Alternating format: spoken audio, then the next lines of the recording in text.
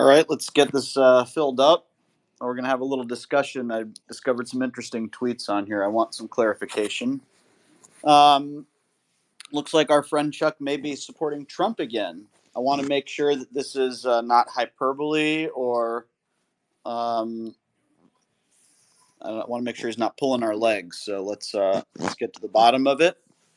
Um, yeah, I mean, a weekend reading Thomas Jefferson, you'd think may influence a man, but to this point, interesting. So we'll see. I sent a bunch of people invites. Yeah, name head on up when you get a chance when things get going, so we can figure this out. Very interesting. Very interesting. What's going on, Vaughn? Not that much. Doing a tech dive.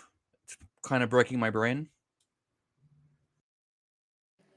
Breaking one's brain like some of these pro-Ukraine posts the last few days, suggesting Russia's the mightiest of foes, and you Westerners don't understand what it's like to face the wrath of the Russian army. How dare you? It's honestly depressing. This should have happened a year ago, maybe even earlier. It shouldn't even have come to armed conflict, but it's just the shift of reality is slowly starting to set in. Like you would think a year ago, you would think seeing this you'd be gloating or something, but no, this is depressing. But I think more and more so, my prediction may come true that eventually the Ukrainians will grow to strongly resent um, the United States and the West for putting them in this position, for Oh, leaving them out to that has dry. absolutely already started the blame Yeah, game and the absolutely. threats, and now they're threatening Europe with mass migration. Or like, oh, karma, bitch. But my favorite one is the outrage about the trucker blockades in Poland and Slovakia. It's okay, guys. You've been uh with almost religious fervor doing this whole we need to join the EU. It's a crowning pinnacle achievement of our civilization, but they don't understand what the EU is. They have no idea. It's a giant economic bloc. It's a multi-state union. There's red tape and bureaucracy everywhere to keep shit fair, more or less. And it's just this entitlement that the rules don't apply to them. So, oh, oppressive language laws. Well, those are they have to repeal those if they want to even begin negotiating joining, because even for candidacy, it is a requirement. No, it doesn't apply to us. We have special reasons. They're flooding they're taking advantage of Polish and other neighbors as aid, and taking that gift and turning it around and flooding their markets by undercutting their farmers.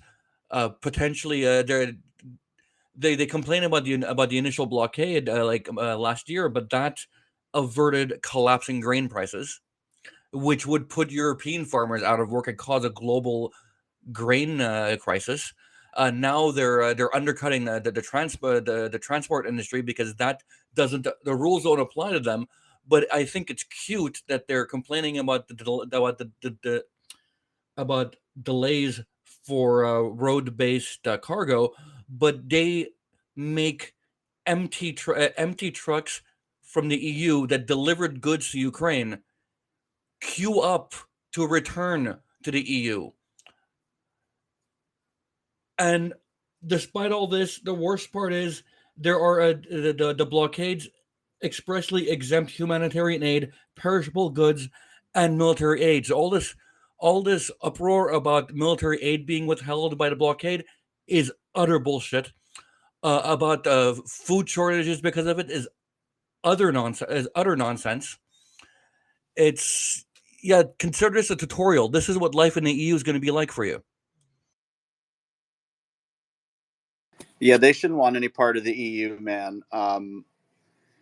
Frankly, my gut feeling is that eventually the Ukrainian, the new government, I think Zelensky's regime will be toppled as it becomes clear that the war is sort of coming to an end, and that will mean a decrease in U.S. and Western military aid. Like we've already seen, the ATACMs have run dry. The HIMARS are likely following suit. GLDBS, these haven't arrived. They're not coming. None of these things are going to happen. Not getting re-outfitted missiles for their airplanes. They're not getting any of these things. The Storm Shadows are done. The Taurus missile isn't arriving.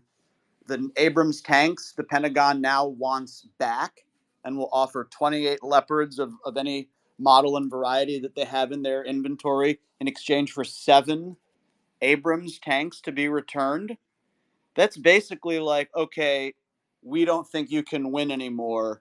You're not going to use our stuff in the field. God forbid the Russians capture it. So it's like it's a huge embarrassment for the Ukrainian military, and I think Zelensky's days are numbered as far as days. Let's be honest, months, maybe even year, maybe even 2. Who knows? But I think the writing's on the wall, and I think they have their guy and Arestovich, who's the logical replacement down the line, and will be saying, "Hey, look, I told you so," and might lie and say, "Oh, I was ready for a negotiation a long time ago." It's this madman that was responsible for the death of many because of his hubris and his arrogance, and he was tricked and misled. And I'm not like that. I got fired because I had a head on my shoulders and I could see this was coming. Blah blah blah. It's a tragedy for that country. It's an absolute tragedy. But I think they're going to go back into the Russian camp eventually, because hey, look, they'll say the Russians have been real with us since day one, and the West fucked us. The West gave us this false sense of hope and prepared us for something that we weren't able to accomplish. And it's really unfortunate now that we have what? I don't know, 150,000 dead Ukrainian soldiers over this. Thanks a lot. Thanks for nothing, guys. Right, Vaughn? I mean, like, I really Yeah, don't see where I've they I've can go. already been seeing talk about that, about all these battle-hardened Ukrainians being incorporated into the Russian armed forces and having an axe to grind. I think that's just psycho posting, but because notice how they complete that complete shift away from what even a month ago was talk about a never-ending insurgency, and now no more.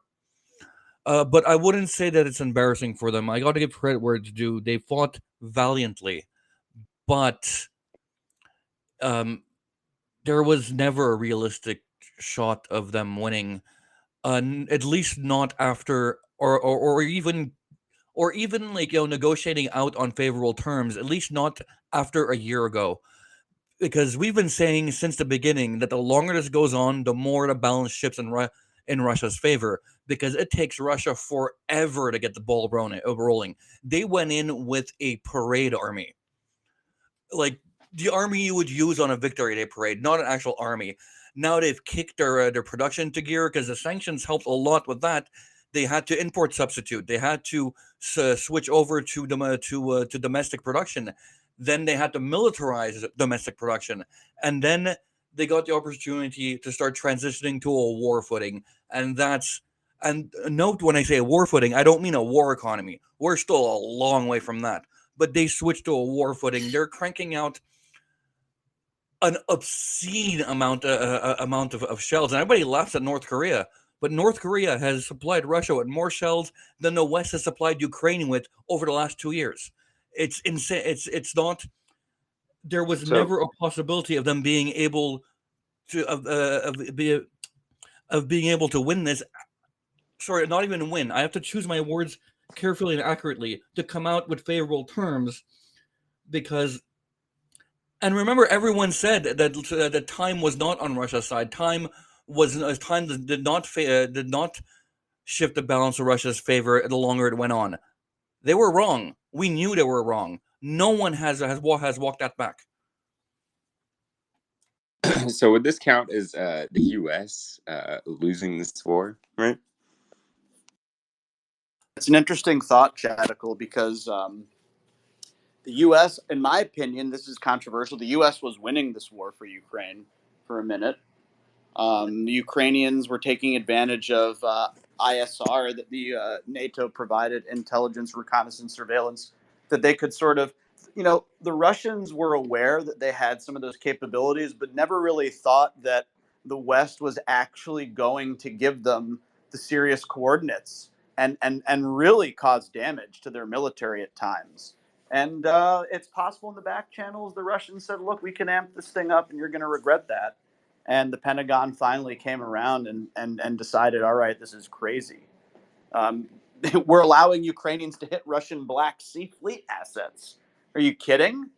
People have a memory. People have a memory. To be fair about that, the hitting of the Black Sea Fleet assets, that's pure Russian hubris, and I've talked about this before. The whole because the Black Sea Fleet has always been based in Sevastopol. Sevastopol was founded to house the Black Sea Fleet. Blah blah blah blah blah. It's always been a HQ. It'll always be HQ. Blah blah blah blah blah.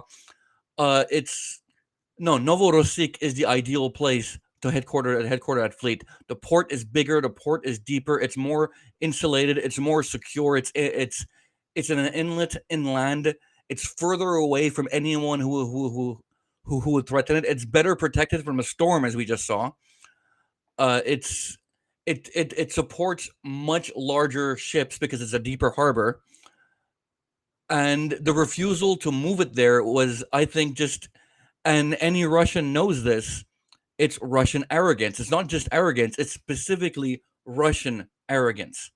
But also, Scott's here. Now it's a party. Welcome, dude. It's been a while. Yeah, I saw Vaughn in here. I had to hop in and say hello. Yeah, Scott, thanks for joining. I mean, it's been like a sob fest on here, like a big wham parade. You Americans double crossed us. You left us hanging. We're the mighty Ukrainian military. We could have been something. Oh my God, it's getting pathetic. The crying is on another level. Yeah, man, the whole the whole information space just like collapsed in 4 days. The Russians started making progress on the map.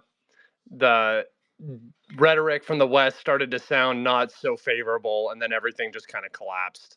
I don't know. It's just goofy. Listening to people talk too about it's not everybody, by the way. There's still Western and European pro-Ukrainian voices who aren't at that point yet. But who it really is the actual Ukrainians who actually understand what's going on. They're getting word from the front that ammo is almost out. FPV drones aren't making it in because of what's going on in Poland and Europe, like the parts to make these drones.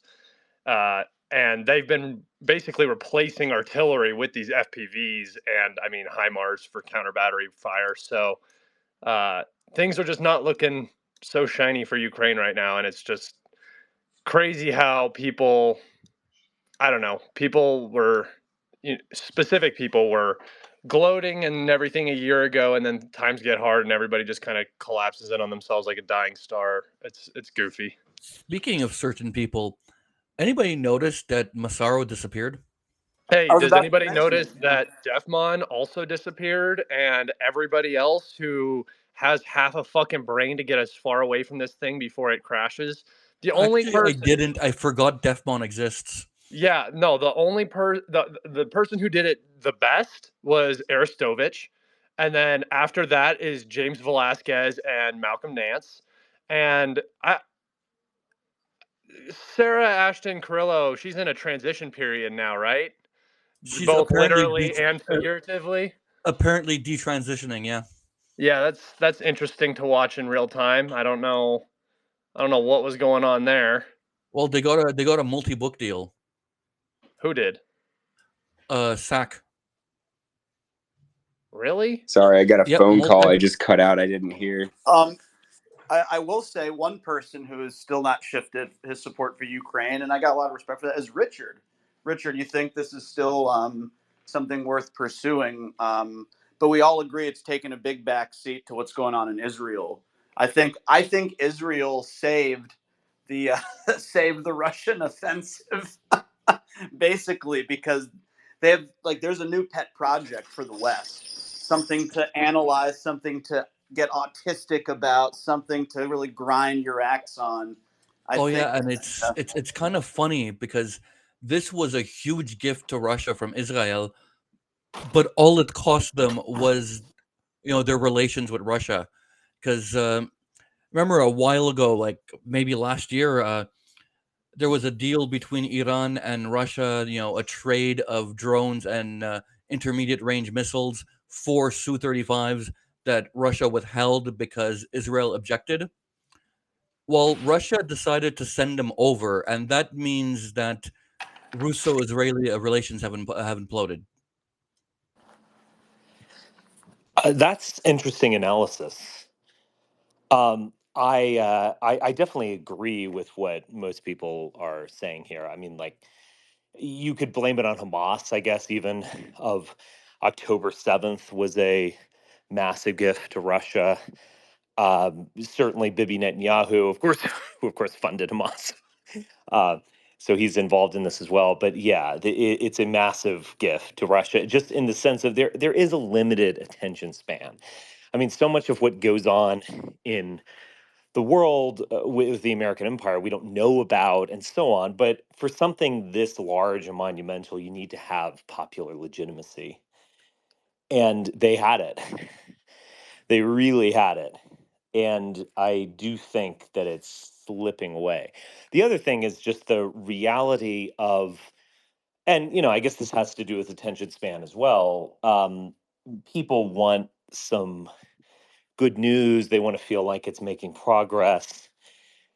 I think they're getting buried in, news stories, fake and otherwise, about, Zelensky's yacht and the counteroffensive is stalled, or it's actually even turning slightly. I mean, I've said this before on the space, and I'll say it again. I was a realist about this, and I can show you the tweets or send you audio where I talked about this. But first off, I think Zelensky remaining in Ukraine was a remarkable act of heroism. And, a lot of you conservatives can hate on him. He's the rat king. I, whatever. I don't get it, actually. I don't agree with you, but whatever. But once there was some immediate pushback and the state didn't fold like a house of cards, I as I suggested then, and as I will suggest now, there needs to be a vision for a German solution to the Ukraine question. And that would be about ceding territory, at least for now. But it would also involve a no fly zone over, in effect, West Ukraine. And it would involve direct NATO involvement in the sense of not necessarily NATO fighting against Russia, but military, materiel, uh, who knows, nuclear weapons, NATO membership, obviously membership in the EU, just complete what was happening with Maidan, but do it for not the entire country. Obviously, Crimea would be very difficult, and the oblast in the Donbass area, that would also be very difficult. But just taking a half W, half L, you know, and building I think it would be ultimately a W, because again, the issue with Ukraine is geographic. Fundamentally, Vladimir Putin is not crazy. And it's very interesting after the referendum, which happened remarkably quickly in Ukraine in 1991, the Soviet Union collapsed. And that was actually the, let's say, precipitating cause or catalyst of the Christmas Day resignation by Gorbachev. It was Ukraine, because he felt like there is no point, the empire makes no sense without Ukraine. And if there's one thing that Gorbachev and Yeltsin and Putin and everyone agreed on, it was that Ukraine cannot be independent and cannot be a part of a Western alliance. So, Specifically, Eastern Ukraine, because nobody wants Western Ukraine, and I think that distinction needs to be made clear. Okay. That's fair. I'll hear you out on that.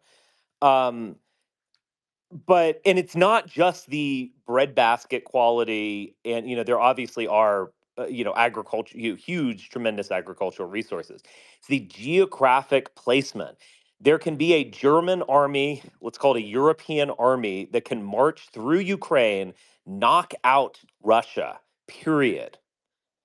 And that almost happened with during the Second World War. Russia is itself a bit of a house of cards because the landmass is so massive. You have to go to the Pacific Ocean for another point of ingress, and you can't. I mean, again, I could go into this. I haven't thought about this for a few months, but they need Ukraine geographically. It is absolutely vital. Putin, to his credit, is not some like madman or something. He is. I mean, this might have been unwise in many ways, but like it's fundamentally motivated by those geographic factors. So, we could, in effect, when we could revitalize NATO, we could raise that question of or answer that question rather of NATO's viability and really its raison d'etre, in the sense of, why are we doing this? Do we have this so we can invade Afghanistan and then leave 20 years later? I mean, no, let's go back to the root of why NATO exists in the first place, which again was Germany. So I will stand behind 100% of this stuff. Also, I do feel genuine sympathy or empathy or connection with Ukraine, and the demonization of Ukrainians by right wingers is absurd. So I'll just leave it at that. I tend to agree on that sense. There's lots of demonization from other Eastern European groups, like some of our Polish friends, which I do find it. I can understand. And listen, the Russians really aren't even demonizing the Ukrainians. A lot of them like Ukrainians, and they're very annoyed that this sort of happened, and they blame the West and especially the United States and the UK for this. But let's go to Aiden, and then let's go to Anatomy, and then uh, we'll have Vaughn follow up on that Eastern Ukraine business, and we'll take it from there. So just I wanted to touch on a couple points. The first one being, the Israel distraction. I don't want people. I think people might get the wrong idea and think that all of the U.S.'s attention has now shifted to Israel, and that's the primary focus. No, uh, all the U.S. had to do with Israel was just park a couple of carrier groups in the region, and that would give second thought to Hezbollah or any of the other IRGC militias.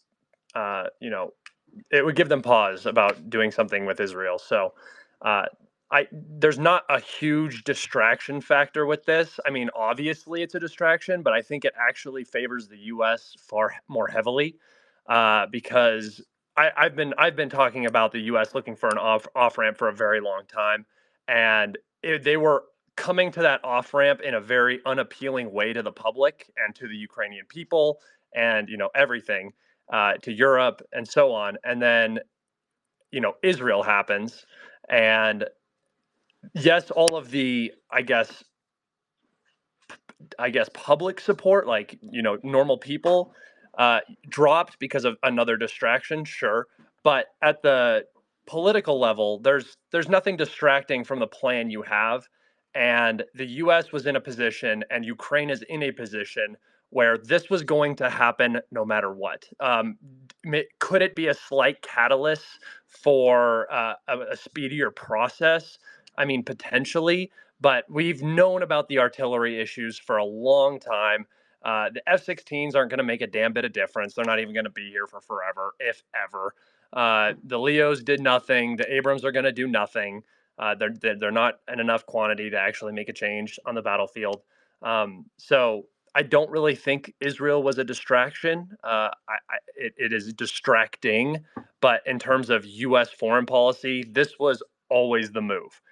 Get away from this disaster that Ukraine has become, this black hole.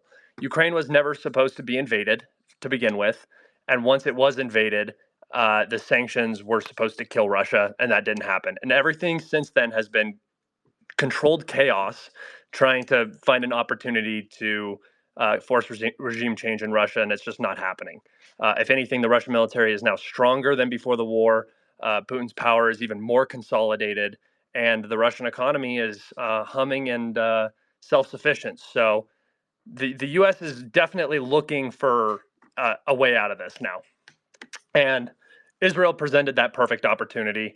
It plays very, very well with a very large U.S. base on the Republican side, and I don't know if it's the right move because I think it makes the Biden administration look really bad for supporting what Israel's doing, but Americans don't really care as much, so I don't think it's going to play all that negatively towards his election campaign.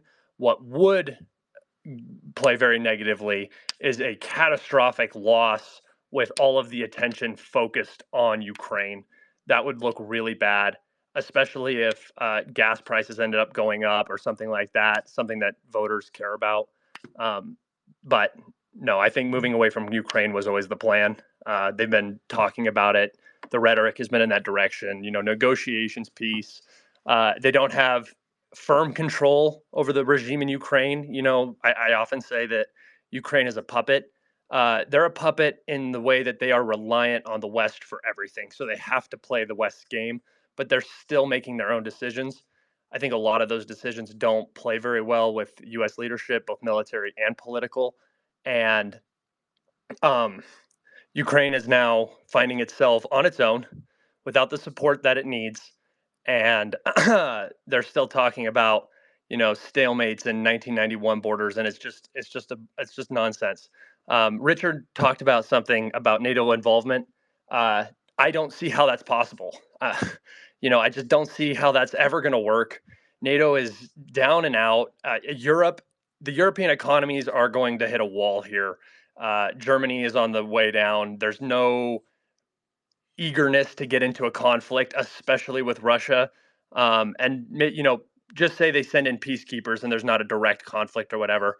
That's not going to work. The whole point of this invasion by Russia was to prevent that very thing from happening.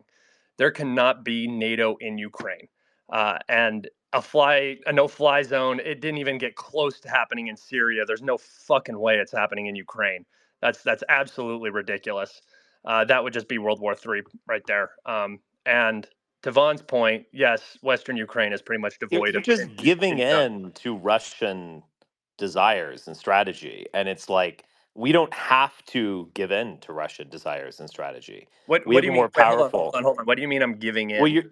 you're just like, NATO in Ukraine. That's a no-go zone. It's like, who Well, no, cares no, what no. This Russia is thinks? this is this. We're No, I'm stronger just than talking about Russia, and historically. No, thus we can tell Richard. Russia. Richard, I let you Don't talk. interrupt me. No, I let you We are talk. You're stronger, interrupting and me. thus we can Wait a minute. force Let's. Russia Okay, to you don't get to bend tell to our someone to will. not interrupt you while you're Period. interrupting them. All right, hold on, everyone. Hold on, everyone. So all right. So to Scott's point, Richard, you're suggesting that some of the analysts shouldn't just concede that yes, we'll go with the flow with No, what interests with what suits Russia's interest. I mean, and I don't think I said that at all. I mean, no, I don't think so. I look at think the this is yeah. situation. Listen to U.S. political leadership. They are not talking sternly. They're not putting red lines in the sand. They're not doing anything of the sort. They don't want anything to fucking I do with know. Look, Ukraine anymore. Aiden, So I there's am not going to be a saying that no-fly they zone. And what should. I said was, you can't do it in Syria. They wanted to do it in Syria. They couldn't even do it in Syria. That's not even a war that Russia was involved in the same way that they're involved in Ukraine. There was no way to do it in Syria. They're not going to do it in Ukraine. NATO involvement is a no-go. They've said that the entire time. I mean, the only consistent thing that the West has talked about the entire time, particularly the Pentagon and the United States, is that there will never be NATO involvement in Ukraine. That is that Well, is we've sent them billions of dollars in materiel. I mean, and He how means he Russia means perceives kinetic that. involvement, and you know it. and why aren't they I know sending more that. right now, Richard? Why But aren't they sending we've more? done, Aiden, listen, there are two things that are kind of perturbing me. First off, you are describing like the mentality of the US military establishment. That's fair enough. I actually agree with you. I am making an argument of what I want to see. I think this is better, actually. Okay, but And what you so, want to see, well, that's fine. But and I'm pulling there's a apart what you want to myopia of see because it's not realism. based in reality. There's a no. There's a myopia of realism because you start to focus on all these like personalities and stuff like that. No, I didn't at all. What I just described has happened before in the lifetime of your parents. So What what okay, I'm and I need describing you is to not be some specific since we're utopian talking. vision. What are you talking about From my specifically? A German solution for the Ukraine question. Oh, okay. So you're talking about like East West with Oh, a I see, Correct. Richard. Okay, that okay, makes okay. sense then. Okay. So that could be realistic, but in that I mean, Ukraine and the West are not in a position to negotiate with any strength. There's no strength in Ukraine. Russia is not slowing down. You have everybody saying this on both sides now. I mean, this is not something that is being questioned. Clown talked about the Russian war footing. Not being on a war economy, but being on a war footing. Things are moving. They're not going to back down from this. The only way that they, stop this conflict is with a deal that you are not going to approve of because of the outcome for Ukraine and for the West and the way that it's going to make the West look. I mean, shit, man, we can't even deal with the Houthis right now firing missiles at ships because we're so goddamn scared of a protracted conflict in the Middle East. And you're talking about NATO involvement in Ukraine. It's Yeah. otherworldly, dude. It's not Yeah, otherworldly. I'm describing something that happened within the last yeah, century. Yeah, yeah. no, but it's a different world we're living in, and the Well, U.S. is No, yeah, I but not in the know, but position it was in the we got to man up, 1950s. and this myopia of realism really is the problem. Is that like off if Biden offered a vision for what he is going to do to the American public, you can get the people who matter behind it, and of course you can obviously get the military behind it since they're going to be paid for it. But I am they don't want criticizing any of Biden that. for a lack of vision. They It's don't like, want any let's of that, though. go. They don't want any of that. Yeah, I know. But what do they want? They're a They bunch of want they want to get the fuck out of this mess that was made by politicians. That's what they want. Or if you're talking about the politicians, they want to get out with as much fucking money as they possibly can. Those are the only two things that work here: the military-industrial complex, right, and whatever BlackRock shit is going on in Ukraine with the land purchases. Other than that, well, nobody's benefiting from this. Ukraine isn't benefiting. The U.S. people aren't benefiting. It's not. Europe is definitely not benefiting. Germany's getting fucking wrecked right now because of the U.S. and their policies and what they did to Nord Stream, in my personal opinion.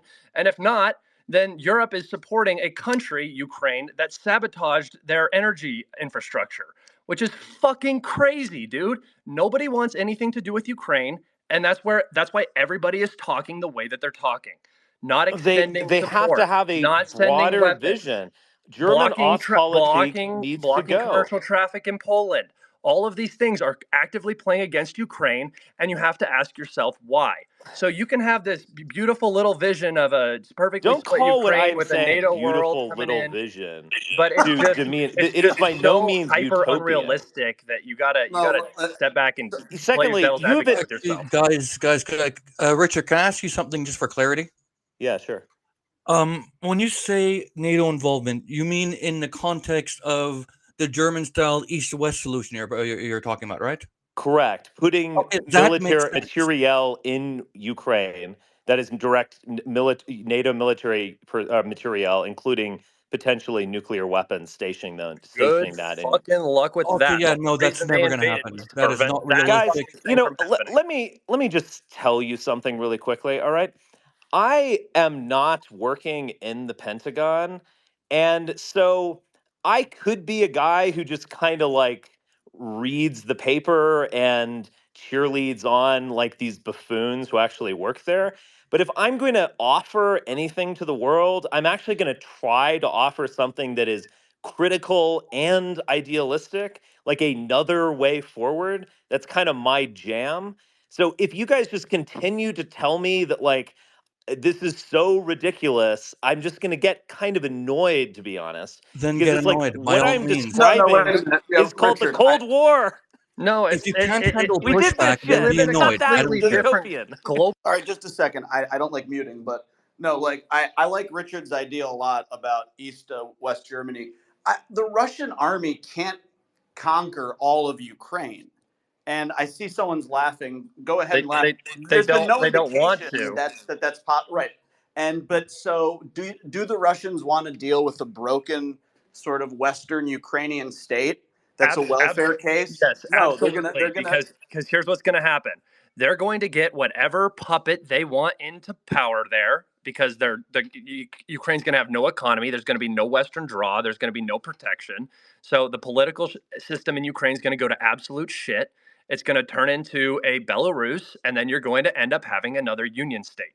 That's exactly what's going to happen. And the Ukrainians set themselves but up for this by but I pushing for think 2 years instead of negotiating in March. But yeah, but I think like a brokered agreement that half of the country will be governed for Russian interests and the other half will be governed for Western interests is increasingly more realistic, especially if the Russians can't sort of get to Odessa and take Odessa. There needs to be a controlled That situation with two adults in the room running each side of that Okay, new well, there's state. there's Oh there's my God. I there's mean, no adults on one side, and the other side has been fucked over so many goddamn times by those adults. Minsk one, Minsk two, not a step eastward. The grain Oh deal. my Every god. every fucking time. but I think it And is a I'm not saying that This sober. Russia is doesn't break deals all either. right. I'm just You're saying you Alan. just can't. You're a Russian propagandist. This Oh is my like Hasbara for god! Russia. Here we go. But I do Well, I think it want Richard is. nukes in makes an Ukraine. I'm interesting Richard sober point about that. Schmidt. Okay, well, it's like we have to apparently just give in to Russia, and Russia No, you don't failed have to in its give in. invasion of No, you Western don't have to Western give in. You have to Ukraine. change But your that's the mindset. reality of the You have situation. Is the thing that didn't happen. I mean, this is just no. cheerleading. It's no. I mean, you can look at the battlefield. You can look how things are going. You can look at the rhetoric. I've pointed to multiple different pieces of evidences. It's not Russian propaganda. It's just what's happening. Okay, and if you want my opinion, I'm an American. I think America should be doing better. I have a major critiques for how the U.S. should be behaving around the world that benefits the American people, that would benefit the Ukrainian people. And that doesn't mean going home all over the place. I'm not some Putin apologist. I'm not some Russian propagandist. I'm watching my administration, and the administrations before, absolutely fuck up my country and get us into wars and protracted conflicts and proxy wars with countries we should never be fighting for no reason, acting like insolent children on a world stage, embarrassing every fiber of the American being. And you're going to sit there and call me a Putin apologist or a propagandist or whatever. Yeah, Dude, let's avoid the oh, there personal he goes. attacks. I He think left. He I left. think He couldn't handle it, Hey, uh, bro. way to go, I'm a Scott. fucking We have now what each made what Richard personal rage quit attacks? once. What personal attacks? I didn't criticize anything about him. I don't know anything about him. That was a dumb idea. Seriously. Nukes in Ukraine. Fuck yeah. You know what the worst part is? No. 90% of what he said wasn't crazy. Like the East-West solution is likely what's going to happen. I The agree. I insisting, agree. the insisting on putting nukes in Ukraine is fucking psychotic. One, because it's a pointlessly huge escalation. Two, because there's no fucking purpose. This isn't the 1960s. Everybody has ICBMs. You do not need short-range nukes on someone's border. It serves no purpose. It's I don't know what that thinking is where you're like NATO needs to go in. What if you set it up so you protected Ukraine, you stayed the fuck out of the country, Russia gets its good deal at the negotiating table, whatever you consider that to be. I bet right now the Russians would take the 4 regions they annexed and maybe Kharkov and be perfectly happy. If the Ukrainians came to the table and said, "We'll stop right now and give you all of this," they would probably take that deal. But instead, what's going to happen is you're going to have this East West solution. You are going to have a broken Ukraine that can't get any security guarantees because it didn't come to the table when it should have. That's what's going to happen. You're not going to have NATO involvement in Ukraine, and if you do, and I could be wrong. Listen, I'm not trying to speak like a Sith, in absolutes and shit, but there is no there. I mean, if NATO goes into Ukraine, all of us have much, much, much bigger issues than getting on spaces and arguing about politics. It's not going to be good, and the U.S. has repeatedly, the Pentagon specifically, the Pentagon is full of actually decently smart people. It's the political leadership and the political military leadership that often screws things up and goes in the wrong direction. But the Pentagon often says a very calm, steady. They have a steady line when they're talking, and you can listen to the Pentagon and get a good idea for what is actually going to happen. They are not going to go into Ukraine, NATO. That is a horrible red line to cross. It sets a massive precedent for Russia. It's just not good. It's not going to look good. It's not going to be popular in the U.S. Nobody's going to want that. I mean, do any of you want to see American boys go into Ukraine? Even the pro-Ukrainians. You have to honestly, think, dude. man, that's not going to work out for All us. right, yeah, In the Richard will be back. context, He got a phone call that he did not rage quit. He got a Uh-huh, phone call. uh-huh, No. He sent sure, me a okay, DM. So okay, But no. Richard likes to get into the trenches with these things. He doesn't no, just rage yeah, quit. Also, I wasn't calling But him an idiot. I was just no, saying no, that no. one Listen, nobody said particular that. idea was excuse me, Zach. really. He did rage quit when I lauded him as a champion of American communists. so I mean, no, he rage quit for sure. He was just taking a breather. That's what he was doing. Don't lie. Um. He's got a funny voice too, Oh but my I God. just All want to right, make. Fun of him. I wasn't making fun of him. I wasn't making fun of him. but like I do agree with Richard though that NATO shouldn't kowtow to the Russians in Ukraine. If the Russians were truly knocking on the gates of Kiev again, maybe I would say, or they were pressing the Black Sea coast, Nikolaev was going to fall, and then I would say, well, yeah, you're going to have to, or you'll lose it all. But I mean, I I still, I respectfully still disagree, agree Zach. that But they Zach, hold should on, operate Zach. from some position of power too. No, Yeah, I mean, Zach. like, I just want you to think about something. Think about the way that the Ukrainians are fighting this war.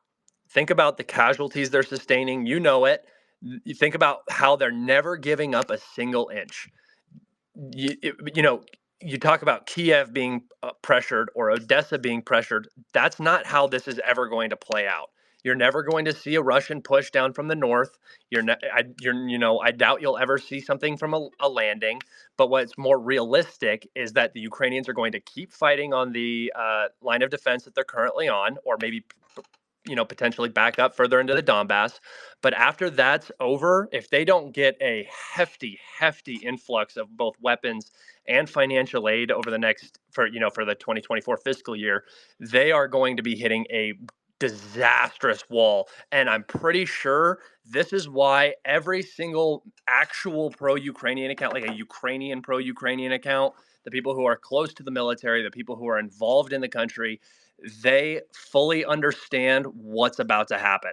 They're not getting the military deliveries. Everything's jammed up at the Polish border, which I don't think is going to change. And it's just one day it's going to be, and then the next day it's not going to be. And I don't know exactly what that looks like, but eventually people are going to stop fighting, right? Like that you're not going to go it's not going to be a Berlin scenario where you have the Volkssturm defending Kiev. It's going to be fighting, fighting, fighting, fighting, fighting, fighting, and then one day it's just going to be kind of over. And I don't know if that means massive Russian advances. I don't know if that means a negotiated settlement, but it's not going to be because Ukraine is in a stalemate. It's not going to be because Ukraine is, in a position of strength at the negotiating table. It will be a concession. Like at least the way the Ukrainian leadership is talking, that's the only way this ends. Now, if they change their tune tomorrow and they're like, okay, we need to negotiate now. First off, Zelensky doesn't survive that. I mean, I don't know if he's going to die. I don't mean that, but he's not, there's no political way he survives that. He probably wasn't going to survive an election anyway. It's why he canceled it. And that's just the way that's going to go. So I think you should think about that a little bit more instead of like more like less like a World War II scenario where things are closing in around Germany and then they have to surrender or they don't. But I don't think it's going to be like that. I don't think you're going to see a landing in Kharkov. Nothing from the north. It'll just be this continuous pressure until they something breaks somewhere, and then when they respond to that, something's going to break somewhere else, and then it's all just going to break. Yeah, okay, that's a fair point right there. And I think we should also take people at their word to a certain degree. The Russians never indicated that they wanted more than these 4 oblasts, and I think that's a fair point. I sort of have this sort of vision of Odessa. Maybe I'm romanticizing this because of Catherine the Great and everything. I just have to assume that Putin doesn't give a shit about these things, and I think that's probably the reality. And I'm saying, being sort of this hopeless Russian imperialist romantic. Guilty as charged, but I think people maybe need to reevaluate that position. And if that's the case, then somebody will need to manage the Western Ukraine. If the Russians say, "Nah, you know what, Zelensky, you've got to go." So that's what I wanted to ask Richard about. Do you think Zelensky needs to be replaced for Ukraine to sort of have a prosperous future? Is he like a person who's eternally stuck between a rock and a hard place and is just biding his time until he's gone? I mean, what are your thoughts No. on him? Well, I mean, first off, there are not going to be elections anytime soon. So I mean, I don't know what you're suggesting. I mean, he was brave at the very beginning. There's that Time article about where he's, no one believes in Ukraine like I do, and effectively, I think that was a confession of, you know, isolation or doubt or etc. It's all fair, but I don't know. I mean, I would, if I were in Ukraine, I wouldn't want to knock him off. Who is he going to be replaced by? One of these, like, I don't know, pro Russian oligarchs, or I mean, what do you expect? I mean, Well, it's like his he's the wife man. He's just proven stated that they're himself. not going for a second term, and Klitschko is calling him a dictator. So Well, Yeah. Klitschko could be a threat, I think, for sure, and a okay. popular threat too, maybe. But I think we also underestimate Zelensky's grip on power. He basically controls most of the institutions now. So, and it was Aristovich that said the country is governed on the whims of one man. So that I implies he wouldn't. I has a I mean, wouldn't. do tremendous you amount guys of power, think almost like a czar. Klitschko is a That's the thing. legitimate? I mean, this is almost like Douglas McGregor in Ireland, or Conor McGregor rather in Ireland. I mean, I don't, I don't know what to say. I mean, it's a Zelensky could have his Nixon moment. Nixon goes to China, he negotiates, but I mean, when someone's proven themselves, I have faith in them that they can do something new. The thing Um, with Klitschko is, I make fun of him because he made a career out of, he made a living out of being punched in the head. So, and that's, there's lasting effects for that. But he has tremendous popular support in Ukraine, and that should not be understated. Interesting. I didn't realize he was that popular. So I see we have Charles in here. I wanted to let Anatomy make her point. She had her hand up, and then I wanted to go to Charles and ask him about a couple of his tweets, one particularly about Trump.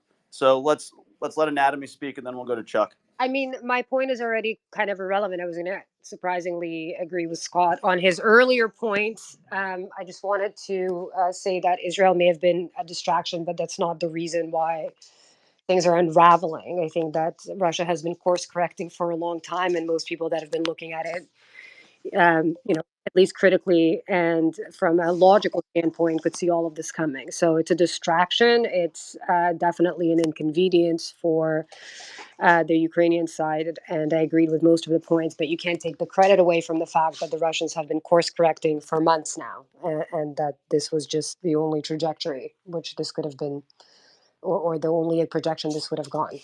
Anyways, it was like 45 minutes too late, so it's not even relevant anymore. You guys can continue screaming now. Anatomy with the banger as always. Thank you. Well, now we have Prodigal on here too. So Yay! He's gonna wait. all right, Hopefully, all right. But I really wanted to ask Chuck. Chuck, you said you're supporting Trump now. It I'm says, not supporting do you Trump. understand why I back Trump I'm now? not supporting Trump. I'm Okay. certainly not supporting Trump. The point I was making is that Trump is very useful in a lot of ways because what Trump does is he reveals the absurdity of a lot of our fake elite. And so I like Trump because he forces the real elite to come away from the country clubs and come out and actually do important things in the world. There were a whole lot of WASPs that were basically at the Army Navy Club, and they were basically like shuffling off. And I think that the existence and emergence of Trump as a threat is actually very useful to get them to stop being so complacent. So he's giving the American elites or aristocracy sort of a raison d'etre again, and Yeah, he's giving them from their a cocoon. mission and a purpose. Yeah. Well, Charles, Interesting. I can't gainsay much of what you said, other than repeat a line that I've mentioned on a few of Zag's spaces, which is that this is the issue. The deep state is confronting Trump, and they are confronting him ruthlessly and seriously. I mean, who could imagine, having 100 some odd indictments hanging over your head and all of this legal trouble? But the problem is, they're confronting him through the apparatus of the legal system, et cetera, and the media as well. And I think I mean, as History Speaks mentioned last night, like Trump is an epoch. We live in the age of Trump. He's more than a man. He incarnates contradictions and deep resentment, but also hope and chaos and violence, but also patriotism. I mean, he's a remarkable human being. And I guess what I would say is that if you can't fully defeat him politically, that is mano a mano, we have a stronger vision for the future than Donald Trump, et cetera. If you can't do that and you're trying to defeat him legally, you're going to fail because politics trumps legality. Legality emerges from politics. It justifies politics. So you can't destroy politics with legalism. I mean, this is a bit abstract, I admit, but this is a kind of Schmittian way of thinking. And so the deep state is going to fail if they try to just like bury him in lawsuits or criminal charges. Because if he can win, he can simply pardon himself or make this stuff go away by saying, I can't have my be tied down. So I actually think we are in a kind of existential crisis precisely because Trump is a agent of chaos, et cetera. But also the deep state is a bunch of myopic lawyers and admirable. I think Jack Smith is a admirable person. By the way, I don't agree with this characterization. Just FYI, but Characterization of whom? Trump or the? of the deep state. But I think Okay, you're onto some things about Trump.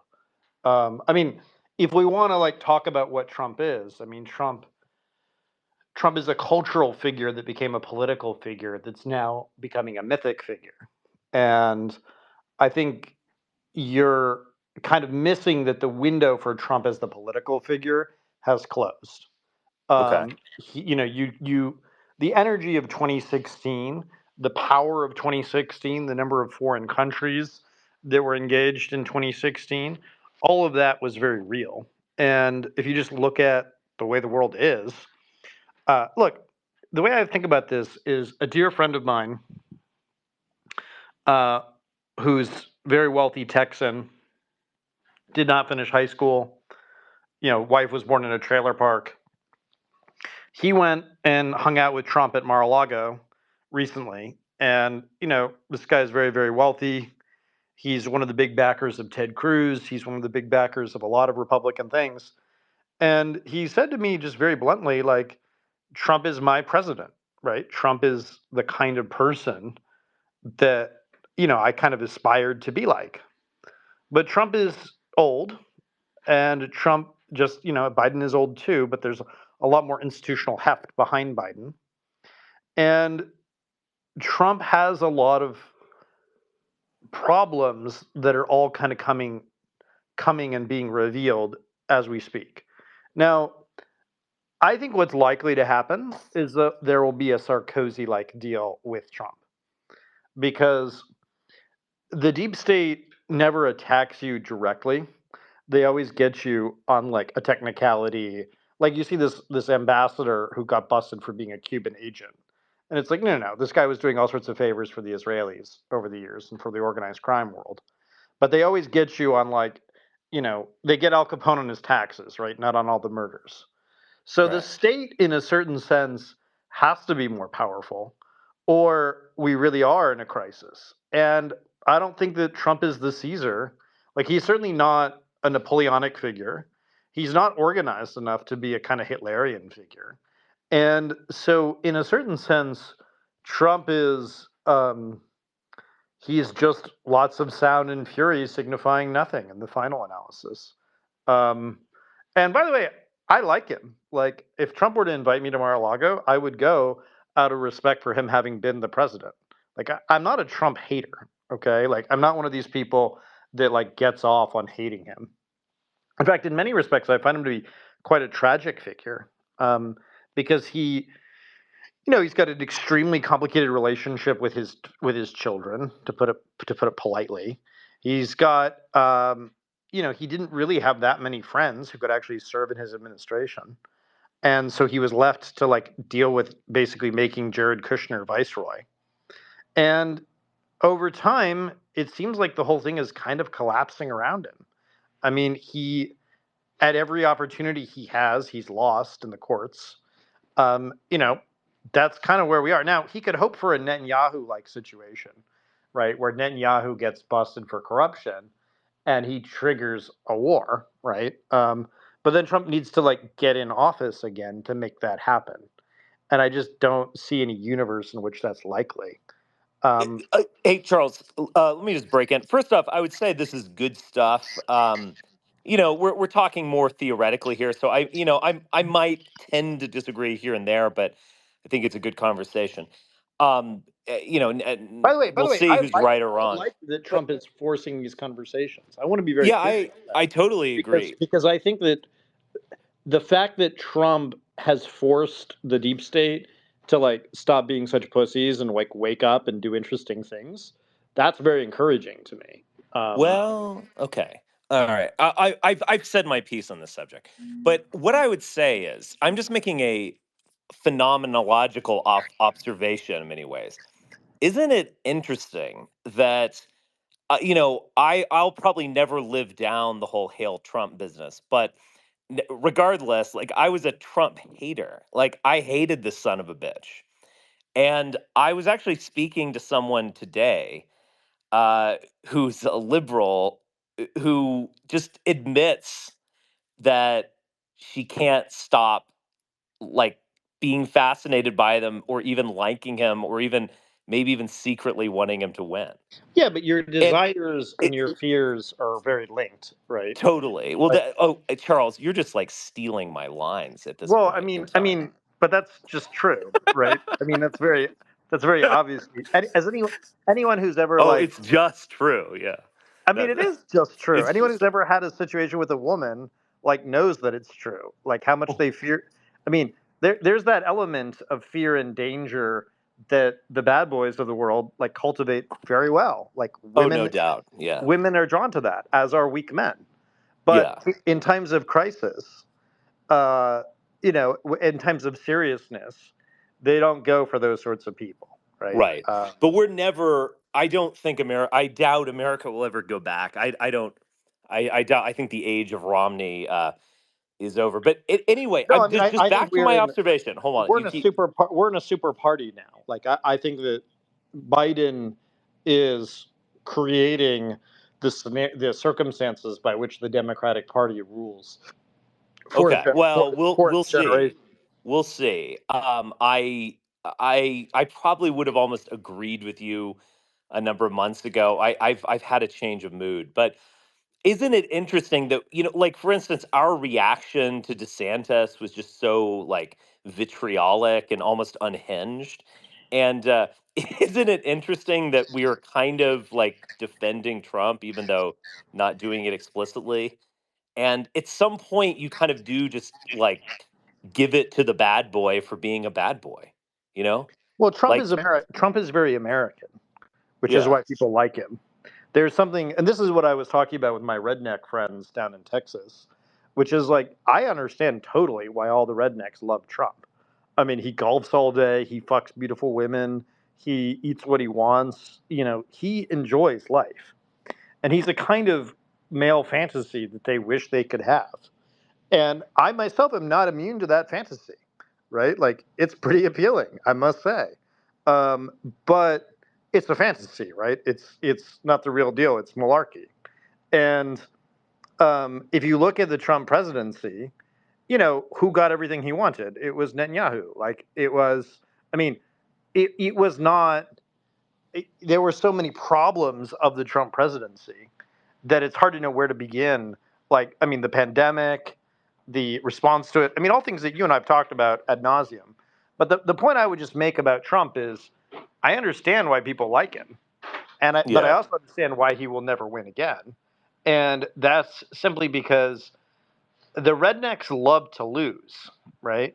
Like this is why we have country music, right? They love to mm, get drunk and complain about their lives and like they love to just be miserable about not getting what they want. This is what the Lost Cause is about. This is what a lot of those weirdos at Charlottesville were about, right? About fearing the statues being ripped down. There's something in the psyche of the redneck, and the mm, Republican Party is a redneck and German party, right? It's the Midwest wants industrial policy, and the rednecks want low taxes and to basically like party on, basically. yeah, And so I don't see how Trump assembles the coalition because Biden is giving the Midwest its industrial policy, you know? So I just don't see it.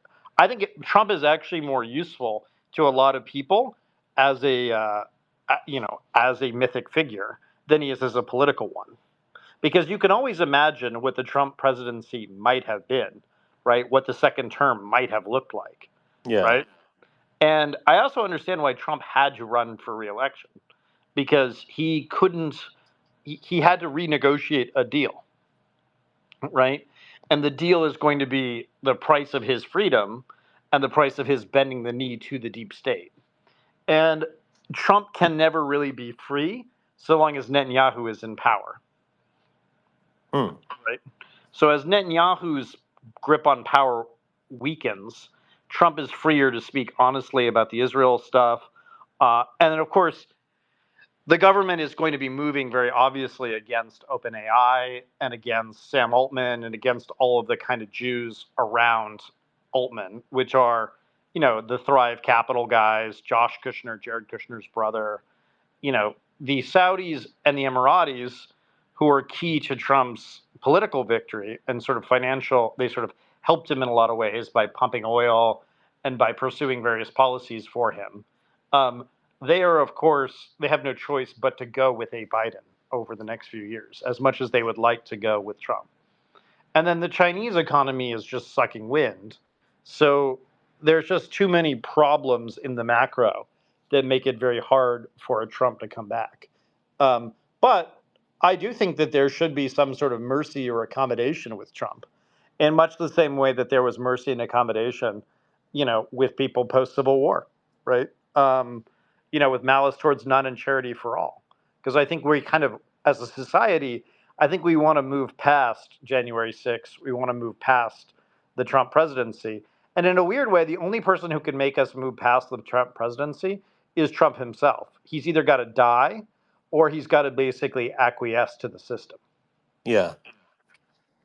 I, yeah, I co-sign I think what he'll you're likely saying be there. killed, though. If I had to bet on it, I think Trump sort of has to be killed in a weird way. See, this is where I was thinking over the summer, and I was thinking in a mythical way. And what I was suggesting is that Trump could finally serve that purpose as a sacrificial lamb. Yeah, you had the And idea of crucifying him on the well, McDonald's. literally, yeah, Yeah, literally crucifying him on the literally McDonald's thing. nailing him to a No, I think McDonald's he's going to arches. have a slip and fall in the swimming pool, or he's going to have a stroke that will, like there's all sorts of ways in which Trump weakened physically, which of course, like, Father Time is undefeated, right? Yeah. There's that kind of thing. Now, I think most likely what will happen is Trump will continue to destroy the Republican Party by being in this race, which I think is actually a net beneficial thing, because I think the Republican Party is a Gen X party, and the only person who's really Oh God, capable of leading it out. Charles, I'm just No, please but I mean, stop. just speaking demographically, it is a Gen X party. It's not a millennial or a Zoomer party.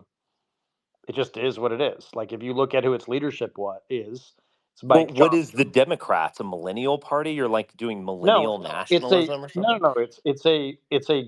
It's a grandparent grandkid coalition against their parents. Basically, that would be how I Oh, would frame this is it. just an expression of some weird Oedipal thing that's No, going I think on in it's your own I think it's psychology. true. If you look at like Joe Biden's policies, they are extremely pro millennial, right? If you look at he's pro creating all this new housing in Student the debt. cities.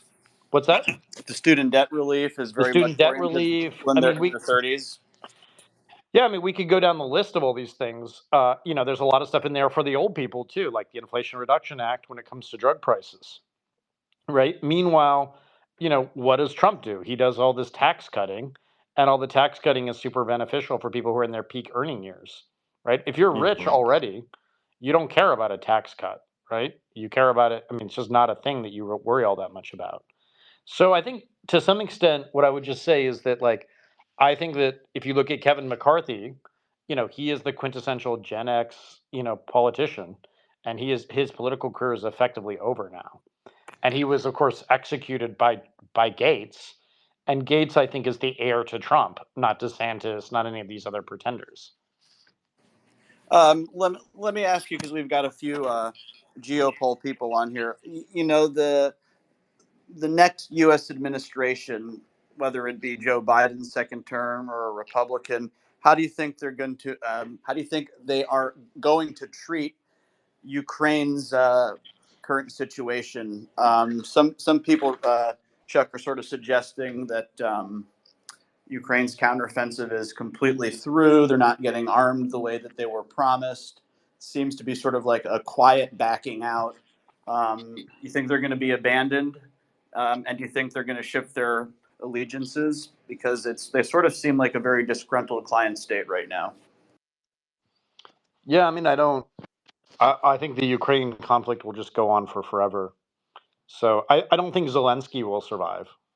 I think there'll be other leaders that emerge in Because Ukraine. Richard was saying that they won't have an election, so that would imply some sort of revolt or a coup. I Then mean, the question is, like, who do you think Zelensky really is? And for me, he's a puppet of Kolomoisky, and the puppet has switched from Kolomoisky to the U.S. government, or to anyone who will sort of pay to write the script for him. I mean, he's an actor, right? He's given and fed lines.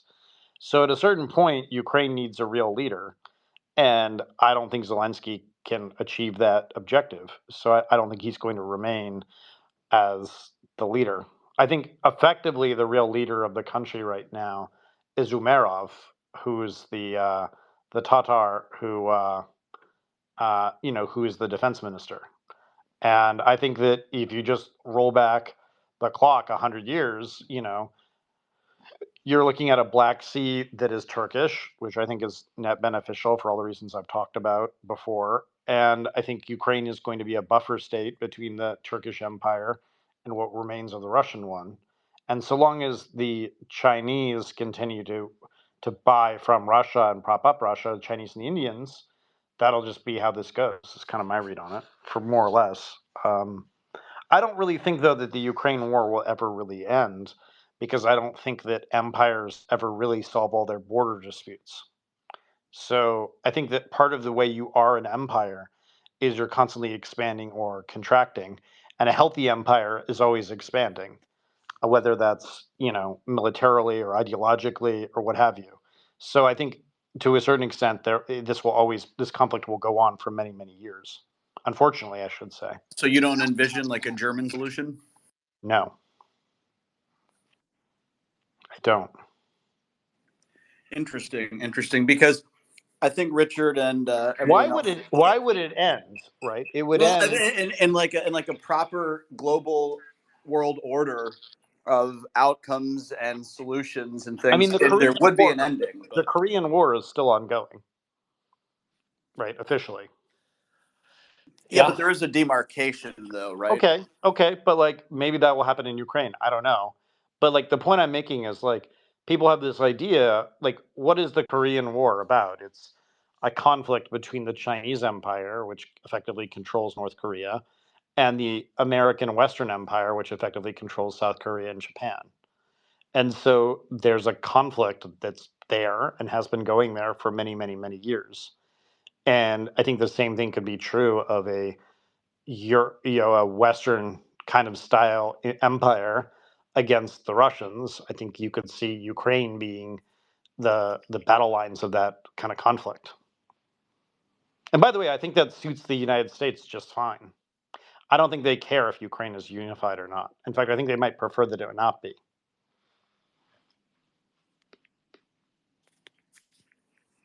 And if you think about it, to a certain extent, Ukraine gives Putin and Biden, if it goes on for forever, it gives both of them a victory. You know? If they can if this conflict can outlive them somehow, absolutely. Yeah. That I is mean, interesting. Yeah. so I don't actually believe this thing will ever really end. I think it will have moments where it's like, but I don't believe the Civil War really ended either, right? So I think you have periods of hot moments, or you have clashes or disturbances. But I think most great powers contain all these contradictions. So I Well, think you saying have that the Civil War never ended. I mean, what do you mean, like culturally, or? Yeah, I mean, I think that we're in a kind of cold civil war in a lot of ways. Yeah. Whether whether it's people getting canceled for various things. I mean, whether it's ripping down statues, whether it's, I mean, this is all of a part, right? Whether it's the fuck Joe Biden at NASCAR, which is like implicit redneck America, Yeah. whether it's it's like it's all of a piece, right? There are these conflicts within the U.S. and these conflicts never really get finished because no faction ever fully dominates the other one, right? Yeah. And is it sometimes it's violent, right? Like, or it's there's disturbances, people fighting with each other in the streets or what have you, but or like like the actual civil war itself. But I think the way the United States works is we need an external enemy, and whether that's China or Russia or whatever, that becomes the vehicle that like unites us all in kind of common purpose. So in a weird way, we kind of need a Putin and we need a China as a way of like getting ourselves not to fight with each other. That's kind of how I would frame it.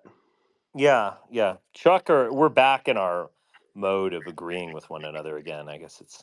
I mean, I don't know what happened to you. Like you were with me with Oh, Biden. to me, yeah. Yeah. I mean, Well, perhaps if you mimic a few more of my talking points, then we'll be in I'm not mimicking. total agreement. I'm not. That. I'm not mimicking you. I mean, I agreed with you about Biden early on Yeah. when you were on the Biden train, Yeah. And but now you're I'm on the just Trump train. joking, of course. But now you're on the Trump train, and I don't know what to make of that. I mean, that's you keep switching trains. It's very confusing. Yeah. Get on board. Get on board.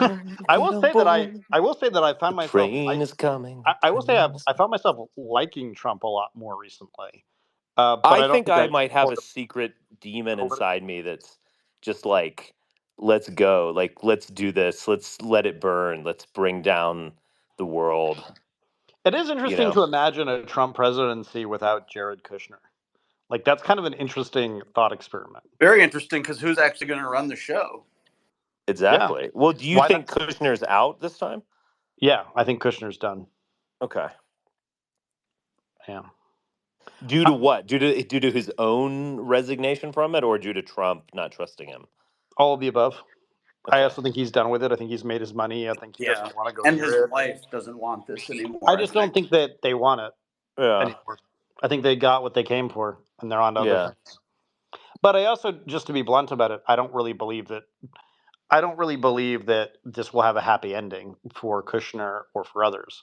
I actually think, in a weird way, if I were Trump, the thing I would do is I would just scapegoat Kushner, because people can understand the perfidious son-in-law much more than they can understand the treasonous leader, right? Yeah, that's true. So I think what Trump could do, and like if I were Jack Smith, or if I were like the deep state negotiating with Trump, I would sit down with Trump and I'd be like, hey, we're going to let you live in Mar-a-Lago for forever. You can live in Mar-a-Lago, and you can like live the life of Riley, and you could have whatever you want, but you're going to testify against your son-in-law for all this like weird shit he did with the Saudis. Yeah. And I would have John Kelly show up, and John Kelly's memo about how John Kelly was forced by Trump to give Jared Kushner a clearance. And I would have Trump say that the reason he was forced to do that was because Jared threatened him or something, right? I would basically, you have to execute the perfidious son-in-law Hmm. in order to survive, to have the revolution survive, Hmm. you know? And in a way, that's very human. People can understand you fucking up and making all the decisions you did because you were trusting your son-in-law. After all, he's married to your favorite daughter, and Yeah. people can understand that and forgive it in a lot of ways. And I think Trump is signaling that that's possible. Like he's speaking out against Netanyahu, and he's talking about the Palestinian conflict in a very even-mannered way, Hmm. which I think is all these kind of signs. I think the art of the deal, the greatest deal Trump will ever make, is to stop himself from going to federal prison. That's clearly like what's going to happen. Mm. And Biden could cut that deal with. There's lots of ways that deal could be cut, but Biden has no interest in cutting that deal until all the information is out into the public, Hmm. because Trump is a political threat still. But once 2024 rolls around and Biden's reelected, there's all sorts of ways in which Biden can be magnanimous. Hmm. I mean, you could imagine a world in which Biden pardons Trump. Like, that's not crazy. No, it's not. Or commutes his sentence, or, right? And by the way, Trump historically was a Fed. Like, he was helpful to the FBI in the 80s and 90s. So why wouldn't he be helpful again in our current time? Hmm. What's to stop him from doing that? Similarly, did you notice that it came out the other day that George Santos has been working with the FBI for over a year? Like, Oh no, I missed that. It came out Well, he's yesterday. trying to pull something Monday, isn't he? Isn't he trying to arrange an official yeah. And complaint? by the way, like if I'm the FBI, right, and I look at the corruption around the Republican Party of New York, I maybe want George Santos as an ally of mine because he knows all about all this other corruption, right? So why not cut that deal with him? And if you're Joe Biden, why interrupt George Santos tearing down the Republican Party of New York? Yeah. With resignations alone, I think that there will be a Democratic House before the 2024 elections. Oh wow. Because just think about it. There's all these members that are not going to run for re-election as is. They're presumably going to be offered jobs in the new year. So, there's like a 2-seat majority right now, now that Santos has been expelled.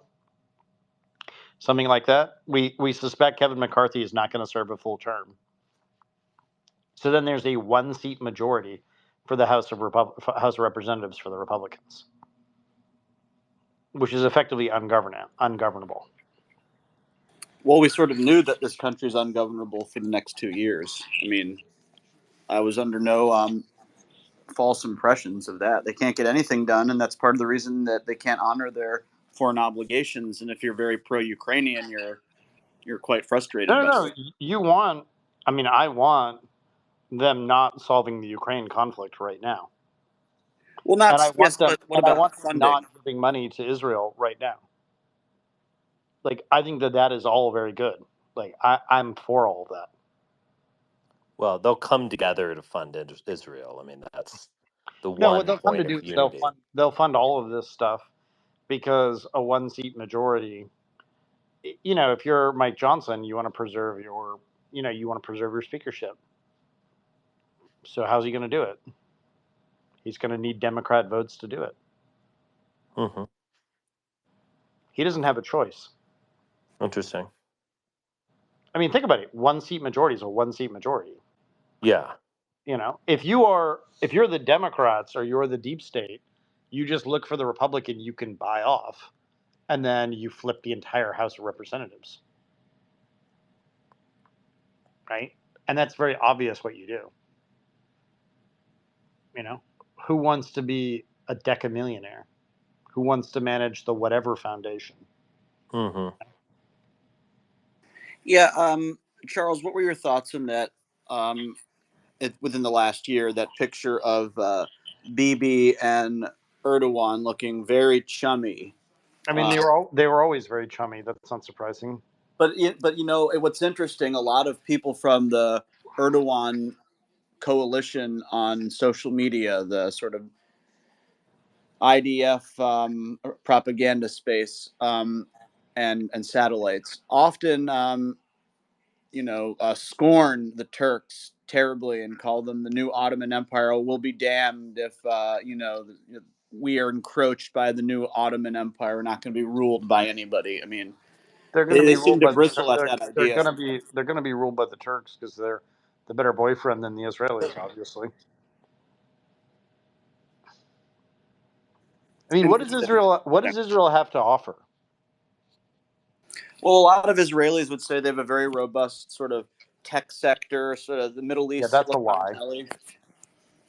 I mean, Um, most of their tech sector is stuff that they stole from us and then sold back to us. well, even still, though, they have the sort of No, man. tech apparatus in No. place, That's especially all given the marketing. regions That's drawn startup in nation. that area. That's startup nation bullshit. Like, that's not true. I'm just telling you, like, I am a tech investor. I do go and like keep tabs on who's So building that what. argument from them is weak. It's fake because they're a fake country. You know, And like what I've would you been. say about their natural gas exploration Well, issues? it's worth it. It's worth it if you can get it out of the ground, but they can't get it out of the. I mean, who are they going to hire to get it out of the ground? What Israel's afraid of is they're afraid of Iran and Saudi just ignoring them. They're afraid of the whole Middle East isolating them. And the whole Middle East will ultimately have to isolate them because they're just sucking up too much of the energy, too much of the conversation. So that's basically what's going to happen.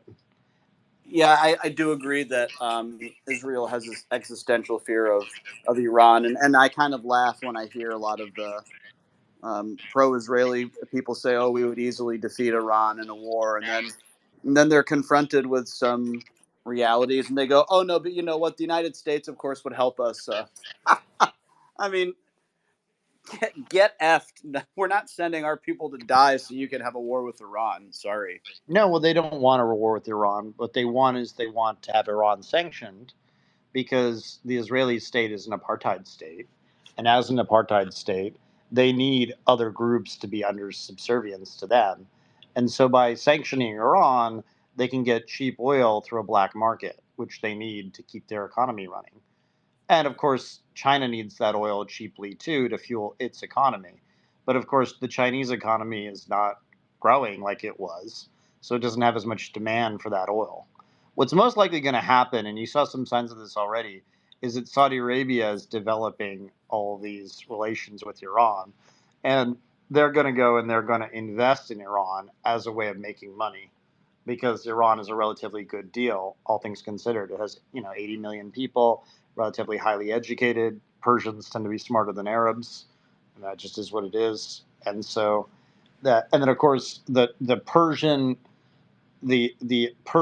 Arab Turkish alliance is extremely appealing to a lot of people in the Middle East. You know, so that's going to be how that's going to go down. So the Turks essentially running the show? I think it'll be a kind of alliance, not just the Turks, but yeah. I think the Turkey's basic thing is Turkey needs energy to power its economy. Well, where's it going to get the energy? It can only get it from Iran or Azerbaijan or the Stan countries or Saudi Arabia and UAE. And so if Turkey's whole economy is industrialized economy, where is it going to sell its goods? It's going to sell its goods to the United States and to Europe because it's going to be a better boyfriend than China. And it's certainly a more industrialized country than, say, India, you know? Yeah, India is interesting. I don't want to get sidetracked by India, though. Scott, what are your thoughts on some of this notion of an eternal war between Russia and Ukraine? Hold on just 1 second. I'm sorry. I'm in the middle of doing something. By the Yeah, way, I'm interested in that by because the way, I I don't think, want this to be true, but I think it's going to be true. yeah, Vaughn, what are your thoughts on that? You think that's plausible? I mean, I can see that happening. The Cold Well, War do you lasted believe for do you 8 believe that we're in an age of empires or an age of nations? Right? That's like the question you have to I answer still think first. we're in an age of nation states, and there's one empire left that's desperate to not fall to that status, the United States. Yeah, I don't believe that. So I believe that we're in an Well, age of it's a empires. waning empire. I don't think we're an empire in our zenith No, anymore. I think that we are. No. I think we are an empire, and I think that after Brexit, the fake European Union story is falling apart. Whether you see that in the Dutch elections, or the rise of Macron or Schultz, and that basically Europe is screwing up with the United States. Uh, and I think that the AUKUS countries and the Five Eyes kind of arrangement is turbocharging itself as a sort of hedge against China. And so, yeah, we're isolating the Chinese in all sorts of ways because they are a real threat. And you can see that with Gina Raimondo's speech the other day. But of course, like the Silicon Valley people are terrified because they've basically been laundering all this Chinese and Israeli cash for a long time. And none of their shit really works all that well. And you're going to see a lot of the mobsters out there in the United States that were tied into the Chinese or tied into the Indians or tied into the Mormons or whatever. They're all basically figuring out how they're going to bend the knee to Uncle Sam. So I actually think the U.S. is in an extremely strong position. And if you told me that I'd have this view like 4 or 5 years ago, I would not have had that view. I mean, you look at the foreign direct investment in the United States. You look at the strength of the dollar. I mean, you look how we're one of the few OECD countries not in recession. It's pretty incredible, all things considered. And if you look at the things that are more expensive, the inflation, I mean, I think it's pretty clear that a lot of the inflation is driven by the mob world, either because it's consolidated, right, because of all the monopolization of the economy, or by the housing world basically raising the rents on everybody, just because higher number they want more money for rent. And I think, basically we're seeing the collapse of this mobocracy in real time. And I think the Republican Party is the fall of the Republican Party. I mean, you remember like in 2022, we were promised there would be like a 40, 50 seat majority by the Republican Party. And it's like down to a 2 or 3 seat majority now. It's pretty crazy. And I just I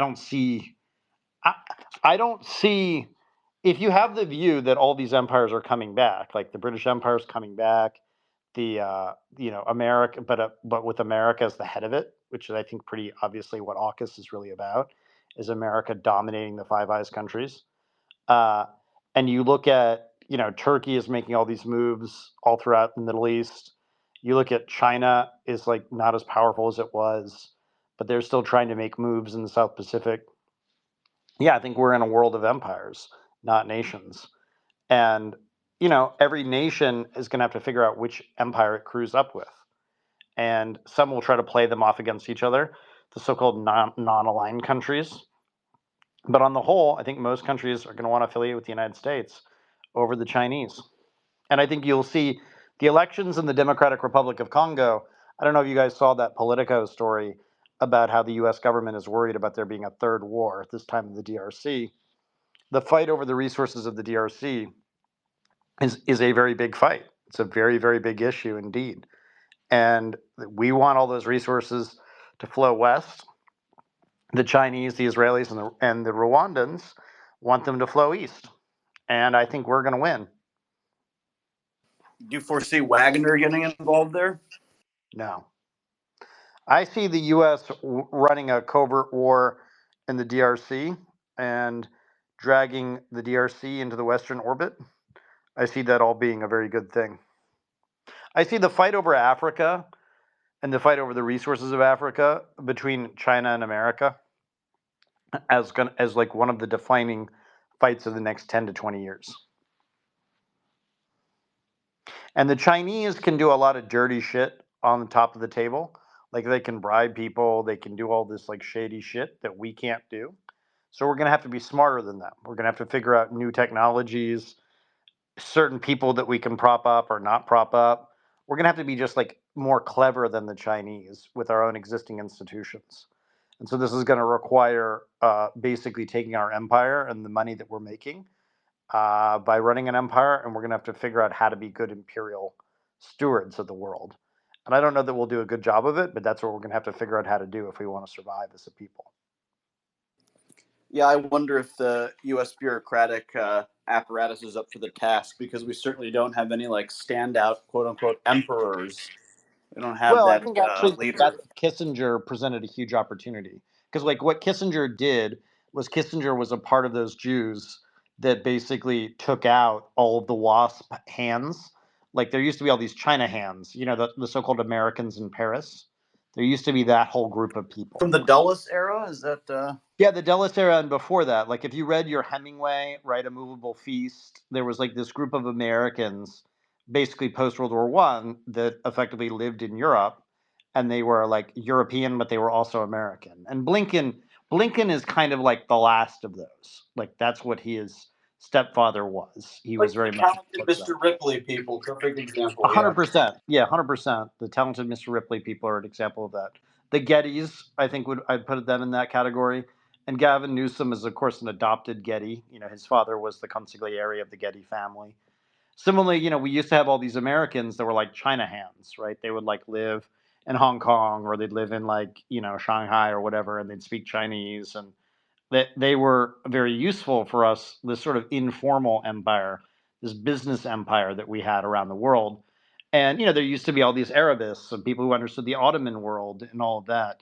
And of course, what ended up happening is we just all went through the Chinese, you know, basically through the Kissinger door of like basically Israel as an interpreter to the Middle East. You know, we would only interact with certain countries as basically our bridge into these areas. So we only interact in a pre-Brexit world. We'd only interact with the Europeans through Britain, right? We'd only interact with the Arab world through Israel, or the Middle East through Israel, and we'd only interact with China, you know, through Hong Kong, right? And that just like doesn't work anymore. We have to sort of figure out new lines of communication, new lines of analysis. And I think we can do it. Like, I actually think that you're going to see, as the country gets richer, you're going to see a lot of other countries invest in America because we're a pretty good bet in terms of our labor markets, in terms of our population, especially relative to their own countries. And you're going to see the global currency, like the dollar, is going to become even more preeminent. There's really nothing that can challenge it now. And as the dollar gets more sophisticated, you know, with satellite communication and satellite infrastructure linking up with it, we're going to be a very, very powerful empire. And what's going to happen is we're going to have to figure out how to interact with all these other countries in a just kind of way. Uh, and I think that that's really going to be the challenge for a lot of our lifetimes, for a lot of us individually as well as a generation. Yeah, that's interesting, and more so for me that sort of high quality American aristocrat export sort of ended around World War II when the United States firmly became an empire. So I'm, Well, there were a lot of myths for about one, would World War like to II, return right? to that There's a lot of earlier myths about era World War of II. more sophistication. Yeah, so I don't believe a lot of the conventional history of World War II. And when I talk about this, people call me names and make shit up about my position. But basically, I think there's two myths of the 20th century. One is a lot of the aftermath of World War II, and then the other is, of course, the fall of the Berlin Wall and all the who really won the Cold War.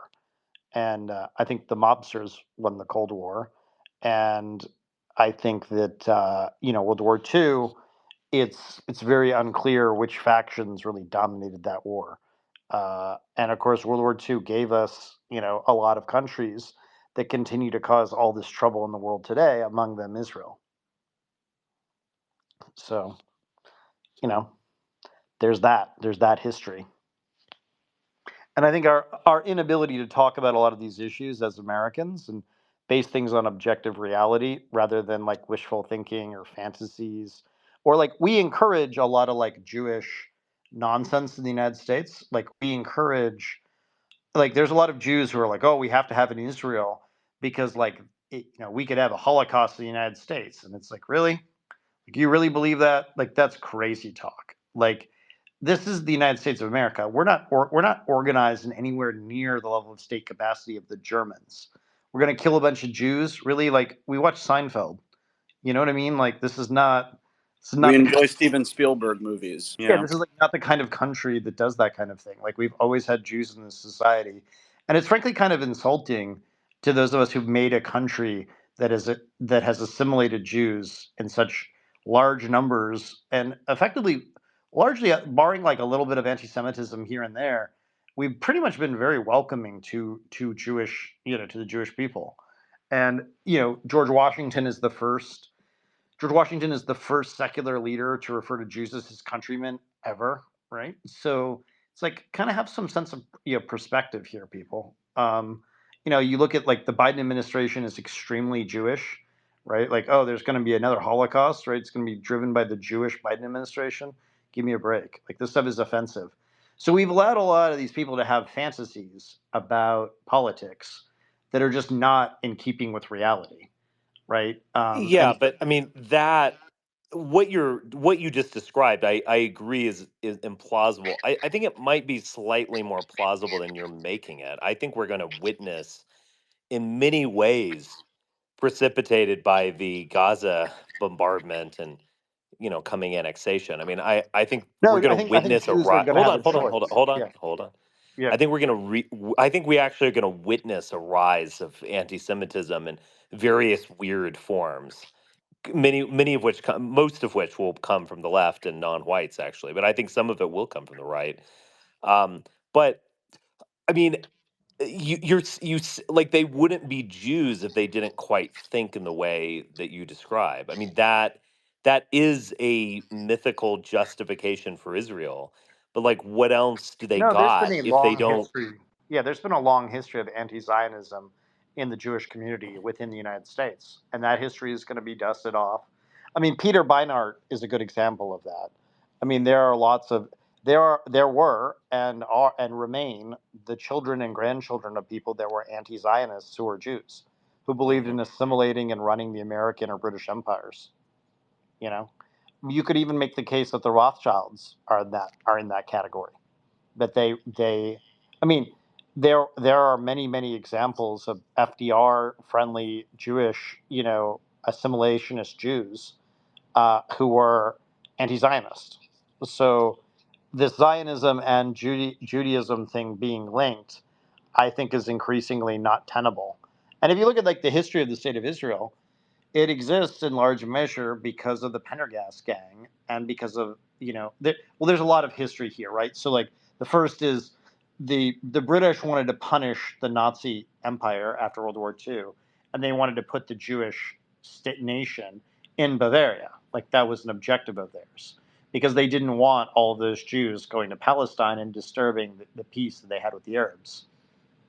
Now, of course, a lot of the Germans post World War II wanted those Jews to go to Palestine to disrupt, the relationship of the British with the Arabs, which is why you see Schultz, being so pro-Israel, right? There's a long history of the Germans post World War II getting rid of a lot of their Jews and sending them to Israel, and that being a kind of solution of a sort.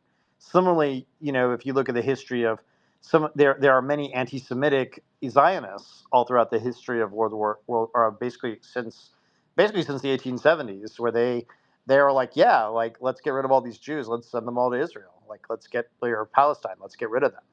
So there's a lot more of this history that's much more complicated and much more nuanced. There's a lot more thinkers, a lot more books that aren't being read that need to be rediscovered. And I suspect they will be, because I think Jewish Americans are going to have a choice, which is, do they want to be American or do they want to be, Israel firster types? And I think a lot of them are going to look out at the world for the same reason that like a lot of South Africa, the South African apartheid government collapsed, because a lot of South Africans were like unwilling to have their children or grandchildren, oppress black people and kill them, right, in Soweto and elsewhere. And they like reached a certain point in the society where like in 1900, I think there was like one South African white for every four blacks. But then like by the 1990s, it was like a 20-to-1 ratio. And so there's a certain point where you're just like, fuck this. I don't want my kids to be forced to uphold this regime.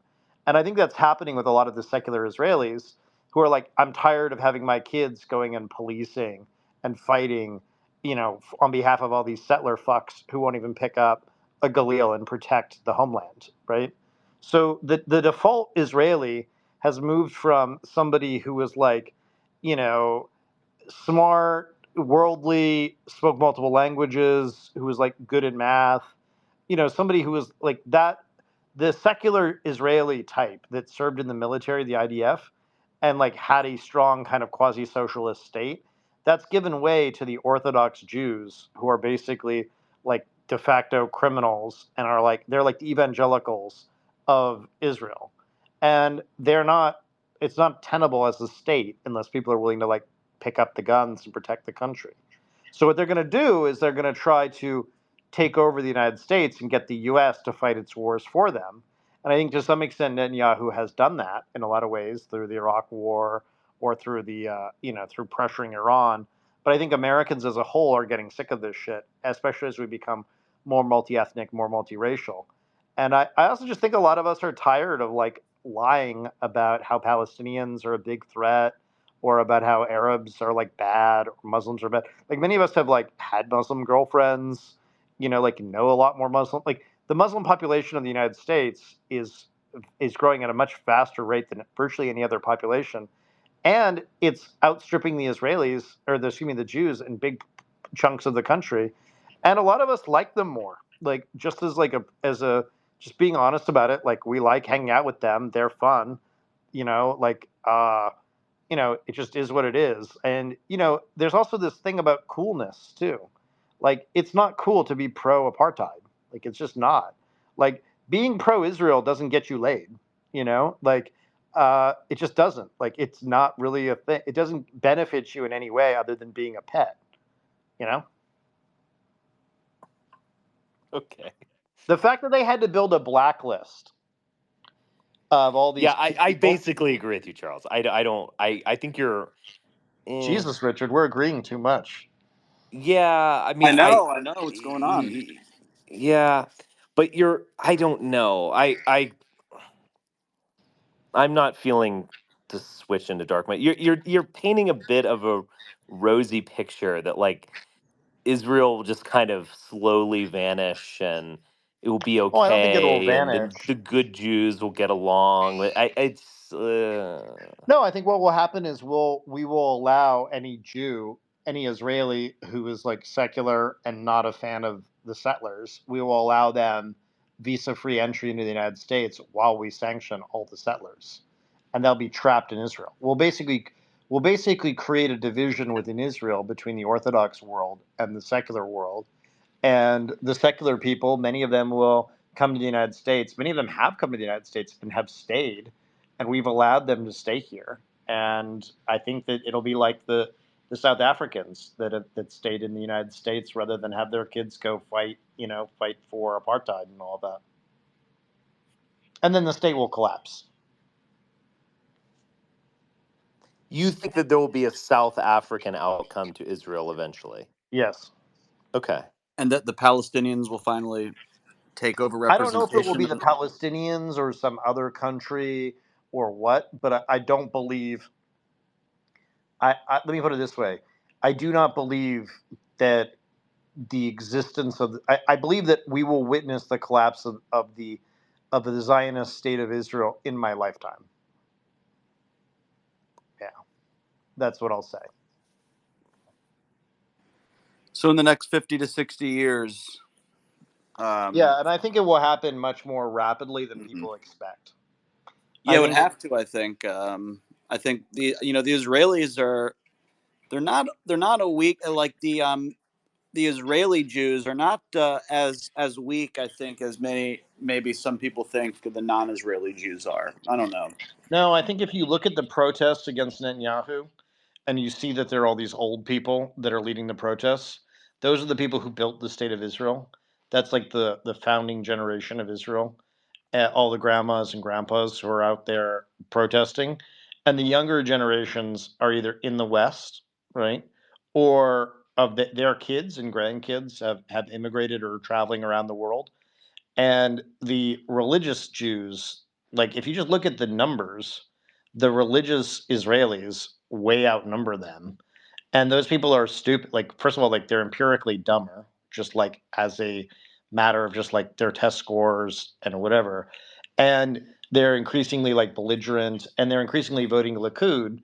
So if Israel continues to be a kind of mafia crime state, like if you look at what Netanyahu said to all of the Likud party members, is he said, "I'm the only one who can deal with the United States. I'm the only one who will stop a Palestinian state." Like he basically made his raison d'etre, his reason for continuing as a leader. His argument was basically like, "I'm the only one who knows how to manage the United States." So he effectively is a dictator of this country, and I think he's getting older all the time. And I think after him, I don't see any leader emerging on the stage of Israel that can really run the place. And I think in terms of settlements, look, there have been a number of people who made arguments against settlements. George Herbert Walker Bush, tried to tie Israeli aid money to the settlements question, and the Israelis ran Ross Perot to basically deny him the ability to win re-election. They got Bill Clinton. Bill Clinton was eventually going to do something against settlements, but then they dusted out Monica Lewinsky and all the various women that Clinton had fucked in the late 1990s, and that sort of forestalled that. And of course, he gave them the finger going out the door by pardoning Mark Rich, who was a kind of CIA MI6 asset that all the Likudniks hate. And then you look at Obama, like what did they do with Obama? Well, they outmaneuvered Obama because Obama was a fraud, whose, real father is Frank Marshall Davis, who's, homosexual, closeted homosexual. And that's why the US deep state came out in favor of gay marriage, because it made it harder for the Israelis and the Russians to blackmail, our various politicians for being gay. And I think this ultimately led to the collapse of the Republican Party, because a lot of the very smart Republicans are homosexuals or closeted homosexuals. And so I think that that's kind of where we are from there. And I just think in general, Obama was a very weak president. Like I think Obama and Trump will go down in history as basically being all about themselves. So now we have this new president who's in his 80s, who doesn't really give a fuck, whose favorite son is dead, whose other son is basically being harassed by the Israelis, which the whole Hunter Biden laptop thing is fake. And he's basically like giving them the finger, giving the Israelis the finger and Netanyahu the finger every which way. You saw Director Burns is basically like, we're not going to share intelligence with the Israelis. You've seen, we've got British spy planes, there. We've got our aircraft carriers on And the both British sides. aren't sharing intel either, Chuck. Yeah. So you look at this, and it's like the world community like is sick of the Netanyahu bullshit. And maybe they'll go and they'll bring back a Yair Lapid or whatever, who's a U.S. proxy. But I don't think you can basically pull that off in a country that's demographically, going as Israel's going. And all of the weirdos in the Republican Party that obsess about my birth rate and all of that, and they're like, "Oh, Israel has a sustainable birth rate." And it's like, no, Israel has a bunch of welfare rats who get paid money by the state of Israel to fuck all day and study Torah. Like that's what's going on there, and that's why they have this. Like, think about if we had a political party in the United States of welfare rats that would basically vote Democrat or Republican if they got more money. That's what Israel has. Like, that's what's going on with these settler parties. And they're a real menace and a real threat to the rest of us because they believe in a greater Israel. Like, they believe in ethnic cleansing. Like, if you go and you talk to them, as I have, and you go and chat with them about like the world that they envision, they want to wipe out the Palestinians. Like, they talk about this in very explicit terms. And I posted this up on my Twitter page today. Like, one of the guys that was like involved with the 9/11 stuff, the dancing Israelis, you can look at it, he is like, he's on Facebook, right? And he's like posting all this shit basically. And then you see today, we've got Ambassador Roca, who's tied in with the Israelis, just got arrested. And you have Menendez, who's arrested. You have McGonigal's, who's arrested. And they all have connections, with this world, right? Like, that's what's going on here. And you're starting to see people like push back. And rather than hit them for being Israeli assets, they're jailing them for being other countries' assets because that way they don't anger the lobby in the United States. But yeah, I mean, look at this. So the Yaron Shmuel is is basically writing a love you note, for the shells that are being used on the Palestinians. Like, that's what's going on here. So I don't know. I just find this like very obvious. This is not a very complicated thing to understand. People don't like the Israelis anymore. They're annoying. And people are tired. Like, what are they going to do? They're going to blacklist you from a job? Okay, well, like, there are other jobs out there. And if you're in a world in which they control the tech world, but increasingly they don't control that anymore because Sheryl Sandberg is out at Facebook and Nick Clegg is there. Like, they don't have the power that they once did. Like, when Bill Gates was partying with Jeffrey Epstein, maybe they could fuck with you, right? But they don't have that power anymore. And there's nothing they have that we want. Like, they don't make our food. Their women are not as attractive. They're okay, but like, there's just nothing they've got that we want, right? They've got oranges. Okay, whatever. We have plenty of those in Florida. So I don't know. I think that's kind of like the takeaway that I have. And I think King Charles was correct, back when he was Prince Charles, where he said the Jewish diaspora in the United States that's super pro-Israel, that funds a lot of these settlers. I mean, Jared Kushner's father funded all these settlements, right? Like, you have a number of Jews in the United States that have funded and encouraged, something like 70, 80% of the revenue that goes into Netanyahu comes from the Jewish diaspora, largely from the United States. And like, we could cut off all that money if we wanted to. And I think increasingly we're starting to. So I think what you should ask your Jewish Zionist friends is, why don't they love the United States? Why isn't this their country? And that's going to involve having hard conversations with our These are Jewish. difficult discussions to have, though, aren't they? I mean, Well, they're necessary for us to have self-government. Like, it's really that simple. Like, we can't indulge their fantasies anymore, right? Like, I understand they love this idea of like an Israel where they can run away to or whatever, and it's like, no, you have an obligation if you're an American to make America better. Sorry, like, that's your obligation as an American.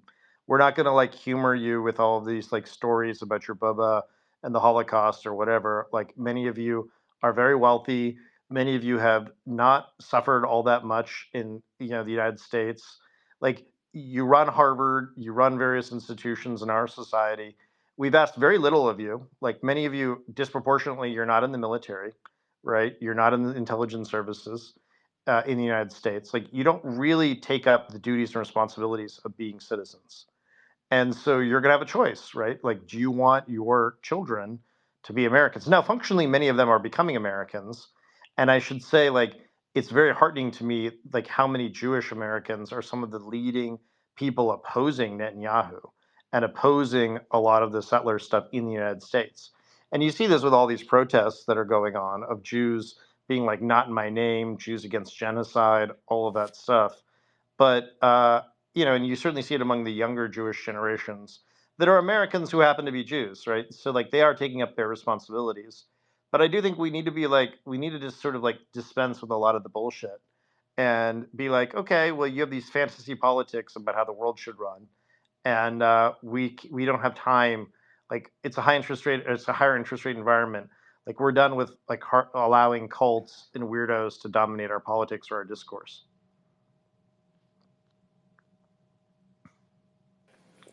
Cults, interesting. I mean, you look at Mike Johnson is a religious nut. Like, I say this as somebody who knows him, has talked to him on occasion, and he's like legit crazy. And here he is, like, getting an award from the Zionist Organization of America, which 4 separate times the FBI has tried to register as a foreign, as under FARA. And when when RFK tried to register them under FARA, they assassinated RFK, right? They assassinated JFK, and then they assassinated RFK. So, we have this Christian guy, Mike Johnson. I was going to say Mike Pence. No, different guy. We have this Christian Mike Johnson, who is, from Louisiana, right, which is a kind of mob state, and we have this guy getting an award from Miriam and Sheldon Adelson, award, and these are mobsters, right? Like, they are they're casino Jews, right? Like, that's what they are, and he's getting that award because he's a great defender of Israel, and it's like, no, enough of that bullshit. That's fake. We're against it. We're Americans. We're not going to live this way anymore. Get fucked. That's kind of where we're going. I mean, but how is that message going to convey when there's so many dispensationalist Christians in the Republican No, they're a Party? they're a declining share of the Republican Party, and they're a declining share of the country. Right, They're but they're I mean, cows, but right? Like many the politicians cows don't get an opinion. Okay, like, I'm sorry, they don't, right? Like, there was a time in which there were Christians in action, right? There was a time in which there was compassionate conservatives during the Bush years, but like the evangelicals don't get a say in the running of the Republican Party. The Republican Party is run by 3 groups. It's the gays, the Jews, and the Mormons. Those are the ones who call a lot of the shots. Those are the brains of the Republican Party. And what has happened increasingly is that a lot of our thinking on foreign policy has been outsourced to the Israelis. And we saw that with Kushner basically running the foreign policy of Trump, right? That's sort of what we've seen over time. And increasingly what's happening is people are sick of this shit. Like, the George Herbert Walker Bush Republicans, one of them is William Burns, who's director of CIA. So, there's a lot of these Republicans, like the WASP Republicans that I grew up as, we don't support this bullshit anymore. We just don't. It's not a thing anymore for us. We make fun of the Mike Pompeos of the world. This is what we do. We make fun of them, and we laugh about Nikki Haley, who was running a lingerie business, who was an accountant for a lingerie business. We laugh about her as a governor, right? Or Vivek Ramaswamy, whatever, right? He's better positioned to be a call center guy. He is not president of the United States. And I mean, it's embarrassing. The Republican Party has put up these people that are embarrassing. They have no connection. They have no blood. They've sacrificed nothing to be a part of this country, right? And, Ron DeSantis was a JAG lawyer. He was a nobody. He's a loser. And everyone kind of knows that. I mean, he got humiliated by Gavin Newsom the other night, and everyone saw it. It was ugly, So there's just not really going to be a Republican Party until it figures out how to deal with its mob problem. And it doesn't really have an answer for that right now, unfortunately. Well, that's when the manila envelopes come in and interest rates keep raising, and you're not able to fund overthrowing an election. And I know that this is kind of pie in this guy, I hope this happens, but I think it's looking like that's what's going to happen. You're No, dude, seeing they didn't even have the money. Hold on, you're seeing the Yeah. Uniparty oppose these movements with, no matter how successful or unsuccessful that you think Matt Gaetz was getting McCarthy out, that Is someone just talking right now revealed a besides visceral. Charles?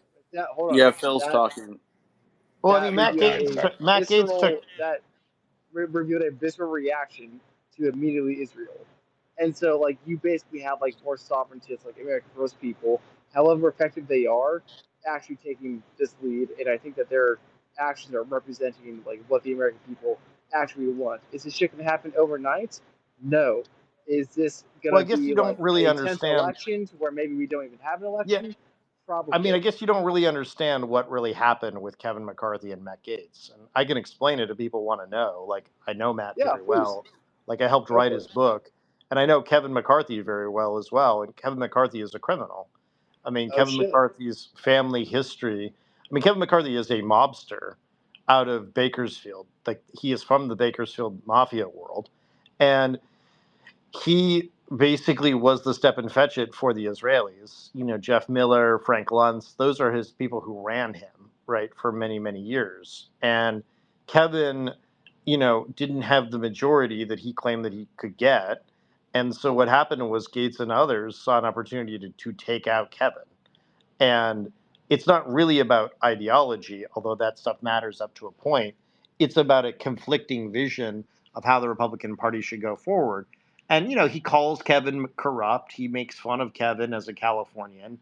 He makes fun of Kevin. I mean, if Florida didn't increase the numbers of Republicans after the last census, like Kevin would not have won. And if you know it hadn't been so gerrymandered in New York, Kevin would not have become speaker. And in normal functioning democracies, if you fail to get, you know, the numbers that you promise, even if you win the election, you resign so they can get another leader, right? So Kevin is a loser as a political leader. He believes in nothing except like the giving the lobbyists what they want. He lies to people constantly. And so Gates took out Kevin. And Gates took out Kevin in large measure because Gates has a vision of a future of the Republican Party. And Gates, that's what he has a he's thought a lot about this stuff. I mean, Gates is a third generation politician. You know, his father was president of the Senate, you know, of Florida. You know, like this is what the family business is, you know, basically public service. So he hates Kevin and Kevin hates him. And so when Gates had the Israelis trigger this whole fake investigation into him during by the Department of Justice, when he had that whole thing happen and he was cleared by all that, and Kevin continued to do the ethics investigation to harass Matt, Kevin just took out, you know, saw an opportunity to take out Kevin, and he took it. And I think that a lot of people don't understand what that was really about. That was basically like Gates is like, no, no, no, I'm in charge of the party now. You're not in charge of the party anymore, Kevin. And if you think about it, like it's not about MAGA versus whatever. Like Matt was whipping for Tom Emmer, and it was only when the Israelis, fearful of having Tom Emmer in there, Tom Emmer who has multiple children that are in the Navy, that are, you know, Tom Emmer who's very pro Navy intelligence, they were worried about the deep state Republicans coming in under Tom Emmer. And so they knifed Emmer in the back by having Trump speak out against Emmer, even though he'd talked to Emmer the day before. And so they were left scrambling for who the leaders should be. And the Louisianans ended up winning simply because it was like process of elimination with Mike Johnson. And everybody kind of knows that Johnson's not going to be speaker for long because, you know, if you just look at the numbers, there's like, what, 20 Biden districts, like districts that Biden won in 2020, like that are up. And the Republicans have a majority of what, 1, 2 seats now. So, yeah, I think, you know, Hakeem Jeffries is the next speaker. And, you know, Johnson is just a placeholder until then.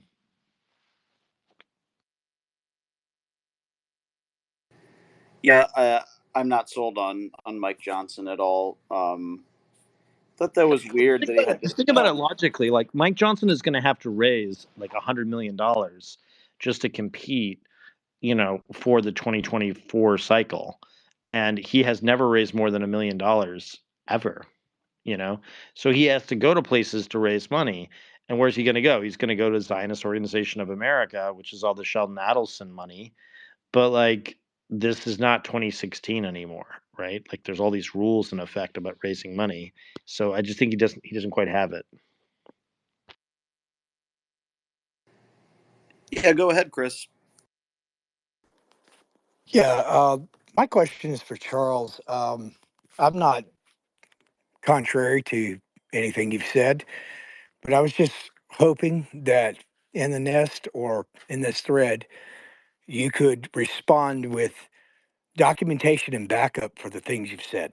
You speak very confident, but I'm confused about some of the things you said. And before I draw conclusions, I'd Yeah, like I've to. written about a lot of it. I mean, you can go to my Substack. You can Well, search. can you let me finish? Hold on, just let me finish.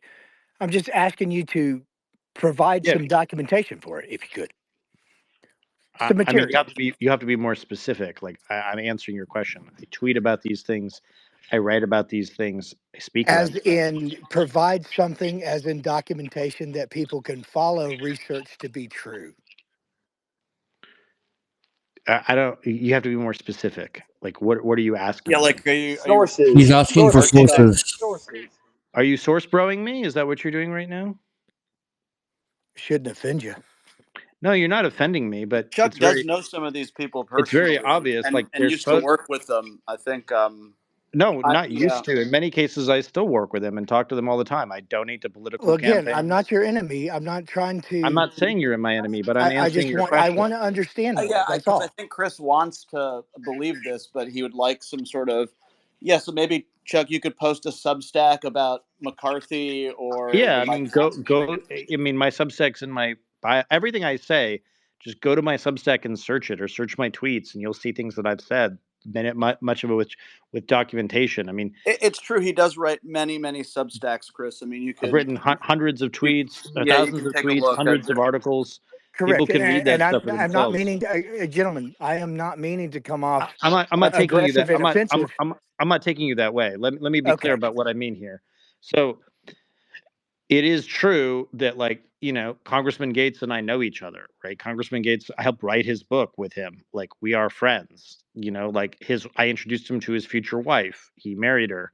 Like, there's a generation of these people that I know, like, personally, like, because I either donated money to them, or because I've been with them, or because I know them, right?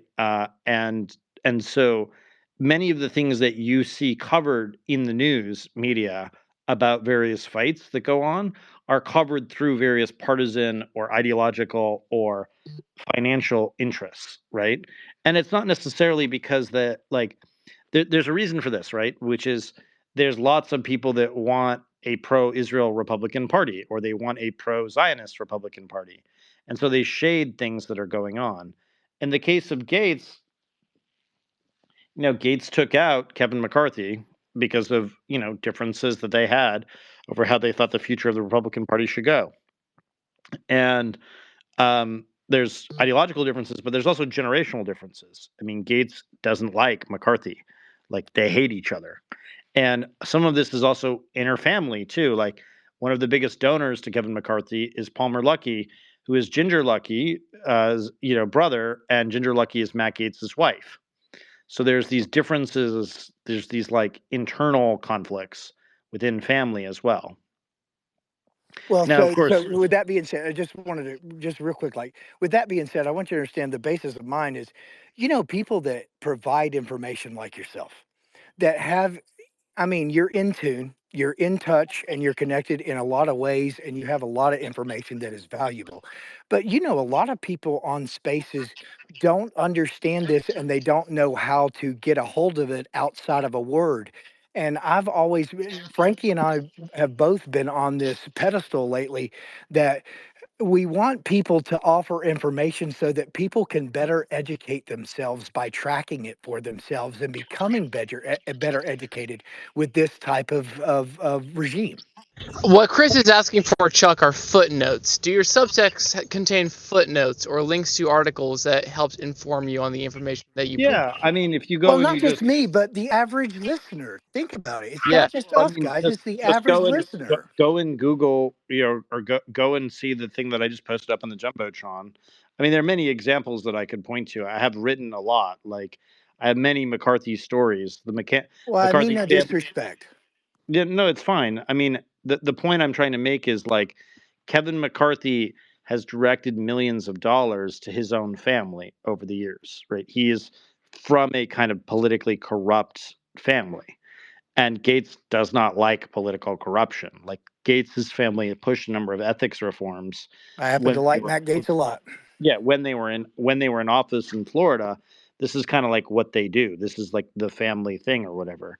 Now, I hate Kevin McCarthy. Like, I'll be very direct with you. Like, I think that he's easily one of the most scummiest people. It has shit to do with what he believes. I don't really know what he believes. I don't really care what he believes. I know that he's a crook.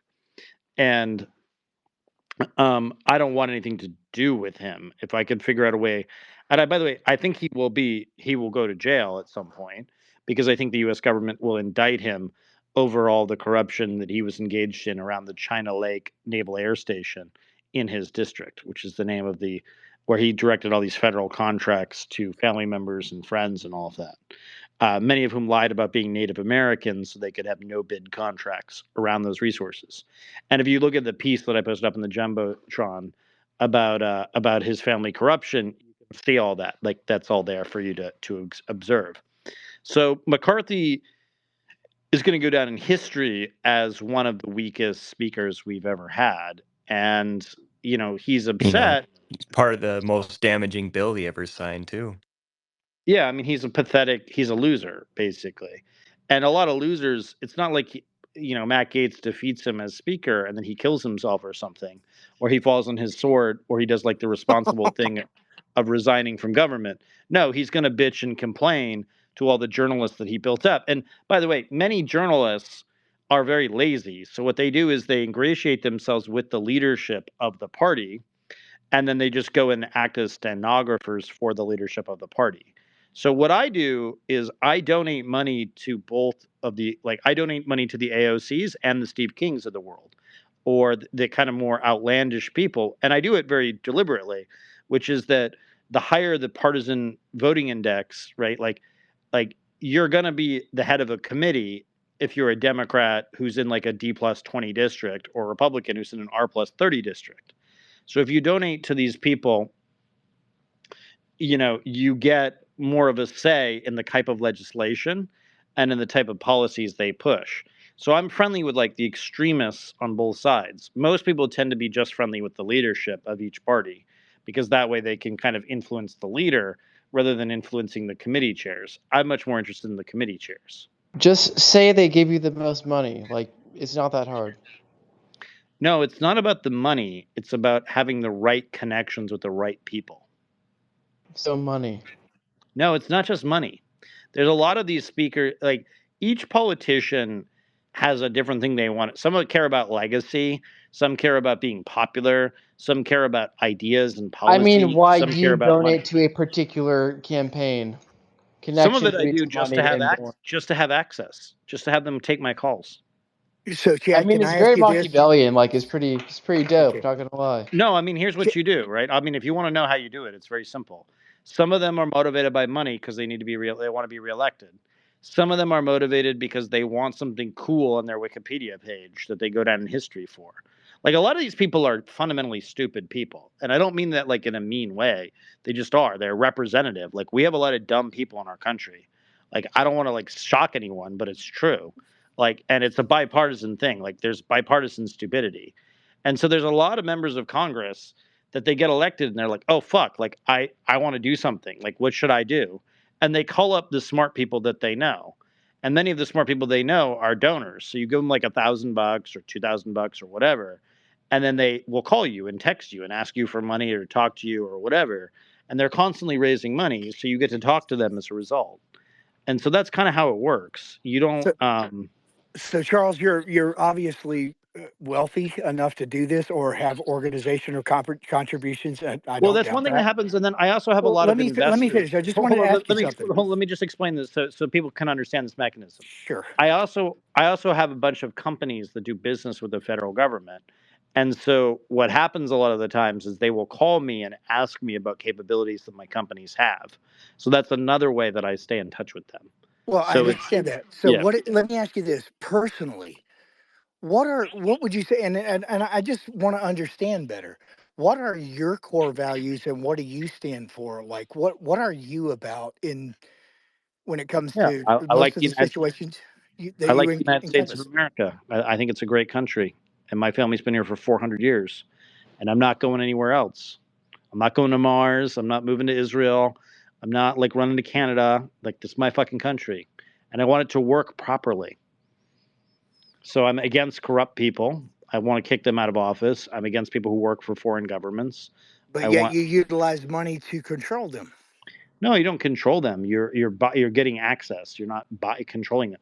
I wouldn't give money to somebody that's corrupt because you can never trust a corrupt person. Why would you? Like if you pay somebody a bribe, you could never be guaranteed that they'll actually follow through on it. But if you have somebody that you trust, that you build rapport with, like there's lots of ways that you can benefit from that as well. The thing that most people like, politicians are basically, they fall into three categories. Okay, they're the people who need the job, which is the overwhelming majority of them, because most of these people could not make $170,000 or more in the private sector. That's just the reality of who a lot of them are.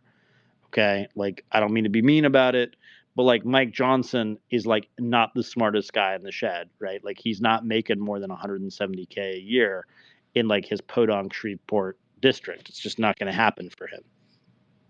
So that's the largest group. Then there are the ideologues. So, they have their ideological view of how the world should operate. And they can be left wing or right wing or whatever. Those are like Bernie Sanders, AOCs, your Steve Kings, right? Those people who have a certain view of how the world should operate. And then there's the other group, which are the trophy seekers.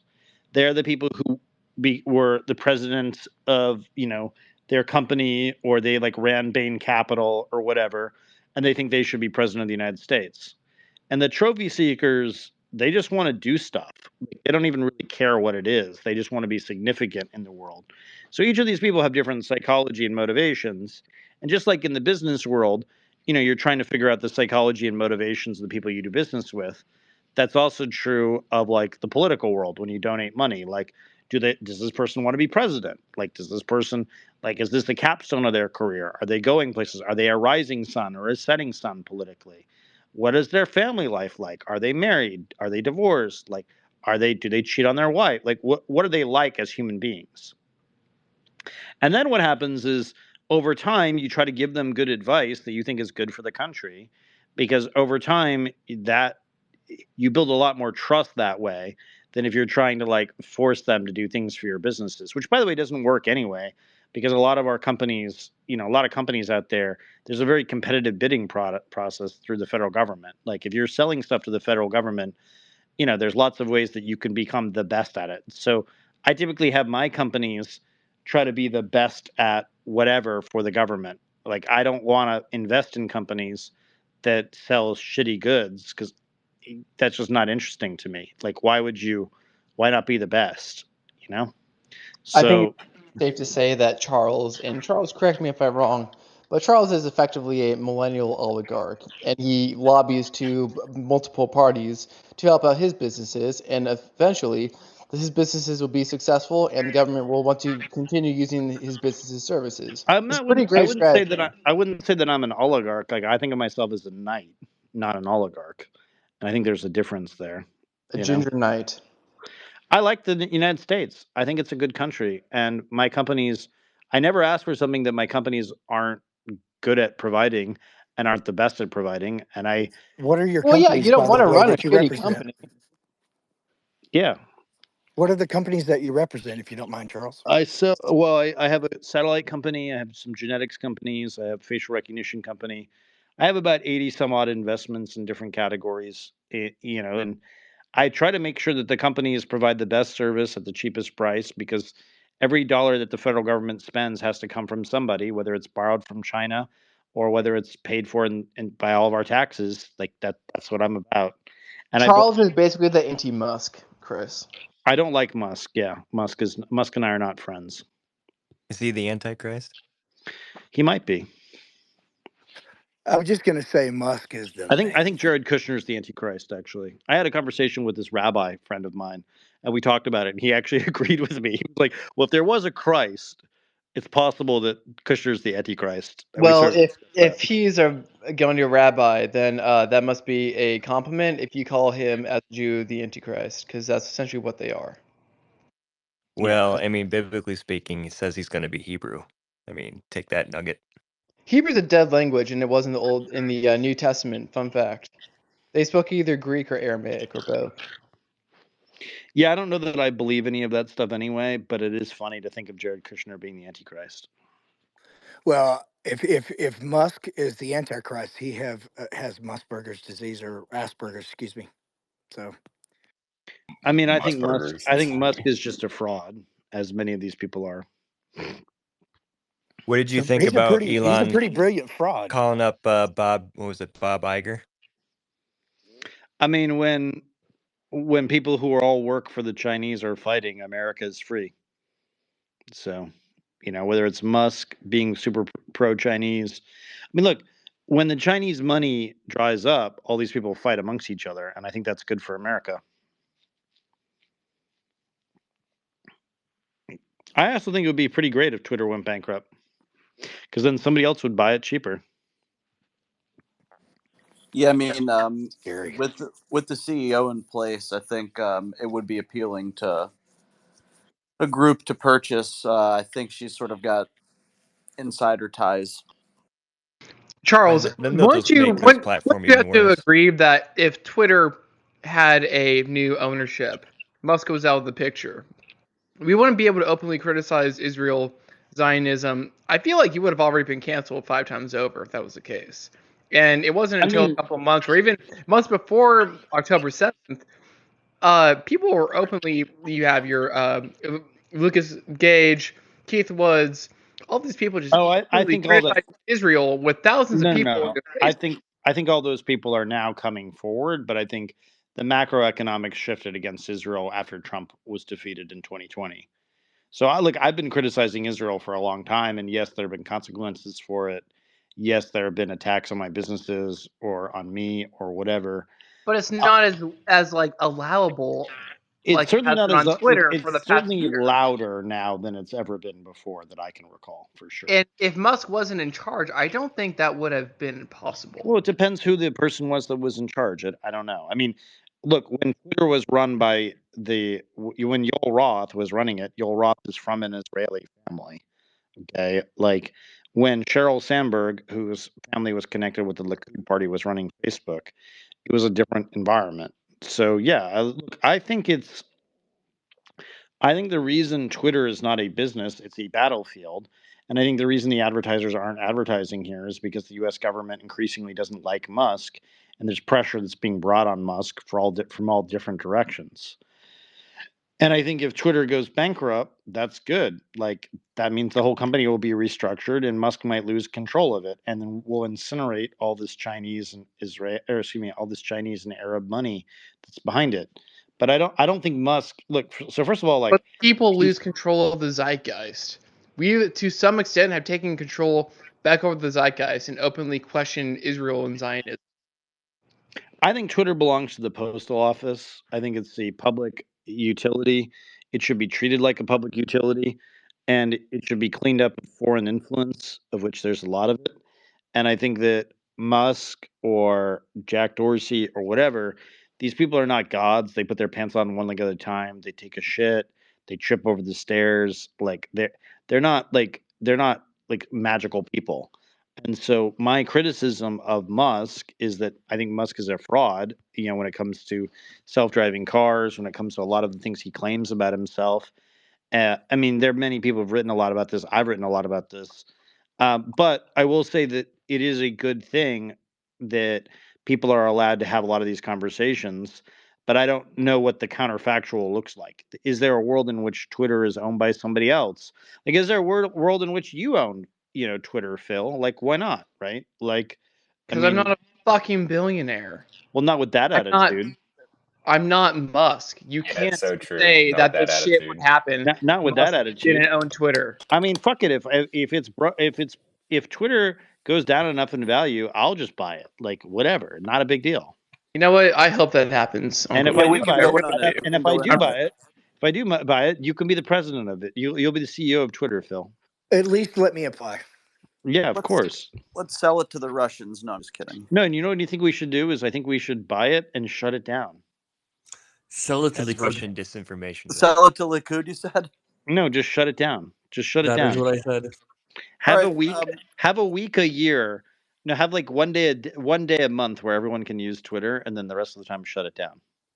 As long as I still have a salary, I'm good. I'm fine with that. Yeah. I think Charles, all the hype and this whole thing where Musk got on stage and told Bob Iger to go fuck himself and everyone else. The way I view it, By everyone the was way, like, I'm for him fighting with him. Like I want yeah, them. yeah. Like I wanted Zuckerberg and Musk to fight to the death. Like I want. Like I'm for all of that. Like when the Zuckerberg oligarchs are backed out, is what he said on Rogan. Now Zuckerberg blew out his Achilles, so either he's way, they're both Oh like I want man, them to fight to the death. Like I want to see a world in which Elon Musk punches Mark Zuckerberg and hits him, and Zuckerberg hits his head and then dies. brain Because aneurysm yeah, on live like I'm television. for all of that. Like I want to see them like suffer, right? Like I don't want like I don't think these people are good for the country, right? Like where are all the charitable things that Elon Musk has done for the country? He's the richest man in the world. Like where are his good deeds? And The people Cybertruck. oh yeah, whatever.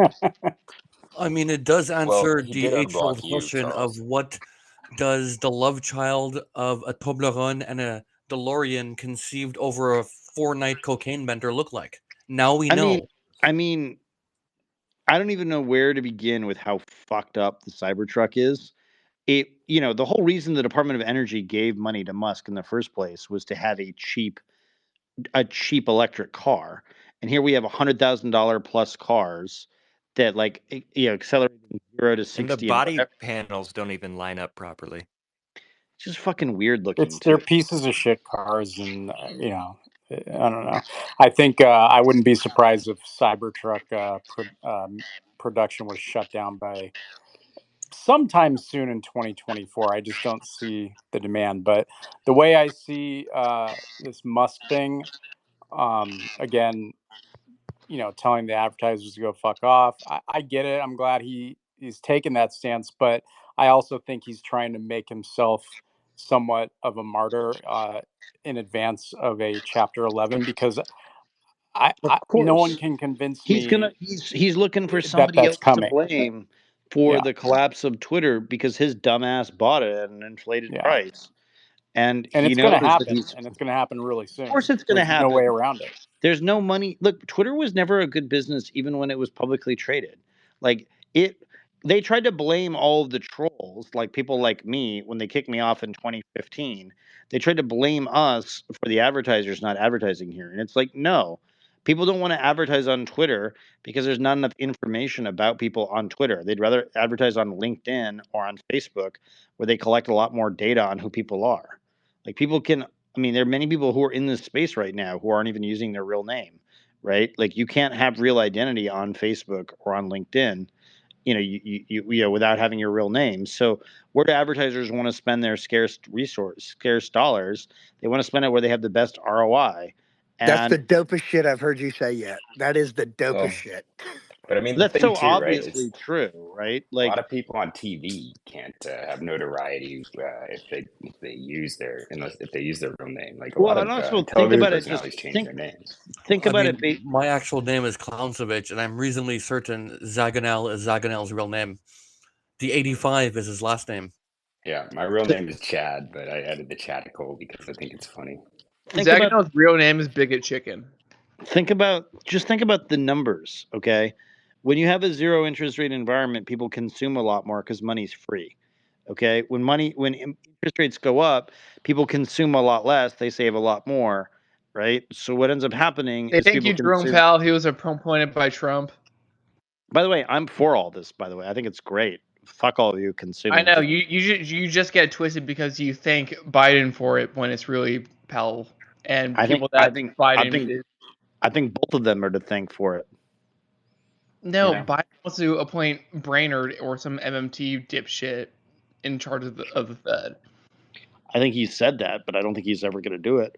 Okay, but you got to admit, Charles, we don't like Biden saying anything is not Biden at all. That's kind of some I don't fuckery. know. I mean, people always say all this shit. I don't know. Whatever. That's not the point. The point is, in a higher interest rate environment, people consume less. Therefore, firms spend less money to try to get people to consume their products. Therefore, advertising dollars go down. So if there's less advertising dollars in an ecosystem, that those advertising dollars are going to go onto platforms where there's greater ROI. And Twitter has never had high ROI in terms of investment capital, in terms of advertising dollars. Obviously, It's true on advertising dollars, but I made a chunk on them from probably, let's say, 2019 to 2020. I made a chunk on them and sold them basically because I mean I hated the platform and I left, and then now I'm back when Elon bought. That's a fact. no, dude, you did not make that much money on the stock between 2019 and 2020 because the I'll stock bet you I didn't. fucking did. No, the stock didn't go up. The stock went down during that period. Let's So see your unless you were statement, Chris. unless you were shorting the stock, which whatever. But yeah, I mean, if you look at the stock price over time, like I'm looking at the stock price right now, and the highest the stock was, I think, was $54 a share. Well, pre-Elon, it was around like 30 was sort of the high, and then when he bought his No, first, the highest the stock ever was $55 a share. I know that's when the deal closed, Charles. I'm just talking about prior. No, before the deal closed. Oh, Yeah, that's true. interesting. Yeah, Well, I think that was in 2015. I think the stock closed way down. Yeah,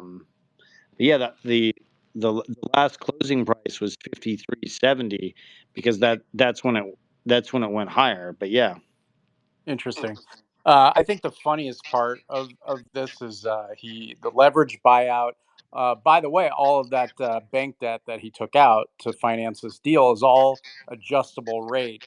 The deal closes in October of last year, and the very next rate hike by the Fed was 75 basis points. The interest rates have gone up over 2.5% just since he's bought, yeah, and I'm dude, talking about the federal funds rate, he can't which his afford it. he can't afford it. I mean, he's his interest rate he's paying right now on the debt is just under 9%. I mean, it's just not going to work out. It has to be restructured, and I think this whole parading around and He pledged a is whole just bunch of his Tesla shares, and those are like sucking wind. So he's just fucked. yeah. I got to look into that again to see his collateral like levels and whatnot. But yeah, he's not in a good spot. I mean, the highest stock price that Tesla ever was it was $400 a share, and today it's at 238. And so that was November 1, 2021, and now the stock is trading at 238 a share. So it is what it is. Has it split at least? Yeah, it's split a gazillion times, but Charles's numbers is taking into account all the splits. Yeah, I mean, I think the splits occurred pre 2021. Yeah, that's split adjusted, so it's like 400 or 400ish, Yeah. whatever. That's right. I mean, the price earnings ratio on Twitter is absurd. Or excuse me, on Tesla is absurd. Like I mean, the argument it's can a be made that 77. without this bubble, the everything bubble, Musk would be a nobody. I mean, he would be considered the poster boy for this bubble we have right now, in my opinion. Yeah, and he may well yet be seen that way. And you know how these things work, Charles. Like, there's always like a bad merger right at the peak, and I want to say it was Time Warner AOL was sort of the worst deal of the tech bubble before things fell apart. And I think Twitter will be Well, the Twitter LBO will be. worse for who, right? Like, because there are a lot of people who got paid off with that Twitter deal, including a lot of Of Indians. course. So yeah, is it? You know what I mean? There's always like a deal that like sort of marks the top of the market. Yeah, like I think. maybe like Cuban selling broadcast.com or whatever. Yeah, that was another one. Yep, many such cases. But yeah, I think Twitter's LBO. I mean, he couldn't even get the whole thing financed. He had to go at the end and sell more of his Tesla stake and take more equity just to close the deal. So I mean, it's not looking good. And my bet was by the end of first quarter 24 that they go Chapter 11, and that was prior to this recent advertiser exodus. So I feel pretty comfortable with that. Hey, Charles or name, can you remind me of exactly what was the saga of Elon getting on the Twitter board and then deciding to buy it, and then there's something about a poison pill. Like, did he get fucked on the price of the stock? Like, what exactly went down? So he went into the open market. I mean, he was obviously high on whatever drugs he's taking, and he bought. I forget. He was pissed about someone getting suspended, so he went in the open market and bought I stock. don't believe these stories at all, like of what he says, because I think that they're all fake. Look, he bought a bunch of stock of the company in the open market. He tried to be on the board. He got into a fight with Prague or whatever, the guy who was the head of the company, and they were having all these fights. And he said, "I'll just buy the company," and then he signed the prospectus. And that's when he fucked himself because he realized he hadn't done any due diligence. You can't just say you're going to buy a company. So then they get into this fight, and Kathleen McCormick, who was the judge, basically has an opportunity to open up Elon and open up all the people advising him. So he's kind of fucked. They're fearing exposure. So he calls up all of his Chinese and Saudi and Qatari and whatever buddies, and they're all like, "Cool, we get a chance to own this sweet asset." And Elon's a genius. He's a genius. And so they just write him all checks. And that's what took place. Like, that's the history there, the prehistory. Yeah, I mean, he tried to back out of it because that was probably the Yeah, worst and then he got fucked by deal. the judge. The judge fucked him every which He way. quickly backed out, and he's like, "Okay, we'll close the deal." He knew. But the poison pill was put into effect because in the beginning, Twitter didn't want to be the owner, and that would have just diluted it so that no single owner could go over 10% or have a controlling stake. But then they switched, and everyone's like, "No, you should actually take this deal because it's a terrible price. It's a good deal for them," and they had to. And then when Musk felt or realized that he was making a bad deal, he tried to get out, but here we are. I frankly love that it happened because it showed how fucking dumb Elon was. It's one of the worst mergers or buyouts I've ever seen. I mean, Well, because it's Toys not a R Us real was pretty because bad. they wanted DeSantis to be president because they wanted to control Twitter because they're like, oh, we'll get rid of Joe Biden because that's how Trump became president, was controlling Twitter. It's like, no, that's not how it works, you dumb fucks. You don't think it was a little bit more personal for Musk? He was sort of told, "No, you can't do this," and he goes, "Oh, I'm going to do it." Maybe it's like an autistic moment No, for him. because I rich don't know. people don't actually behave that way. Well, he got autism baited into buying it. Honestly, I think he signed the prospectus because he was high on drugs, and he's like, "Oh, it'd be fun and interesting," and then he bought the company on drugs, and then he tried to back out of it, and then they had a judge who was like fucking him every which way, and he was like, "Oh shit, this bitch is serious. I need to get out of this." So he called up his buddies to bail him out, and they did. I think that's what happened. Well, I mean, By the way, they're he's a gonna great poster child for not doing drugs. Don't do drugs, kids, or you might accidentally buy Twitter. very powerful drugs, I think, but I have no evidence I of mean, that. he's traveling down to Mexico without his security, with his private jet, and he's like hanging out with all these weirdos down there. I mean, if you watch the Sinews of War stuff, like Sinews of War has done all these YouTube videos about about Elon and Jared Kushner and all these other people, and it's just pretty obvious that Musk is a fraud. But anyway, I've got to get to bed. Thanks, everyone. Good night. See you later, Charles. Always informative. Yeah, I mean, a lot of people would have a lot of pushback about the Musk fraud business, but Well, that'll be settled in these grand jury trials and whatnot. And they've always tried going after him, and he's always beat them, the SEC and whatnot. But whatever, we'll see. yeah, we will see. We will see. I think I just wonder how this is going to impact the user at the end of the day. I Well, mean, what's going to happen on the platform is anyone who's getting ad revenue is done. I mean, don't count on that program going on forever, because they really, I mean, it's not like a huge chunk, but I mean, if they're not getting ad revenue, they can't really afford paying it out to people. So it was sort of just like a um, I don't know. It was just sort of a promotion type thing to get more people on the platform using it, get their metrics higher. I don't So know, man. Telling advertisers to go fuck themselves, to me, felt like a sound decision to draw in more advertisers.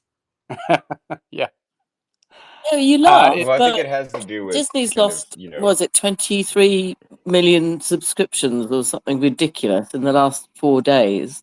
And how many Apple, did he lose? is that true?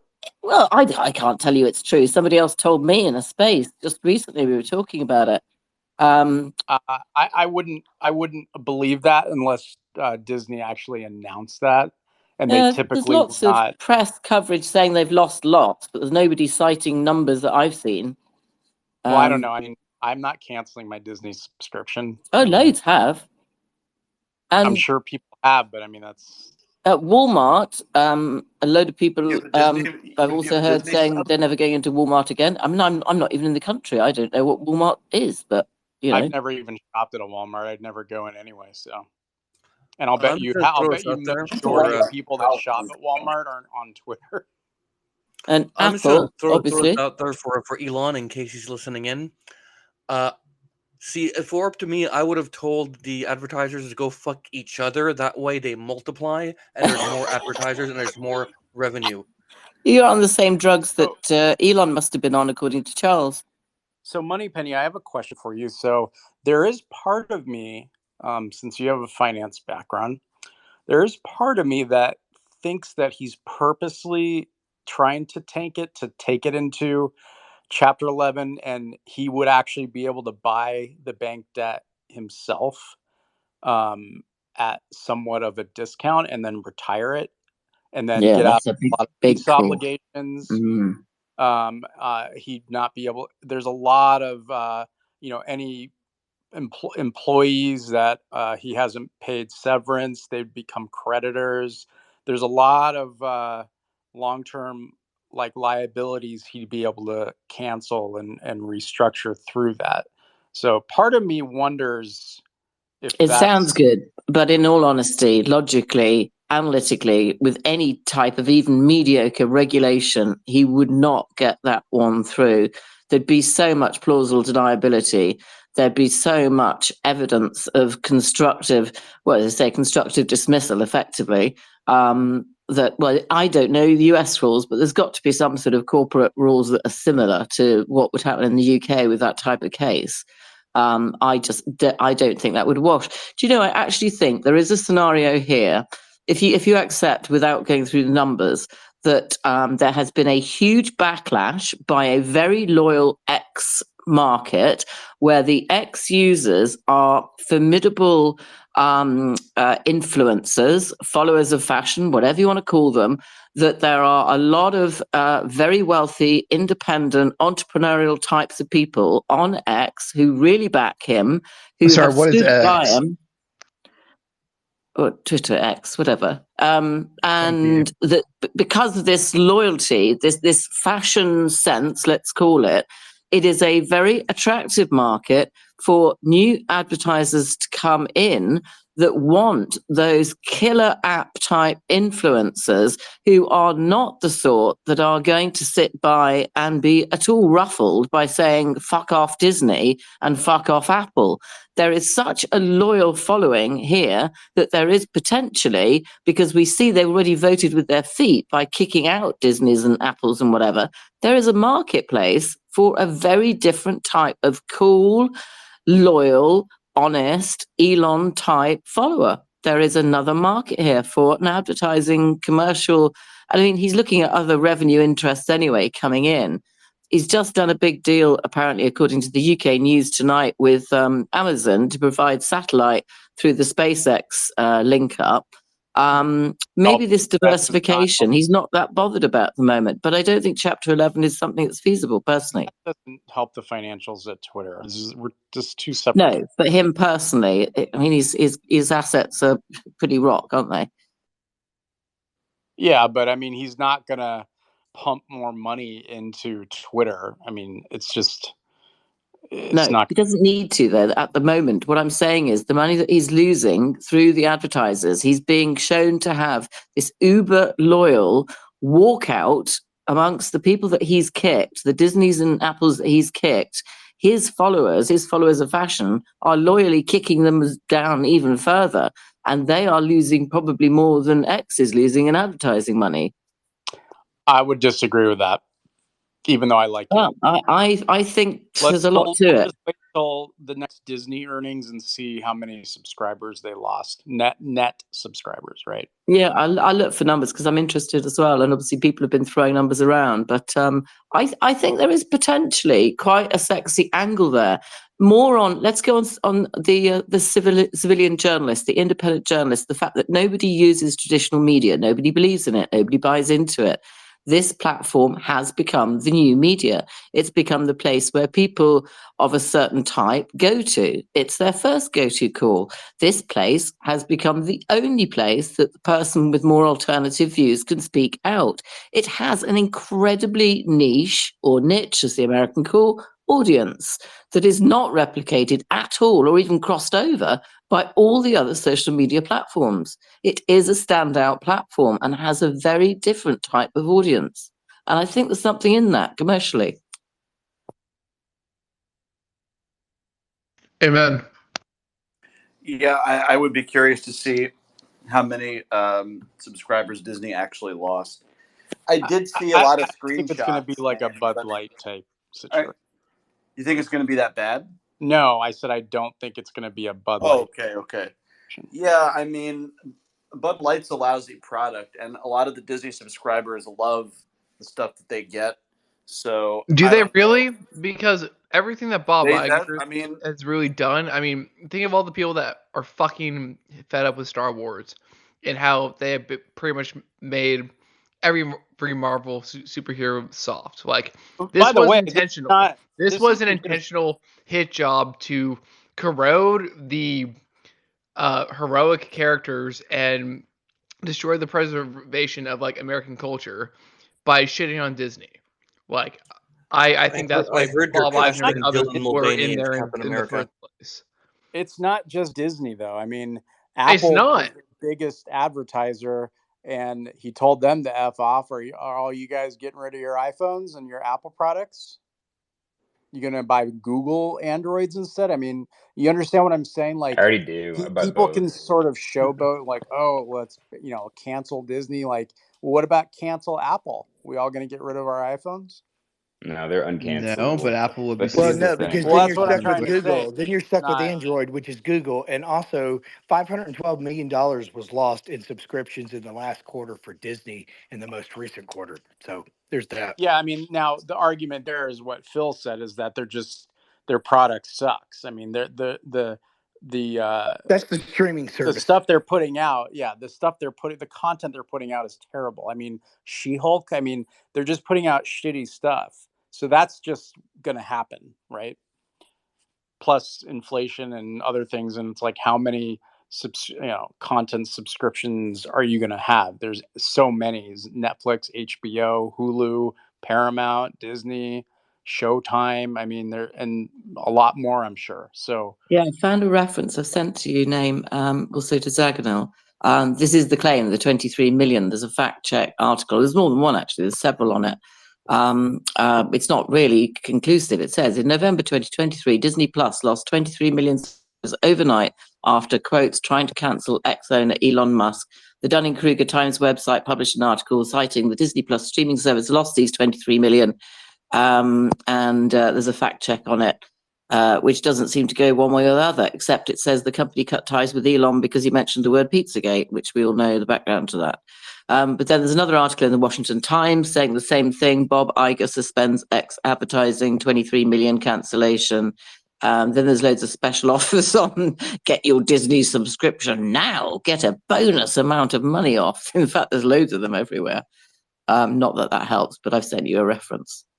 Look, my point is these decisions being made at Disney and other companies that the public just vehemently disagrees with, they're not doing it to make money. They know they're losing money. It's not about that. It's about changing the culture and making people jaded and fed up with what they're being fed.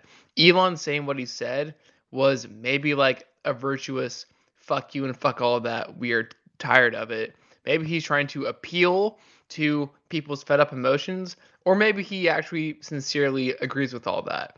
But whether or I think not it's he both. I was think it's bought sincere, that's loyalty. what his motion represented. Did you say Elon that it Musk was knows sourced after he from? bought Twitter. Think about this. One retard talking out of time, please.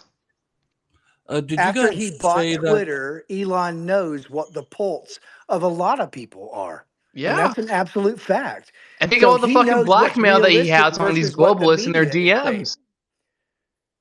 All the blackmail and power that he has with all the fucking DMs going back and forth of them talking shit about America or whatever the hell they were talking about. Yep, he knows And the so truth. that's why I don't think it was a net like loss of whatever that he bought Twitter for, because he has the manila envelopes to pass to whoever if they're a problem. That I And agree with. that is why certain powers at B fucking hate Elon the way they do. Right. So about the Disney thing, did you say that the source was Dunning-Kruger Times? It's a random website. That is totally No, specifically. There's several. There was Washington Times and Dunning-Kruger. Okay, And that's a satire website. Yeah. yes, it is. And that's why it says fact check. And that's why I said I'm not sure whether it gives us any news because I don't find anything conclusive from that. If they're sourcing a satire website and fact checking it, one, whoever's running the fact check is fucking retarded. Two, there's no need to fact check it. It's fucking satire. Well, I don't disagree. I was just off trying to find a reference because a lot of people are throwing numbers around. All I'm saying is it's not conclusive. If there was any numbers leaked about subscriber losses, it would go to like Bloomberg Business News or Financial. And I don't think it's realistic. You would get numbers That's not that necessarily quickly. true You because wouldn't turn Google it around, says, and the company certainly Google. wouldn't let it out, would they? Well, it's Google, not and gonna Google's the enemy. So time. at the end of the day, you're at $512 million lost in the last quarter of subscribers. That's Google. That's real. And it's probably not real, but it's real to the point that that's what you're going to be fed if you search it.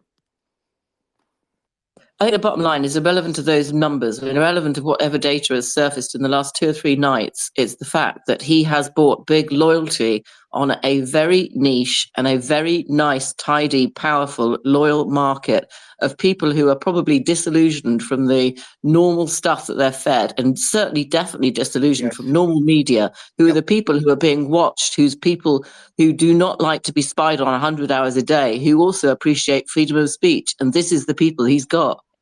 That's agreed. 100%. That's exactly right. And I think there's a new advertiser and a new commercial market to get to those people because they're very powerful influencers.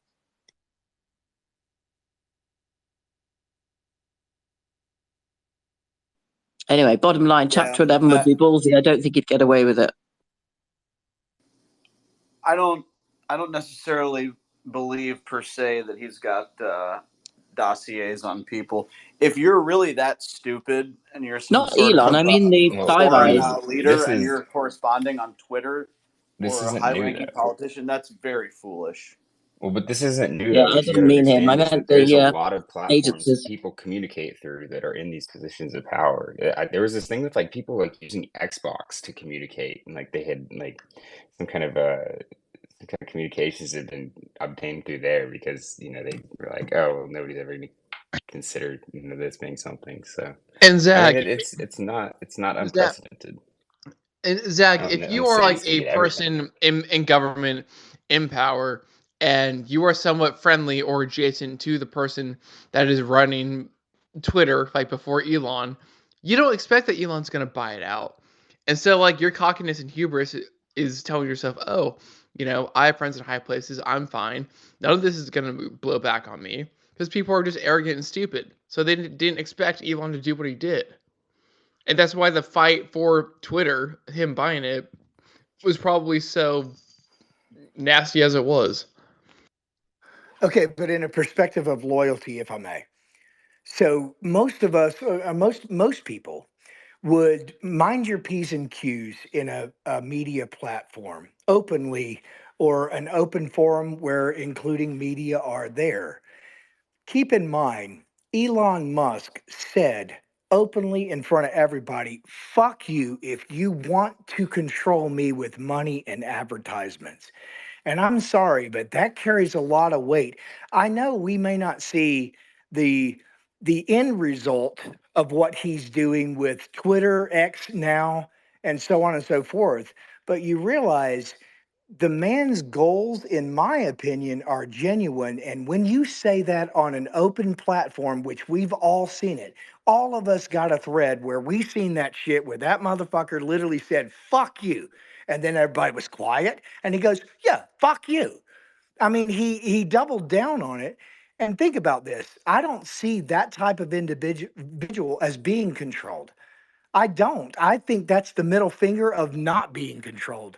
And that's kind of what I'm about. I It's can bloody buy into brilliant. that. It's aspirational. It's everything that a lot of people on this platform really, really want and really Fuck identify yeah. with. And Agreed with you. it's him exuding his fuck you money attitude because he has fuck you money. And I don't think that he's owned and operated by China or the Israelis or whatever the fuck Charles says. It's I mean, bullshit. like that Do you believe there's a anything, reason Charles why Lee? he's so hated. Is because he's not controllable. He has to make negotiations with advertisers. Yeah, I mean, if you are at Elon's helm, like, you are still going to have to make compromises and do business, like whatever is as autistic and as successful or unsuccessful as he is at that.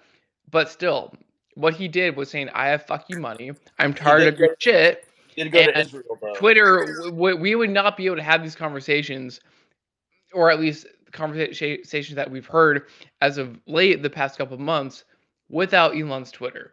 Like, getting rid of Kanye aside, like, things took a turn. And the powers that be before, I'm just going to flat out call them like globalists, Marxists, communists, whatever you want to call it, they know that they were controlling the narrative and putting certain shackles on the algorithm and shadow banning. Yeah, sure, that still happens to some extent today, but not as much as it was. I mean, believe what you will with the Twitter leaks that covered all this, but it's a completely different Twitter, and they know that, and that's why they Today hate is him, my because they most want the Twitter shocking back, Twitter and day they want to ever. control the political narrative, and they can't do that anymore. Like, it's really that fucking simple, people. They had open reptilian discussion. They had David Icke, who is banned as a terrorist in the Netherlands, speaking openly this afternoon for over an hour alongside a person that told us that the whole of the Rothschild family and pretty much most of the royal family are all lizards. And then this was an open discussion. There were several hundred people in it. That was followed up. This is followed up an hour later by a person who's got 46,000 followers, who got 11,000 people in a room, who said the N word probably about 20 times What's the N every word? 30 minutes. Wait, What do you when mean? was The what are you racist talking N about? Don't word, do What's the the that. N word word? I'm Don't not do going When to did that. this say, happen? in a very, very lively, completely outrageous, swearing, cussing discussion. When was With the, this? Who was this? When did this happen? Yeah, what's the it's N all word live, though? it's recorded. It's Freddie Roosevelt. There was Wait, a I room missed that was David just Icke. the N word every few seconds. When? About an hour ago. Oh, really? Okay. That's disgusting. Is there a recording up? I need to laugh. I need Yeah, somebody I to Yeah. get would in my love to life. hear that. Can you Yes, put that but in the look, I'm nest? saying this is shocking content. You've got a lizard fucking terrorist, David Icke, who was fascinating, but no, David Icke's a I was on terrorist. I Clubhouse and mean, they No. didn't, you didn't allow either of those he calls things to them the happen. lizard They people. would Like, not have happened. Money Richard, Penny, We'll put that you shit in were the in the wait, room, notes. right? hold on. Richard, what do you think about David Icke being labeled a terrorist? But Well, only in the Netherlands, because it was the only way to stop him going in and doing these concerts that he'd pre-booked and pre-arranged. This was back in mid-2021. I think David Icke being labeled a terrorist is part of the reptilian conspiracy. Only the space lizards would brand him a terrorist. well, yeah, he's done more for space lizards than any other human being. So perhaps I they mean, should he's appreciate on it. Either that or Zakaria's Yeah, vision I mean, behind it. I don't know the He's exact. on a world global stage Yeah. today saying whatever he likes, followed But by, you're saying a that this very is a good uncomfortable thing. space. You're saying that this. No. I'm saying how extraordinary it Yeah. is that somebody with so much power, commercial astute nature, profile, everything, owns a platform on which people have got such a wide allowance and freedom of speech that they could do that. Was that It's X, Money Penny? Was that X? yes. Just supply the link to that because you were in there. You heard it Today, apparently. now, I've told you, go on to David Icke's profile now, which is at David Icke, ICKE, and you will see that there is a show. Oh, what time? Well, it must be 4 hours ago now. I don't know. But it was his show, followed by Freddie's show, that were just extraordinary amount of content that you would never have got past any censor at all on any other platform, ever. I'm just curious Well, to learn if you can David tell. Icke follows me.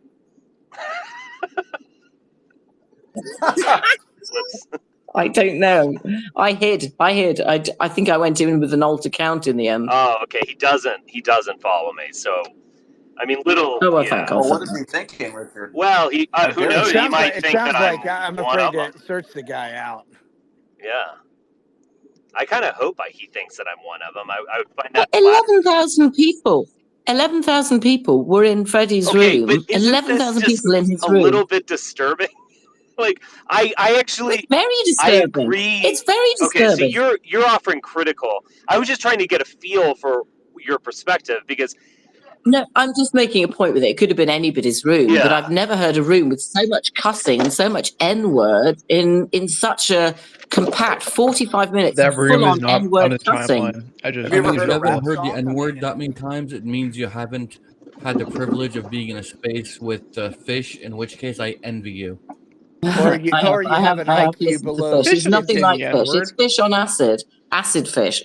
Fish on lots of acid and lots of mushrooms, with just lots of extra solvency I found behind it.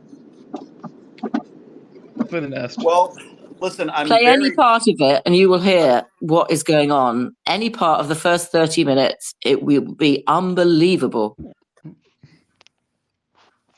Yeah, I mean, I think we need to listen to this before drawing any more conclusions. But Fuck yeah, Jack. Listen, choose any why don't segment you you play like, it? Why any don't you minute play it, you Money like. Penny? okay, I okay. will bet you will hear 10 N words. Well, isn't this a bit of a problem in many ways? You know, I mean, to get a little I don't know. critical. First Let off, It's a Zach big finish. Let problem. Zach well, finish. hold Let on, Zach hold finish. on, Oh, hold I on. was finished. Go I ahead, Richard. yeah, I see. I like when there's debate and stuff like this. I mean, I would actually defend Jack Dorsey to a large degree. I think he was demonized. He was actually probably one of the better people running a social network in that earlier era, in the pre-Musk era. And yeah, there was the Hunter Biden laptop thing, and also yeah, he was being reportedly, evidently maybe being informed by the FBI that this was some outrageous game. So I think Jack Dorsey was actually pretty good when it came to moderation. I mean, the only thing that I would say to all of this, and I guess I'll put my liberal cap back on, is that there was a time when a lot of this stuff certainly was marginalized, but probably deservedly marginalized. And we're entering this, what I like to call sludge economy, where the stuff that is, I mean, David Icke is maybe like defensible because it's entertaining and just like totally outrageous. You wait till you hear this. You wait till you hear this. Yeah, but it's like on some metric, Tim Pool is more influential than like NBC News. And isn't that problematic? Like, doesn't that spell a kind of declining culture? And I mean, That's sad, honestly. No, not really, That's because mainstream media is dog shit. well, yeah, yeah, but so is Tim Pool. yeah, I agree. I can't believe I'm agreeing with this man. I guess if we put the Russia issue aside, yeah, I mean, look, New York Times, the New York Times will lie by omission. Like the New York Times, their famous motto, "All the news that's fit to print." I don't know if they still even use that, but that's in a way that's an implied threat.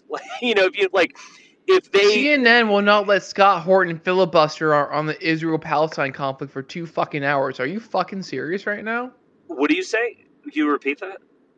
CNN will not let Scott Horton filibuster on the Israel-Palestine conflict for 2 straight I fucking get hours. it. I That's get what it. Tim Pool did. So you're saying that not a nuanced conversation in mainstream media is like better, and that the death of mainstream media is a detriment to society? Like, really? Yeah, I actually am. Now, It is, Phil, because mainstream media should be a higher quality, and it shouldn't have devolved the way it did. And it is a disservice that Americans It's a can't get on transition period. NBC, ABC, CBS and get proper, reliable fucking news. It's a problem. yeah, look. Is there a Zionist bias? One that I would. Is there a Zionist bias? I would say obviously yes. Now, is that actually waning? And can you learn very interesting and nuanced reports on the Israel-Palestine conflict from an organ like the New York Times? The answer to that is yes. I mean, I'm sorry, I'm not going to like demonize mainstream liberals unfairly. I mean, they are who they are, and it's just like so many people think that it's like finally the truth is out and things like that, and it's like who's actually dominating alternative media? It is Tim Pool, maybe at best. It's like people like it's like the whatever podcast where you get like a bunch of sluts getting mansplained by these, Christian bros or whatever. And they're like, actually, doing porn is bad, Lisa. I've got to tell you, doing porn, that's bad stuff, bad. Like, it's just this, like, sludge. There's no content whatsoever. And so I do think it is an expression of a declining civilization, to be frank, the rise of the alternative media. At least this sludge isn't backed by Big Pharma. This is so weird, Richard. We're on the same page on something. There was no content in this. There were 4 monosyllabic words that were repeated about 100 times over, and the only double-syllable word was the N-word. Well, so that the N-word, kind of them funny. being their most sophisticated, I guess is what you're saying. That's yeah. Well, no, what stands out to incredible. me is she said there was 11,000 people in the room that were Yes, identifying with that. exactly. 11,000 Yes. people. I honestly gobsmacked. Sam Hyde addressed this, actually. He referred to it as in thought when he was describing QAnon, essentially. Richard, do you still What did he mean by listen to that? Chapo Trap House? End thought. What did he? Hold on, I'll answer that. But what did he mean by that exactly? Oh, he said like when you can't say the N-word, you are your mind is caged. You're not free. You don't actually like you're not a human. It's like I don't know. I kind of get that. Looking video. Like I kind of of two minds on that. I mean, like I get that, but then at the same time, when the only thing you say is the N-word, that's also a sign that you're equally caged in your own stupidity. Bullshit on that. I'm an Irishman. And what if you're black and that's the only word you know? If you call somebody a black person, whether you're black or not, you call them in the N-word, it's wrong. Right. I'm an Irish person. Well, every female was a hoe or a bitch. There was no word female used at all during over the hour that I listened. Oh, that's a good point. What about shoddy? Most of the words I didn't understand. I had to look up in a bloody Urban Dictionary. You can call them goon caves or dick koozies as well. This is a good word for it. So wait a minute. I received a DM from a listener who told me. I remember trailer trash. That was yeah. Moneypenny, I've been told that the space wasn't that N-word, wasn't that full of the N-word, apparently. What? Go on, pick any minute. I'll put money on I it. put it in the nest, Zag, so someone play it live. Zag, when white women hear the N-word like 3 times in an hour, they think that the whole hour was just nothing but Pick the N-word. minutes 3 to 10 in the first Okay, 10 I'm not a minutes. white woman, but if I hear the N word in that many times, I'm probably going to question the audience I'm in. I'm doubting on the white woman. I forgot who asked. Maybe it was FDM. Do I still listen to Shop at Trap House? I have not listened to them in years. I kind of got into them a bit in the 2017 era, and I kind of liked the, it was the dirtbag left. It was almost like listening to TRS but on the left. I mean, I think there's something to that. I would just say that, like, they don't really have anything. Like, at the end of the day, it's some funny riffs and bits, but at the end of the day, it's just kind of like, fuck you, give me healthcare kind of talk. And it just gets old. You know what I mean? Like, I've heard this somewhere. It's like, once you've heard the message, you can put down the receiver. If Okay, someone, six quotes on that room. Who was crying? This is disgusting. This is gross. Open the mics. Crazy. Dishonest. Those are mentions on that room that I was talking about. okay. But yeah, I agree, Richard. They kind of went down with the Bernie ship. I have listened to their last few episodes though, and it's been interesting to kind of hear a couple Jewish guys, Felix Biederman being one of the hosts, and I think they had Brace Belden from the TrueAnon podcast on, another Jewish guy. But Jewish American millennials who are not taking, the Finkelstein or the Greenwald kind of self-serious approach to critiquing Israel, but are really just having a laugh and taking a piss fully on the Zionist project. It's been entertaining the last month or so to listen to. Okay, that's interesting. You say that. I might check them out. Actually, I'm kind of curious now. Yeah, I kind of dove back into it. I hadn't listened to them in a couple years either, but I always try to shock my audience and, tell them something they don't know and all that kind of stuff. As I said, I didn't know half the vocabulary in that show. I was on Urban Dictionary, and I'm a little white English girl with absolutely no caravans around me.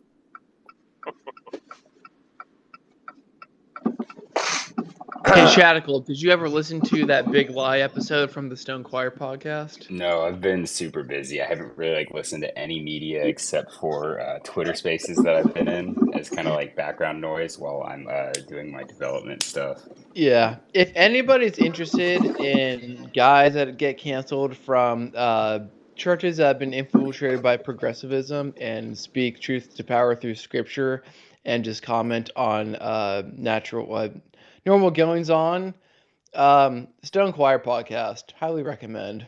Go listen to it right now. Don't say truth to power. It made me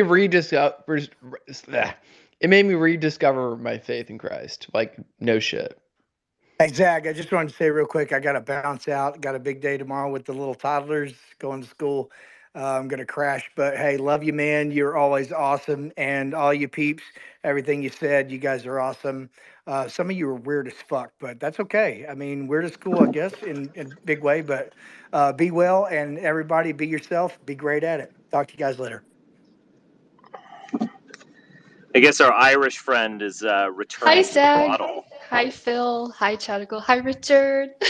Good morning. Richard, How you Um, doing? Richard, did I you say had my returning? hand up, but Hold you on, guys Richard, kept did you say skipping. returning to the bottle?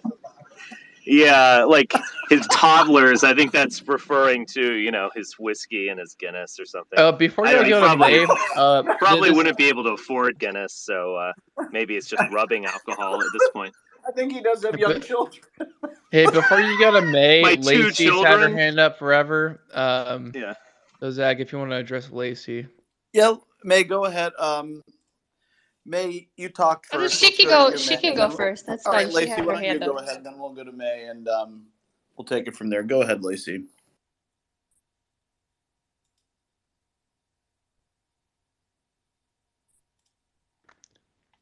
Is she talking? I cannot hear Lacey. I I was cannot about to either. say I can't Yeah, hear I can't her. hear her either. Lacey, are you a bot? All right, fuck off then. No, so I wanted to say I was in the other space and Prodigal came in and he was saying that Richard and Charles were getting kind of like tension or something over the Nick interview. I don't know if he's just being Prodigal, but Wait, I just wanted to say I absolutely loved the interview. I thought it was wait, God, this is what is fantastic. it? Prodigal Where is stirring the this? pot. Is it live? Is I, it like on the website? Where do I find this? Phil, I'll send it to You you. can oh, find it on you can find it Twitter on and Richard's Twitter. yeah. Oh Yeah. fuck! I thought it was fantastic. I I just might wanted to leave say right that this and moment now. screw the haters, let them hate. That's all I wanted to say. Based. I like sincerity, and I do find that with Fuentes, and I also think it's like there's so much. I think I got some interesting information out of him, like about his meeting with Trump and all that kind of stuff. I thought there was actually some new info, and that's always good. But I also kind of, it was very friendly, and I think that's also good because, it's like everyone, the only interaction he has with other people who aren't his fans, because I'm not a griper or whatever. The only interaction with people who aren't his fans are like Media Matters, dissecting his various racism. Yes, I wanted to say that too. Like a couple other people had made posts about this, but it's so true. Like he goes on, I've seen all his interviews for like the past 4 years, and he goes on these shows and he repeats the same talking points, because they're not up to date. And so he doesn't get to say what he wants to say or talk about things. Like, and when he was talking to you, you could tell you're both on the same level. It was an interesting conversation. He doesn't get to do that often. Yeah, I It was good. appreciate that. Thank you.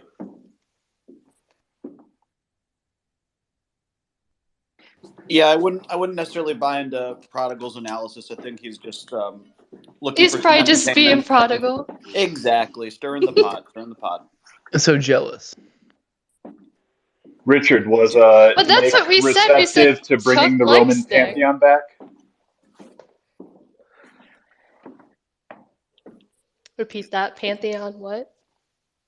Oh, I'm not hearing that. Oh, I was just asking Richard if I haven't seen the conversation yet, but I was asking him if Nick was at all Is someone receptive talking? to this idea Richard said he's been crafting. FDM is yes. It's FDM?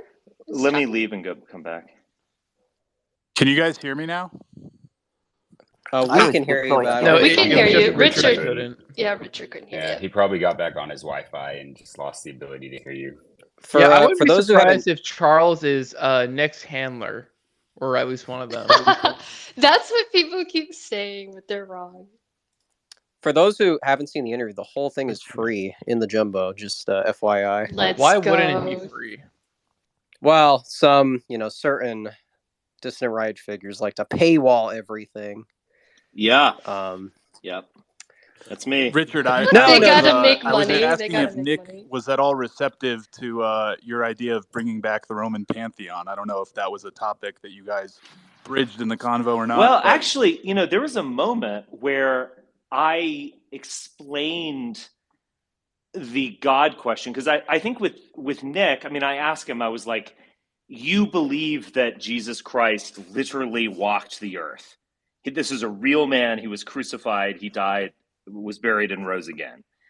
And he said yes. And so he was basically saying, like, that's a reality. And he doesn't like the idea of almost like inventing or reinventing new gods. Why would you worship Apollo or things like that? And what I guess I was making the case that, when you're in love with a woman, you are in effect believing in Venus, or you experience Venus in that intensity. And so these gods haven't really left us, A, and then B, because they are a human archetype of a particular way of being or an intense experience. They're also kind of ethnic archetypes as well. I think gods have served that purpose. But then in addition, it's like, I don't know. I guess I would say that like we do need gods, and the ability of a culture to produce new gods is a sign of its health, really. And just kind of worshiping the shadows on the wall of the cave. I mean, I think if I were to say, even to a devout Christian, that God is dead, I don't know how they could really disagree with me. And because they have faith. yeah, but like God is dead is an almost sociological statement more than anything. I mean, Okay, that doesn't ruin my faith in Christ. So what's your fucking point? well, I don't understand the antagonism, first off, but secondly, You're just not making any sense. Like faith is faith. okay, but do you want a Holy Spirit to animate a society, or do you not care? What do you mean animate a Do you society? know what the word animate means? Yes, in this context, I'm assuming because people have faith in the Holy Spirit, the Trinity, then that would somehow, one might think, like manipulate them into doing certain things. I mean, Do you think can you explain faith, the context you're trying to? the notion of God is dead, as Nietzsche announced it? It's actually interesting. Hegel talked about the death of God earlier, but as Nietzsche announced it, it is a sociological statement. I mean, one of the ironies of that passage is that this madman is announcing the death of God, and all of the people who overhear him are almost over it. They're, you know, and Zarathustra says in a later book, he's like, this man doesn't know that God is dead. I mean, it's a layered statement. But like, if you just look at something as simple as church attendance, or how people define God, what they believe in, I don't know how. I mean, it seems like especially a devout Christian would recognize that God is dead in the West. I mean, people are leaving churches because the churches that they were going to are preaching false doctrine and are being plagued with progressivism. Exactly. Well, My if you believe family that, stopped going to the United Methodist Church, and like the main pastor that was at that church left and went to start like basically a startup church where there's like no okay, denomination if you because hold they on, you just made a kept being claim. welcoming You know, to all these progressive I get your ideas. claim, and you don't have to go up. If you would argue that, then we would have this large mass of unchurched devout theists, these people who are too hardcore for the churches. They're more Catholic than the Pope, and yet they have no place to go. Is that what No, we is that see in wider society? All these unchurched, devoutly religious people? Is that what we see? I mean, I don't know what people would do behind closed doors. Well, you're obviously just avoiding answering a clear question. Richard, if I can answer, if I can just maybe make you think of it a little differently, it's not Sure. that God's dead, it's that the people in our culture are spiritually dead. It's the people that are dead, not God. Well, that's what he's saying. I think that's what you're saying, Yeah. right? I mean, that's one way of putting what Nietzsche and myself am saying, yes. Yeah, it's not like a literal declaration of, you know, secular society is spreading. I think that's the point. Not that the literal death of a But your god is God taking did place. literally die. I mean, there's So another irony to Nietzsche's statement, which is that he said it is a actually dead God on a Yes, mythic level. praise God, God. He God is dead died. like He punk. died, but he lives. Right. But he had to die. He had to. Like, I've always hated the Yes, he had to die. he anti-Semitic. died so I mean, someday it was pagans like you, Richard, could go to heaven if you accept him as your Lord and Savior. Okay, man. if Christ Well, What were had you never saying, Vaughn? died, there would because of God's. It's actually because of God's love that he hates sin so much that everyone deserves eternal punishment because they completely fall short of God's glory. And it required something as enormous as the death of Jesus Christ on the cross to actually pay that penalty, to take that prison sentence for us. Vaughn, what were you saying? All I was saying is I understand God's dead like Punk, basically. Like, not actually dead, just... Yo, let's go. Is that like a Punk's not dead thing? Right. Oh, It's like you'll always have sex, but you'll never kill the spirit, if I understand that correctly. What the fuck, Ace? I kind of What in the like, fuck you know did you what? just say? What the? I kind of like, no. There's something to that. Like, every generation laments it's over, but then you have this small little. Well, thank you. Sorry, Vaughn. No, I get where you're going. That's more or less it. Yeah, it doesn't. But like, if it's dying on a It's not larger all scale, then encompassing that's a trend. Is it like a anymore. multiple orgasm, or would you But it's guys not still know about that? there, you know. It's just... No. There, yeah. I just think Well, like an Those are orgasm related is things the to little sex. death. What's going It was on here? actually. I don't know what we're talking about. The orgasm was the little death in early modern English. Shakespeare would bring that up many times. Oh my real. God, what is Somehow I we have no went from idea. God to sex. I don't know. I thought you meant the Punk quote. Sorry. Excuse me. Is Kaiser awake? Why is his head on a Would now stand be all of a an sudden? appropriate time to shift back to Vaughn and Richard's much earlier discussion about Eastern Ukraine, or? I kind of said my piece on that. Zag, would you allow me to totally shift the conversation? Sure, go ahead. Into lighter territory. Absolutely, okay. Please do, yeah. All right, I want to get into a heated argument over the all-important Alabama and subject. Florida State. Kind of. You actually you sensed where I was going. I don't follow college football that much, but okay. Which team, NFL team, has the greatest uniform? And you can go back into the shoulder pads. Raiders. Oh, this is easy, Richard. Bama. Raiders. Like Eagles. most iconic, or like most aesthetically yeah. pleasing. Well, you can make various arguments, but just the best. I'll just say the best. And I guess you could go to college too. We'll kind of open it up. Raiders. You think the LA or Oakland or Las Vegas Black and now silver Raiders? all the way. I think that's I'll up give there. credit to the Vikings. I love that they have horns on our helmets. I think that's cool too. I like the purple. It's a bold choice, and they pull it off. But they've never won a Super Bowl. So I think you got to win a Super Bowl if you're going to wear purple. Is there something to that? Any Indian. Why do they wear shoulder pads? We don't need them in the UK. Why do they need them? It's because they assert their manliness by going out wearing pink tights, so they don't need to win anything to prove themselves. They've already asserted. Right. And overly large cod pieces. Yeah, exactly. Do you have a criticism or? Yes. I mean, why do they need such large cod pieces? They're not doing Shakespearean theatre here, are they? They're meant to be playing some sort of sport.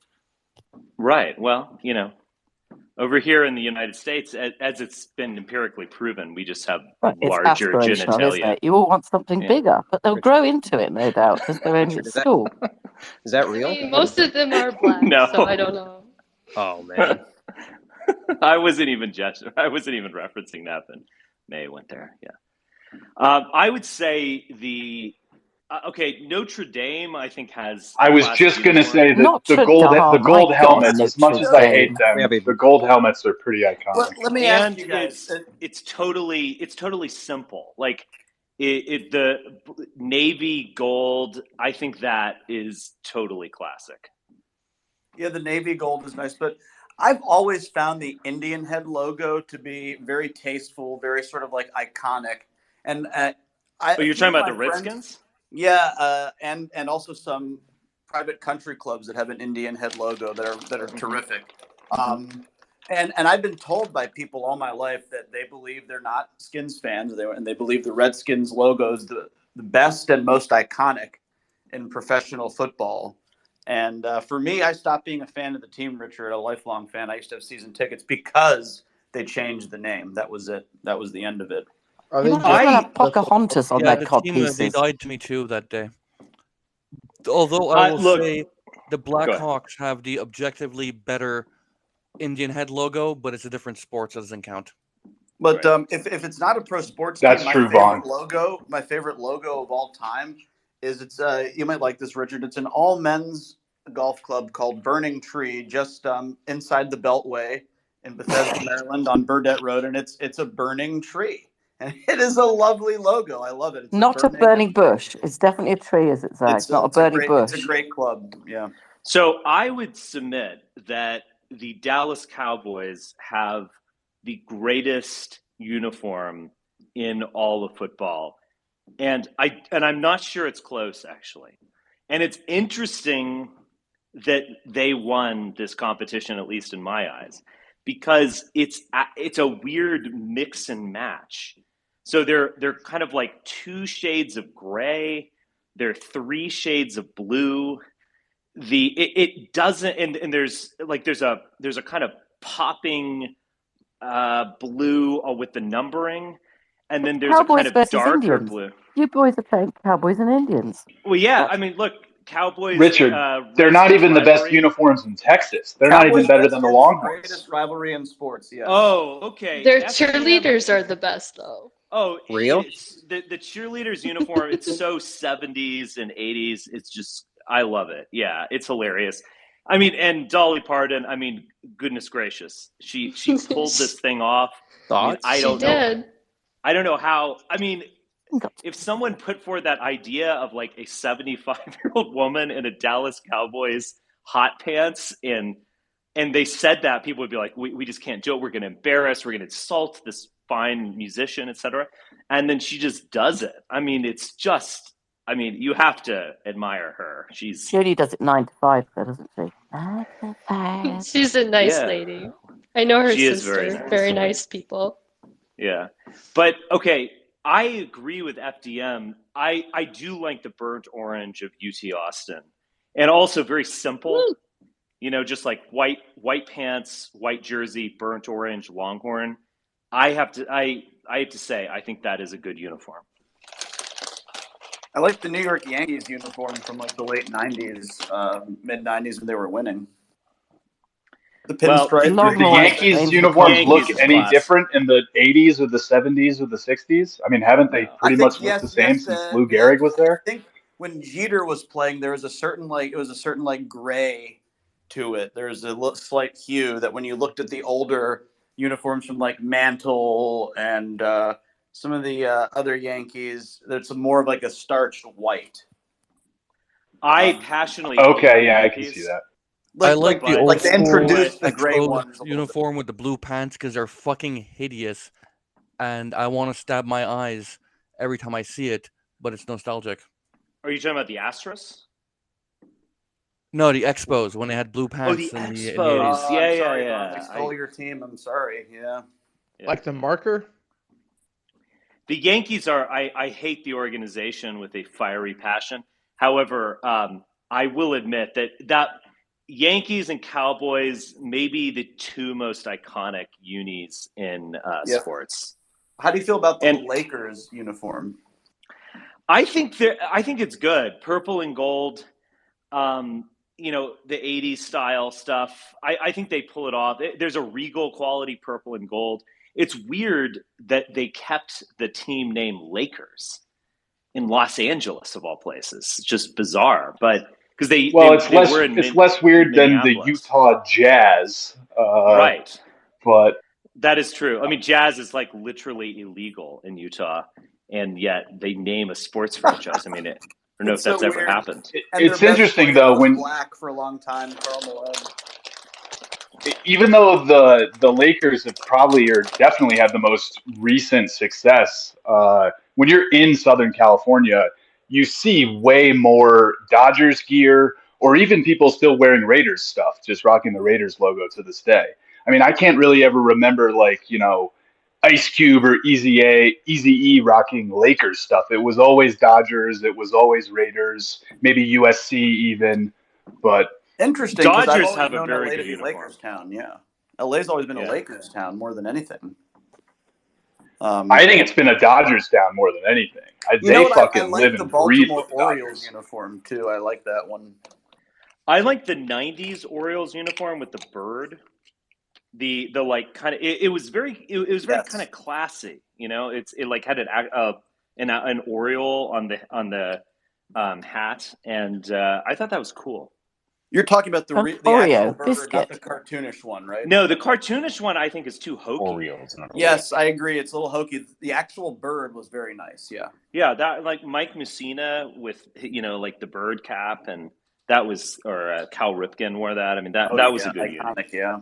Speaking of Cal Ripken, have you guys ever heard that rumor about his streak and his wife and Kevin Costner and the power outage at yes. the Orioles Stadium? Do you think there's any truth to that? I've never. I Was that think just it's like an 100% internet? true. So Really? what happened is that Kevin Costner apparently had sex with Cal Ripken's wife, and then he was gonna like miss a game and ruin the streak, and then as a desperate measure, they created a power outage in order to just like let him cool down for 24 hours. So I mean, it checks out. That's one of the all-time sweep under the rugs, if that's actually true. I guess it didn't fully get swept under the rug because here we are talking about it. But my gosh, Think of the money he kept the would have streak made alive, on though. So insider It's trading on that game. plausible because the owners and the players actually reached an agreement to avert a strike so that it wouldn't break a streak. So if that happened, yeah, I believe the power outage. Dude, the insider trading money you would have made if you had known on that game. Yeah. Does every game have a streak of them? I don't understand. That's a genuine question. Oh, what is that? He had a streak at of every football game. No. He had a he's a consecutive baseball player. record going of playing in every game for like seasons and seasons, hundreds, if not thousands, of games in a row. And they didn't want him to, break that streak by missing a game, being distraught that his wife had fucked Kevin Costner. I get it. Okay. Yeah, unbroken streak. Yes. That had to run Unbroken streak of They appearances. went streaking in a power outage. 2,332 consecutive games. That's like a lot of years. Was crazy. It? How many was it? 2,632. Oh my god! Wow. 160 games a season. That's wow. Somebody broke it. Vaughn loves math. Didn't somebody break it? No, not Ripken's record. I don't think that's ever. That's not going to be broken. That will never be broken because they rest players. I mean, it's kind of one of those like double-edged swords. I mean, you can't play every day baseball. I mean, particularly shortstop or demanding position. Imagine playing catcher every day or something. You just got to rest the players. You wear them down. I do one little side note in the Dallas Cowboys. So I believe it was either Tex Schramm or Gil Brandt or one of these guys because Dallas was an expansion franchise and they designed the uniforms by how it looked on color television. And so it's very interesting because no one had done that. And so they were filming the different uniform combinations and they kind of put it together. And that's why the uniform doesn't make sense exactly. Like there's 3 blues, 2 grays, white. They wear a white uniform at home, which is the reverse of what it's just kind of weird. But he was using his like aesthetic sense, maybe intuitively, but he was looking at it on the screen, which I actually find pretty fascinating. Definitely kind of postmodern in a way. Yeah, the Cowboys were very out front on a lot of that. And the sort of moniker America's team, I think, played into that psyche. And sparing no expense to get it right. I don't know. They always sort of seem to have that flash. And that was telling because I remember I wasn't alive for it, but I watched highlights of the 81 NFC Championship game against those Washington and the Cowboys at RFK Stadium. And that was basically thought to have been like the Super Bowl. I mean, because that was the biggest ticket in the league, those two teams playing in a meaningful game. And I kind of relish to see it again if it ever happens one day.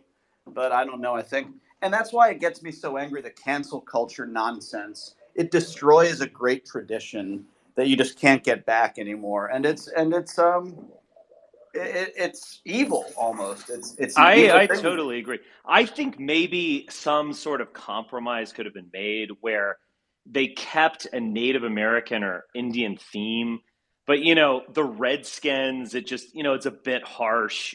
Could you call them the Warriors or Cherokee or like I think they could have reached a compromise. The But this Braves, whole yeah. like the Braves, yeah. But the Commanders, it's like the military. I mean, I guess it makes sense with Washington D.C., but it just I don't know. It kind of has a bad feel to it. It's They're like going to change it again, Richard. the At least, American So, military. at least That it's was a not so as science fiction Richard, ridiculous project, as the Commander. Cleveland They'll change it Guardians. again. They'll so change it again.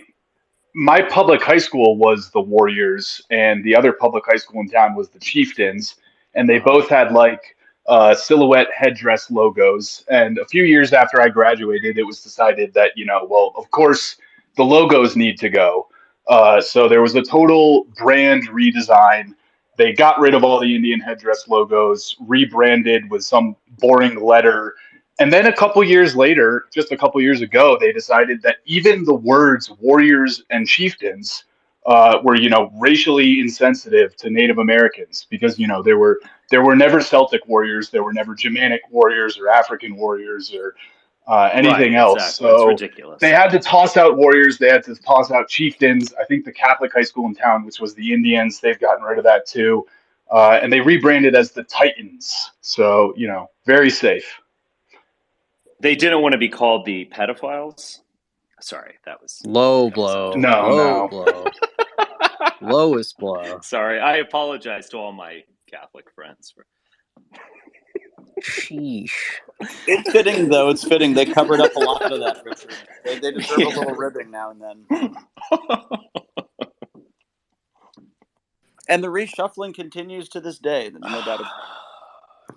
What about the best NHL team uniforms? I think Vaughn already said it. I mean, logo, it's got to be the Blackhawks, right? The Blackhawks jerseys are just great. The Red Wings too, but I might be biased to the Red Wings. Is a top 5. A close second to the Blackhawks. Well, the closest one I'd give the old school Penguins logo, where it's like a penguin playing hockey. I see. This is one thing that I was having actually a conversation with Mark Brahman about this, of all things. There was this. I think in the 60s and 70s, there was a kind of whimsical quality. Like, for instance, the Dolphins, which I like their uniform. The teal, it's like kind of an ocean green, blue-green kind of. Very good. I think it's cool, and it fits Florida. But the old one in the 60s, it was this like cartoon dolphin with a football helmet. And I just like that because it's a little bit silly, I mean, and then now it's like an abstract dolphin or something. And I think there's something like, the Cowboys, the mascot, I don't even know if they still have this guy, but he was this like cartoon cowboy with like a giant hat and things. Like the Cowboys are a flashy team and it's in it, et cetera. But I think it's good to be a little whimsical, like when you have these like the Arizona Cardinals, they created this bird. I mean, it's a cardinal for God's sake. But then now the bird is like has teeth and it is like screaming and is like going to kill you or something. Speaking like, of guys, birds, seriously, you're the speaking Cardinals. of birds and whimsical mascots, do you remember the old Miami? What was it, like an ibis? And he would be wearing that sweater, and he kind of had like a sailor's cap on, and he would be smoking the Miami Hurricanes. He would be smoking a wood pipe, and he was like an ibis or a crane of some sort, I think. Yeah, that was one of the best college logos. Maybe an osprey, who knows? Yeah. But that was like when they unveiled Chief Wahoo for the Cleveland Indians too. That might have been a little earlier, like the 40s. Chief Wahoo. He was kind of. I mean, I understand how a Native American could actually see that logo, not the name Indians, because the name Indians is obviously about honoring, fierce warriors and stuff. But that logo was a bit much. I mean, I'll grant them that. But, it's also kind of fun. Yeah, I mean, that like, logo is way more offensive than the Redskins logo. oh, definitely. The Redskins Yeah, logo was Cleveland's logo is honorable. like Redskins logo was is laudatory. borders on racist caricature. That one had to go. The Redskins, not so much. No. Yeah, that was Yeah. a Snyder And was I mean, pressured the into doing Atlanta that because Braves. he felt it was a self-preservation mechanism. I think Dan Snyder is one of the worst people in history.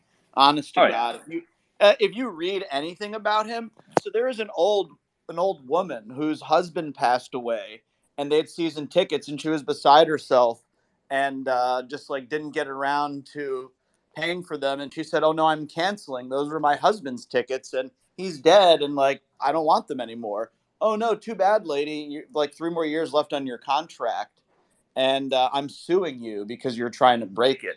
This is what a Jesus a Christ. billionaire wastes his fucking time doing this to little middle class people that patronized his team for years and had loyalty for decades because the season tickets were very old, and she had like 5 years left or something, and she's like, "Well, like my goodness, like no, I can't afford these." Like anyway, and he sued her and forced this woman to pay, and this was an early GoFundMe, and people found out about this and gave her back every penny and then some for everything, legal fees, because they hated Daniel Snyder.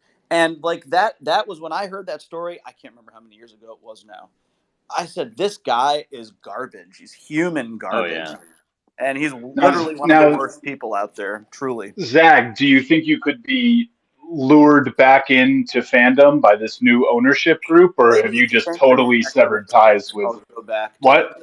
if they change the name to Redskins, I'll go back to having more interest. But If they did, if that's not possible, but they did something that maybe like why not Cherokee or something? That's a cool name. there's also copyright issues because the Warriors is owned, and so there were people that owned some rights to these names that specifically bought them.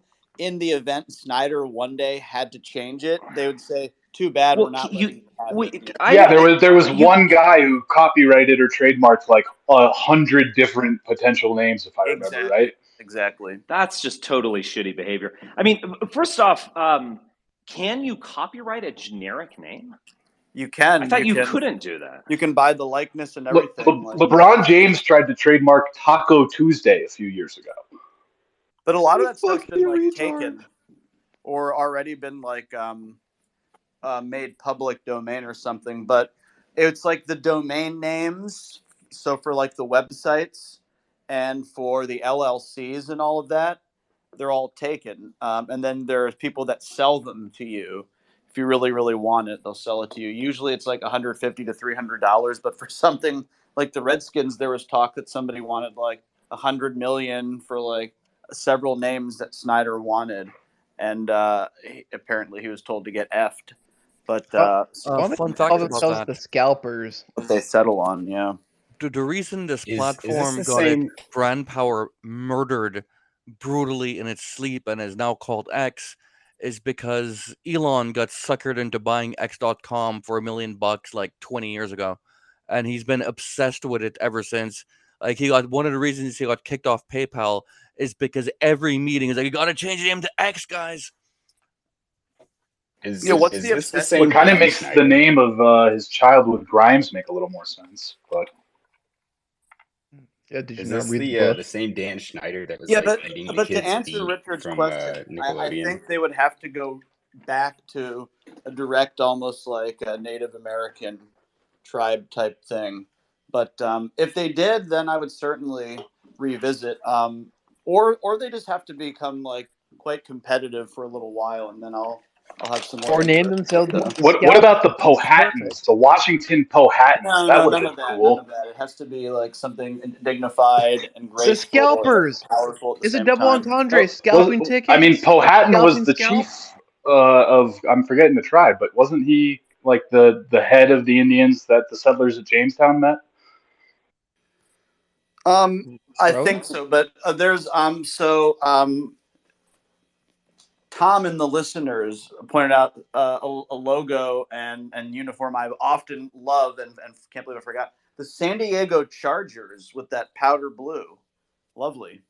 Yeah, that's a good uniform. That because it's very California, and I kind of like the lightning bolt's cool, and I think that's a very good one. You know, this was the other thing that Brahman and I were discussing because we were watching the Patriots, and I was just ripping on the Patriots. It's kind of an ongoing joke, but anyway, the '80s uniforms from the Patriots, again, the whimsical quality to it. There's a kind of cartoon patriot hiking a football.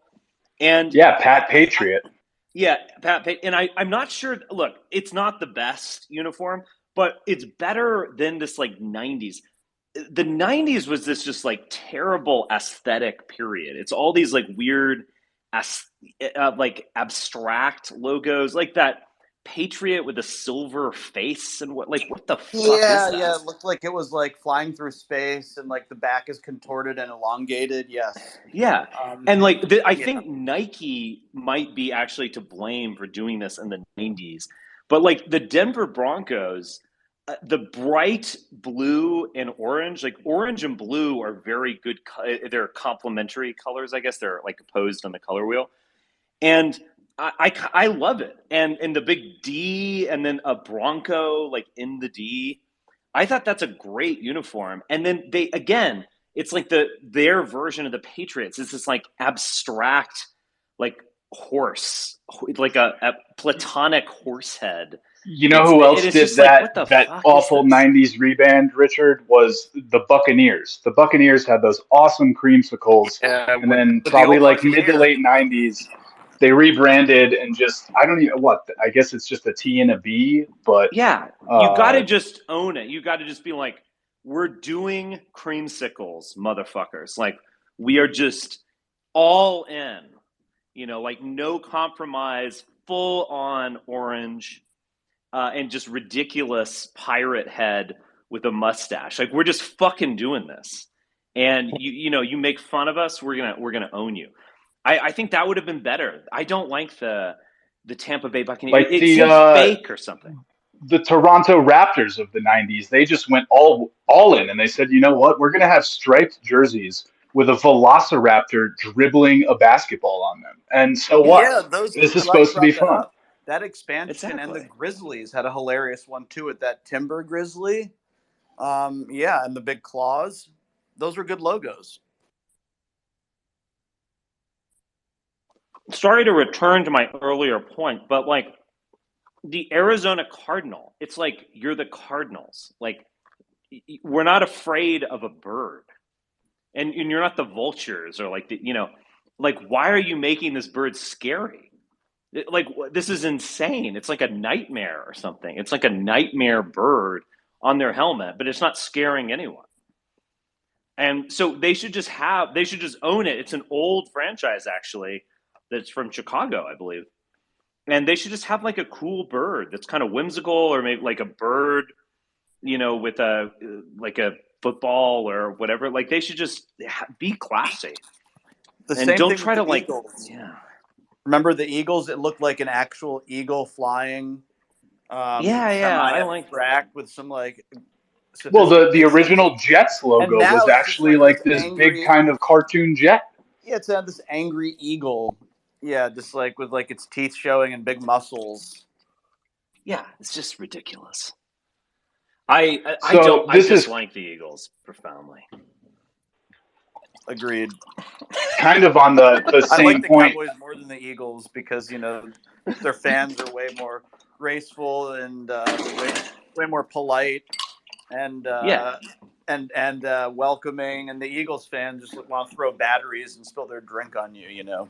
Oh yeah, exactly. They're a terrible crowd of people, especially at the old vet. A disgusting class of people would attend those games and wrap snowballs around batteries and throw them.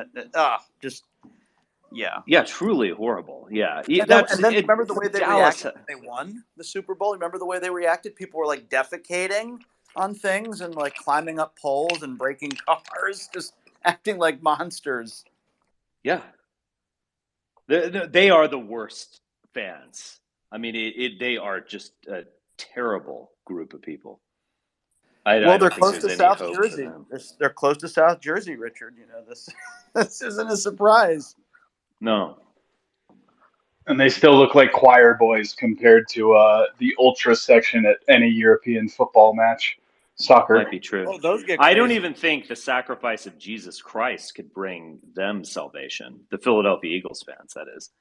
I mean, it's actually been a theological query for some time. They're unsavable. It's just due to their own depravity, their willful depravity, a kind of radical evil, if you will. Would you say it's an ontological evil? Yeah, perhaps. Yeah, some have suggested as much. Yeah, you must have hated the 2017 Super Bowl, Richard. Yes, I was definitely rooting for the Patriots. That's for sure. Just rooting for the stadium to cave in on itself. Maybe just anything. Yeah. The end of the world would have been better. The Patriots and the cheating. Remember that? That was always interesting. The Spygate, the Deflategate. That was interesting because I think there was I thought something to that. Deflategate was a bit overblown, but Spygate was not. I mean, they were just absolutely recording other teams' practices. I mean, it was just ridiculous.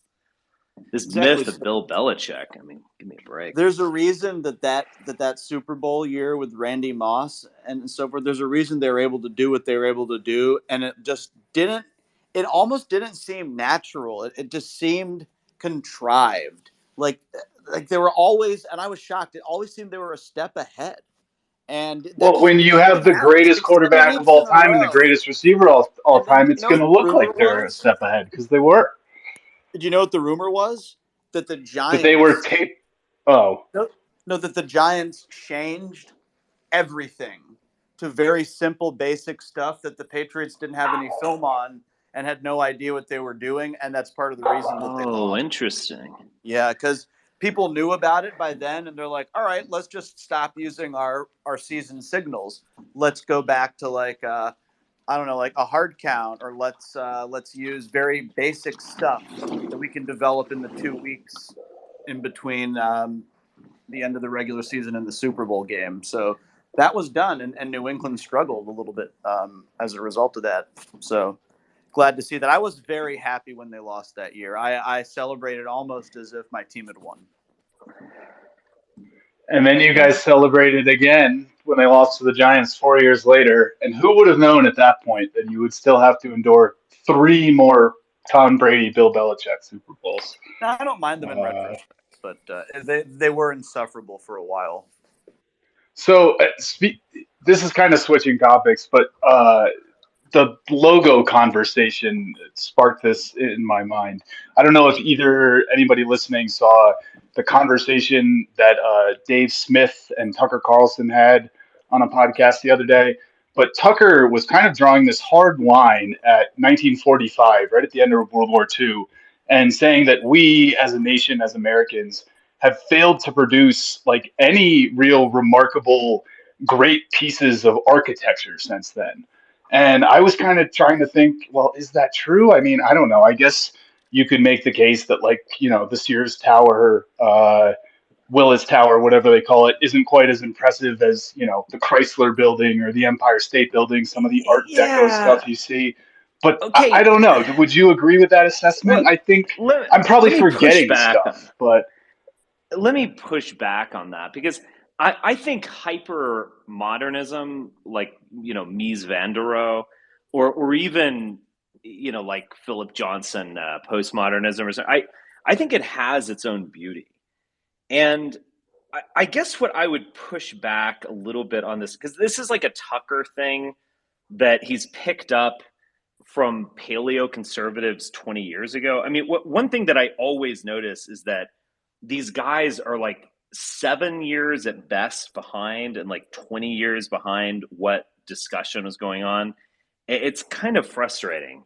And they present it as if they like came up with it or something. It's also annoying. But I mean, I think there is a certain beauty to the like harshness or of some architecture, but also like, do you know what I find like really stultifying and kind of nihilistic, to be honest, is the things that the conservatives love, which are the American suburbs. You know, I mean, like the cookie cutter housing, the car culture everywhere, just the kind of bland, vapid architecture that's like the worst of all worlds. You know, it's like modern in a way.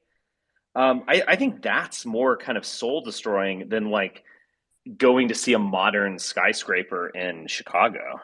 So you're anti-suburbs. Yeah, so some of those satellite photos or aerial photos of like Orange County tract housing are panic-inducing. I don't know how else Yeah. to describe them. Like, Well, also that those developments destroy lovely nature and places that are wild, and Yeah. they're noisy and polluted, and forever expanding and never ending. So Yeah, I mean, in Dallas, where I grew up, I mean, you know, some of the earlier suburbs, I'll admit, have a certain charm to them. They're kind of unique houses. They're smaller lots, smaller homes. I mean, but and even something like the Galleria or North Park Mall or something like there's something charming about it. I mean, I'm not exactly singing its praises, but once you just keep going out, as you drive out further, you see newer development. Like once you reach Plano or something or Garland, I mean, this thing is like suicidal. I think it's fair to say, like just absolutely soul crushing, monotonous, the bedroom beige. community, yeah, Yeah, and it's chain very restaurants. depressing. With Yeah, the It's like that with with the like noise brick barrier houses on the in the highway. Midwest too. Yeah, with the noise barrier on the highway. Very sad, very sad.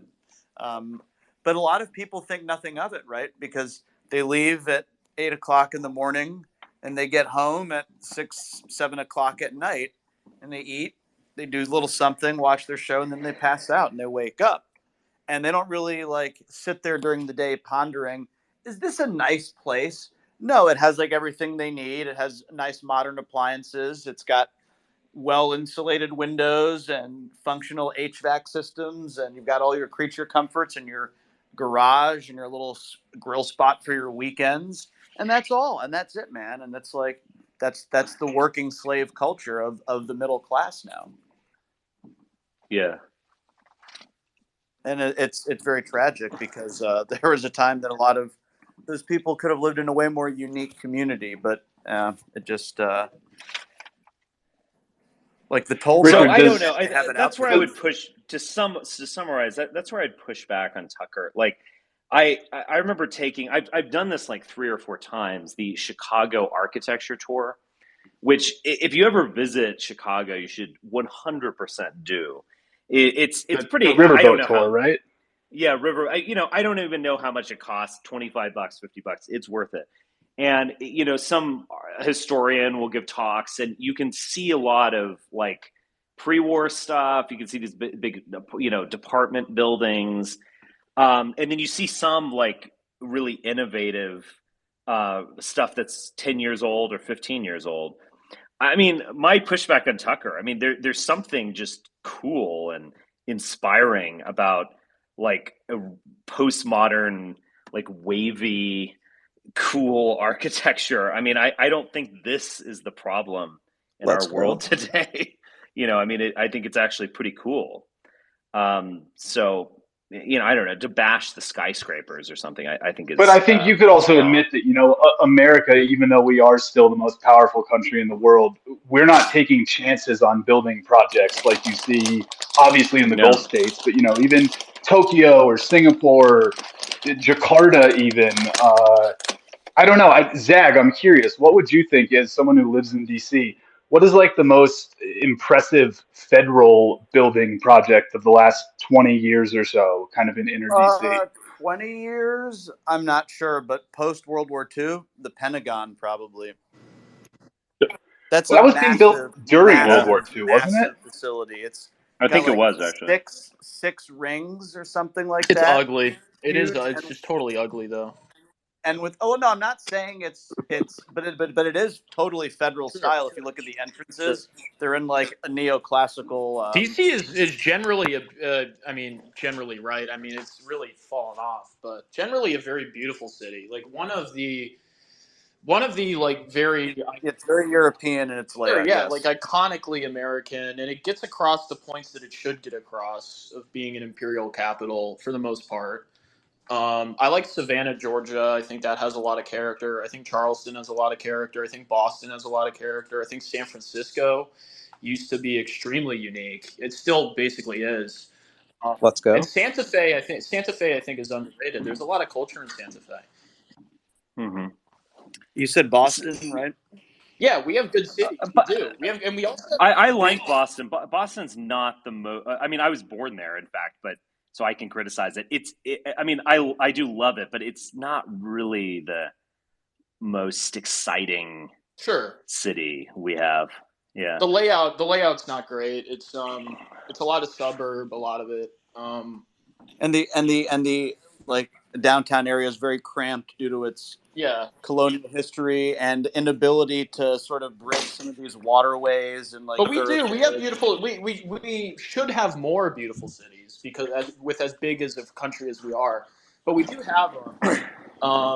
And we have a lot of like beautiful towns in the Northeast too. There's a lot of like really amazing colonial towns, and stuff. And yeah, I think there's also something to the Midwestern the city that like wasn't destroyed by the industrial, like Indianapolis is really cool. It's all this like red brick and it's awesome. I love Indianapolis personally. Downtown Indy is like bustling, like people are always doing stuff, and it has like a style, to it. And You know, this might sound totally crazy, but there's something to be said for Las Vegas, and I actually mean that quite seriously.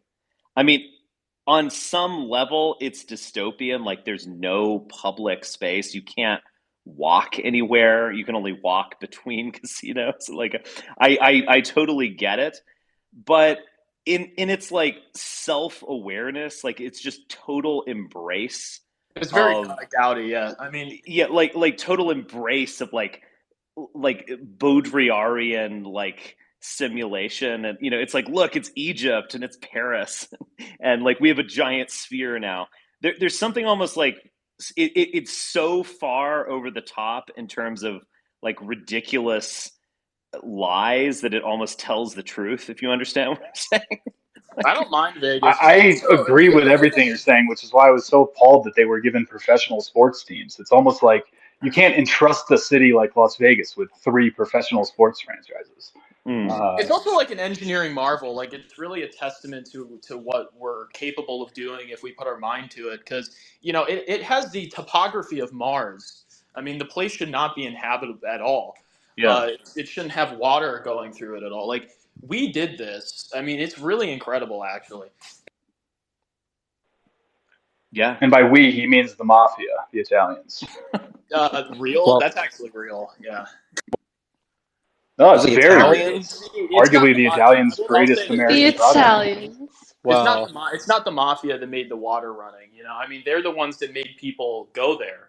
But it was the Anglos that built the city, that built the infrastructure for the city to be survivable. Yeah. I actually saw U2 at the Sphere, and really fascinating stuff. But so the Sphere is like, if you want to, it's like Baudrillard on like steroids. I mean, it is totally insane. But at one point in the concert, they did like this long. They did some of their great. It was like With or Without You and Where the Streets Have No Name. And with it, when it's Where the Streets Have No Name, the Sphere. They showed you right outside the Sphere. So it was almost as if the walls disappeared and you were looking at the city, and it was done like very accurately. And then when Where the Streets Have No Name is about heaven, of course, they they deconstructed, like actually deconstructed, like their cranes that popped up, and they took away the city of Vegas, and then they showed the landscape, which is like Mars. It's a desert, and then it was flooded, and with or without you, and then their final song was "Beautiful Day." And so it was after the flood, and then all of these animals, like all of animal life, appears on the sphere. And there actually is a reference to the flood in that song. It's like I forgot what the line is. It's like in the bridge, but it's like the flood is gone and we're ready to live our lives. And that's kind of how they ended the concert. It's like the flood is over and now we're back and go forward. I mean, U2 is a very Christian band, deeply so, and not even Catholic, even though they're Irish, because they were involved in evangelical Christianity. Bono was mother was Anglican, I believe. I think But they're half anyway, and half. Some of them are Northern Irish, some of them are Southern. yeah. But they got involved with evangelical Christianity. Edge and Bono were very sincere. They were involved in this group called Shalom, which is very interesting. But it was they were literally proselytizing, around the world. But anyway, I thought it was pretty fascinating, and yeah, I mean, I think it's just kind of cool. You have this like Kubrickian sphere in the middle of this entirely commercial, postmodern, global city. It's like fitting. I I don't know. It was remarkable stuff. So that lyric is see the bird with a leaf in her mouth. After the flood, all the colors come out. Yes, and they literally did that. So at first there was all animal life, so like all insects, moose, beavers, butterflies, and then they started to slowly like emerge and have color. So they were presenting like they were sending you out of the concert with like the flood is over, and Sure. now go. Yeah, I mean it was. I have Yeah, to say like that's an interesting theme. I think, yeah. a lot of these young Earth creationists, their heart's in the right place, but if you don't get that, like the theme of, say, the Noah story is that like God is bringing temporary non-order to destroy chaos so he can reestablish order again, then I don't think you actually understand the Noah story at all. If you think it's Right. just about a guy in his boat, then I don't think you get it at all. Right. It's the fourth Yeah. turning parable. Is that what you're saying? No, I mean it's mytho-history, but sometimes the myth is more important than the history part. The history gives it its basis and it gives it its setting. But a flood story in the ancient world wasn't novel. Everybody had a flood story. It's what they were trying to say with the flood story that was interesting. Yeah, and the concept of the rainbow is also something. It's actually kind of fascinating that gays have adopted the rainbow as Well, it's their like a specific. logo. It's like for That was specific very reason, intentional. Yeah. Yeah. Yeah, that was on purpose. On purpose for what? It's like a mockery thing. They also changed the rainbow because theirs only has 6 colors, and the typical Roy G. Biv has 7. So it's like a it's kind of like an inversion as well. It's like a mockery kind of thing. Yeah, taking this because 7's the number of perfection for Christians because of the 7 Sabbath. days of creation. It's connected to the whole temple, the schedule of the temple, right? So 7 is important. Well, 6. It's 6 days of creation. I mean, it's 7th is the Well, it's Sabbath. not actually 6 days. 7th is the fundies get that wrong all the time. Creation is not complete until God rests. It isn't. Exactly.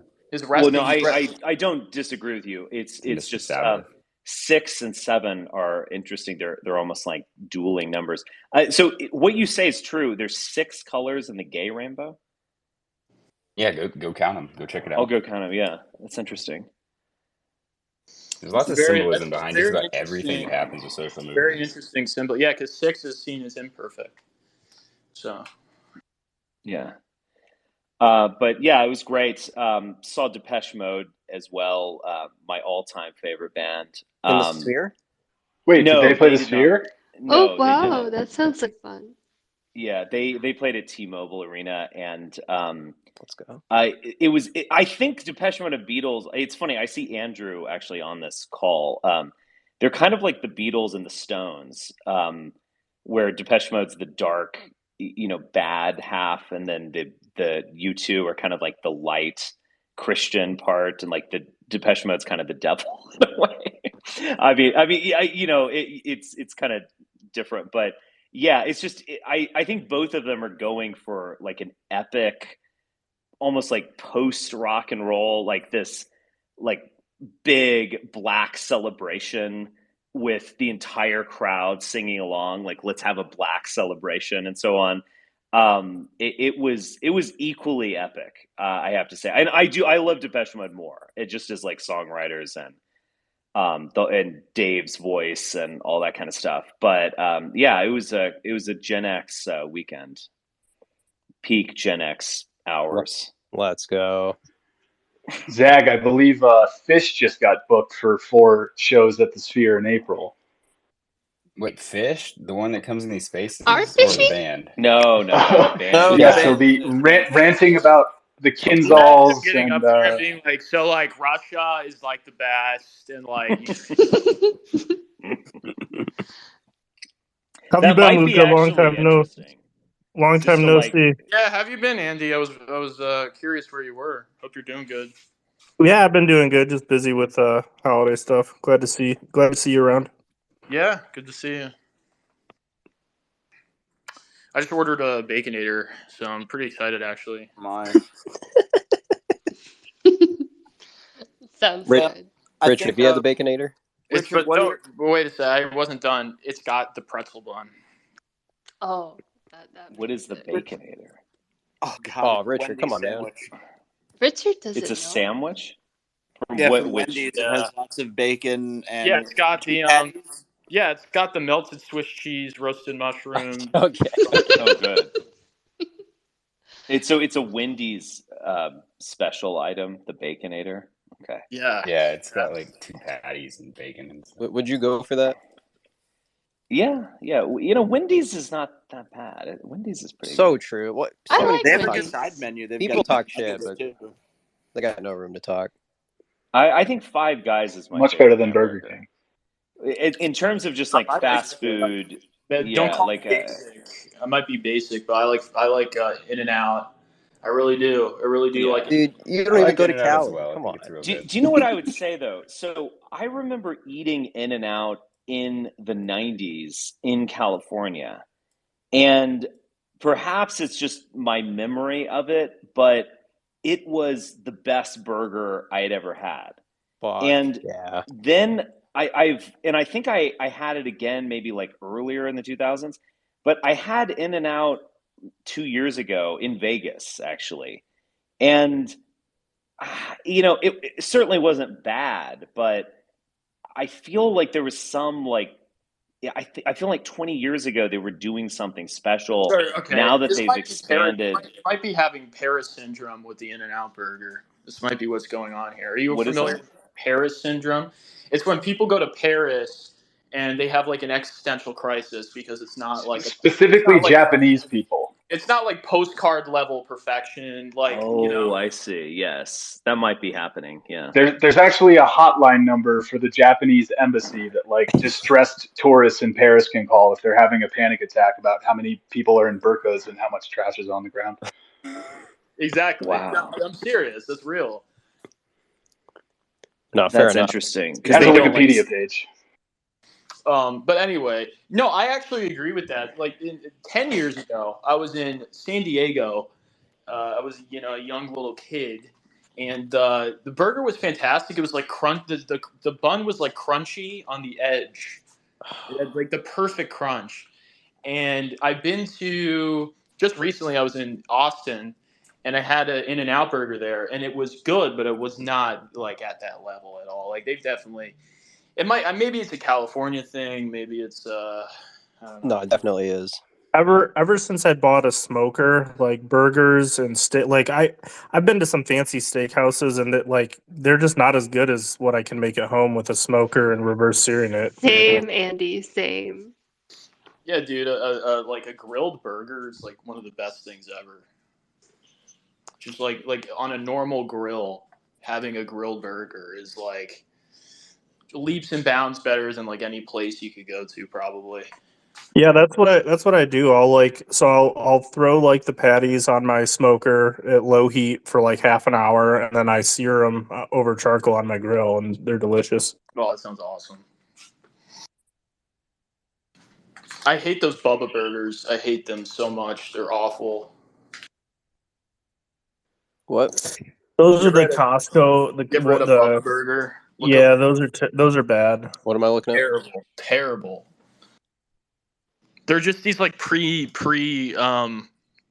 patties, and they taste like shit. They're so bad, but they're cheap. Oh, I've seen those at Sam's. Yeah, they look Disgusting. They had a brand that was similar to Bubba at Costco. I think Bubba you can get at Costco too, but the other brand was like decent if you're throwing like a backyard get together or something.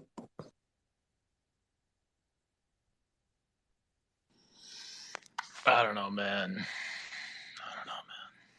Luca, do you like the fries, the In-N-Out fries? Yeah, I mean, I'm weird. I don't like salty fries. No, I don't like those some fries. salt is good, but Richard, you're familiar with local DC stuff. How do you feel about Clyde's? Are you familiar with Clyde's? I've never been to Clyde's. What's that? What's that? Really? Clyde's is like an old sort of like. Oh, that's in DC. Yeah, there's one in DC. There's one out in Tyson's. There's one out in Friendship Heights, just on the What do they do? They have incredibly good hamburgers. I feel like I gotta try that. for like a restaurant burger. Not Oh shit. Do they do like Uber Eats? Can you do that? You can do that for sure. Yeah, and it's not that expensive. I think it's like $17 for a Damn, I gotta try that. cheeseburger or something like that. Yeah, it's very good, very solid. Yeah, Luca, could you save me some? Zach? What's the chili place in DC? I've never been there, but I always hear about it. Ben's Chili Bowl. Ugh. Is it kind of a novelty? I've never been. Overrated? No, they say it's like there's this sort of like black cuisine in DC where they have things like half smoked sausages and all sorts of barbecue and very unhealthy I fried love it so things, much. I love it so and they much. put chili all over it. Like I love it, chili, dude. like the chili. Yeah, that I've been to that place like Dude, 2 or 3 times. It's just appalling. I would make. All right, it's crossed off the list then. I would make. What's the problem? I would make such a good black person. I love soul food. It's my favorite food on the entire planet. Oh, dude, come on. It's just, from the neck up. It's just I don't know. It's a little bit as Richard said. It is quite appalling. It really is. No, it's incredible. I love it. Well, Richard, what's the dilemma? What do you mean? Dude, have you ever had like fried chicken? Well, it's a heart attack. Like the food is just like my specific. God. No, I mean you don't eat it. You don't eat it all the time, of course. Well, yeah, I mean, there's like a perfectly good hot dog, and it's smothered in chili or something. I mean, this is just a bit much. Like chili. Chili dogs are incredible. What are you talking about? Yeah, chili dogs are A+. Have you guys ever had a Sonoran dog? This is the food of the commoners. This is a postmodern food. Dude, don't shit on my slop. Don't shit on my fried seed oil chili. All it is fried bits of potato and chili. You know, there's this place when I was at the University of Chicago. There's this very famous place. I don't know if it's still around. I kind of forgot about it, but I want to look it up. But it was like a philosophy PhD student who dropped out of U of C, and he created this absurdly like high cuisine hot dog restaurant. And so they would have like the fries were from duck fat, and they would just do these just incredible. I mean, it was expensive for a hot dog. It was like a $25 hot dog, but you almost went there. It was like a novelty or almost like not a joke, but it was incredibly good. Like he would like use all of the like French like culinary techniques and apply them to hot dogs. It was just this like. Let's go. I need to go. I'll go Google this to see if it's still around. I went a few times when I was a student, and it was very famous and kind of hilarious. It's called Nathan's Famous. No. Yeah, I might know this guy actually. Yeah, it's Nathan's Famous. The type of hot dog that's popular around here, it's a Sonoran dog, and it's a hot dog wrapped in bacon, and then they load it up with like pinto beans and onions and tomatoes and I've all had one of sorts of those. stuff. Those are so good. They are good. I think Elvis in his like last days, he was eating the same meal over and over, and it was like a deep fried hot dog with chocolate or something. Let's go. That's so Southern. The best hot dog I ever had. The king, best the hot freaking dog king. I ever had was at this timeshare, this like shitty like half complete timeshare in Mexico. They just like gave up and didn't finish like half of the timeshare. But it was the best hot dog I've ever had. It was so good. It was full of like cheese. It was gigantic, and honestly, I haven't found anybody that can fill that hot dog void in my life. I'm not going to say anything. Richard, do you have much? Do you eat much game meat up in Montana? One of my favorite parts of living in Bozeman was the seemingly never-ending supply of elk meat that I had buddies drop off all winter. I don't do that, but like game meat can be good when it's done well. There are a couple of restaurants that will do something like that, like a elk roulade or whatever. Yeah, it can be done very well, no doubt. And buffalo meat's kind of interesting. It's very lean, oftentimes mixed with beef as well. But yeah, it can be done. It can be done well. We got a Montana Grill near us, and they do like bison steak and like bison burgers. And honestly, it's just worse burgers. Like it's just a burger, but worse. I don't get it. Yeah, I don't fully disagree. Oftentimes they'll mix it with beef, so I guess healthier. I mean, I'm not even sure it's actually healthier because that's good for you. Yeah, I mean, it's true. I mean, it's It's much tougher. It's really not that tasty. Like a bison steak is just kind of like I'd rather just get a New York strip. If you're gonna do bison, you gotta do like a ribeye or a fattier cut. You want the Because it's such a novelty lean. of the bison meat. And you got to get it. You got to get it like rare, or it's just going to be too tough. It's leaner. It's definitely leaner than a cow. But it's obviously a Much similar leaner species. Yeah. I would usually just get lots of ground elk and do like elk bolognese, elk tacos and stuff. What about like pheasants and things like that? Do you like that? Like the I like game venison. You guys have venison ever? I grew up on venison all the time. See, I think elk tastes a little better than venison, but duck is very good. I don't eat much pheasant or quail, but duck when prepared right is great. Duck is like expensive though. If you want. Venison is like if it's venison from a whitetail, it's good, but like mule deer, it's way too gamey for me. Duck is just super fatty, so it just kind of tastes like mush, but it's good. I like it. I like Peking duck. Dude, yeah. I bet you like bats too. You like that? No, gross. Like Wuhan bats. I don't like most Wuhan bats. Shut the fuck up. Peking duck, Wuhan bats, my two favorite meals. And then of course there's Hong Kong dog. Hong Kong dog. Have you ever actually eaten dog or cat? Hong Kong cat. No, it's a delicacy. No, I'm kidding. It's a barbaric practice. Critics. You hear from Chinese people that it's like only apparently, I don't know if I buy this, They serve it in America. Chinese people will say it's only one city in China that really eats dog, or like one province. They're just trying to get you to accept that. Yulin. Well, I don't know. They serve it. I have They this have horrible farms. anecdote. It's a former friend of mine actually who these Chinese were visiting him, and he took them to the grocery store, and he noticed that they were in the dog food aisle, and he was like, "Why are they in the dog food aisle?" And then he had to inform them that the dog on the can is like who should eat the food. It's not a can of dog. Oh no! they were like Brutal. checking out. They were like looking at the dog in the can. They're like, "Oh, that looks good." It's like Oh, it's like a golden smart. retriever, delicious. There was Like, a oh, guy that did poodle. there was a guy that did a Very YouTube fine. documentary A on poodle, very good. So lean. It sounds funny. No, but they do serve it at all-you-can-eat buffets. Like if you go to Like, a hey, Chinese look, buffet, it come with pea and That carrot. yes, I've heard that, Chapel. they literally do it. Like, and the thing is it was explained to me. It was like, yeah, chicken. It kind of it's you can shred it essentially like that, and you go to an all-you-can-eat buffet.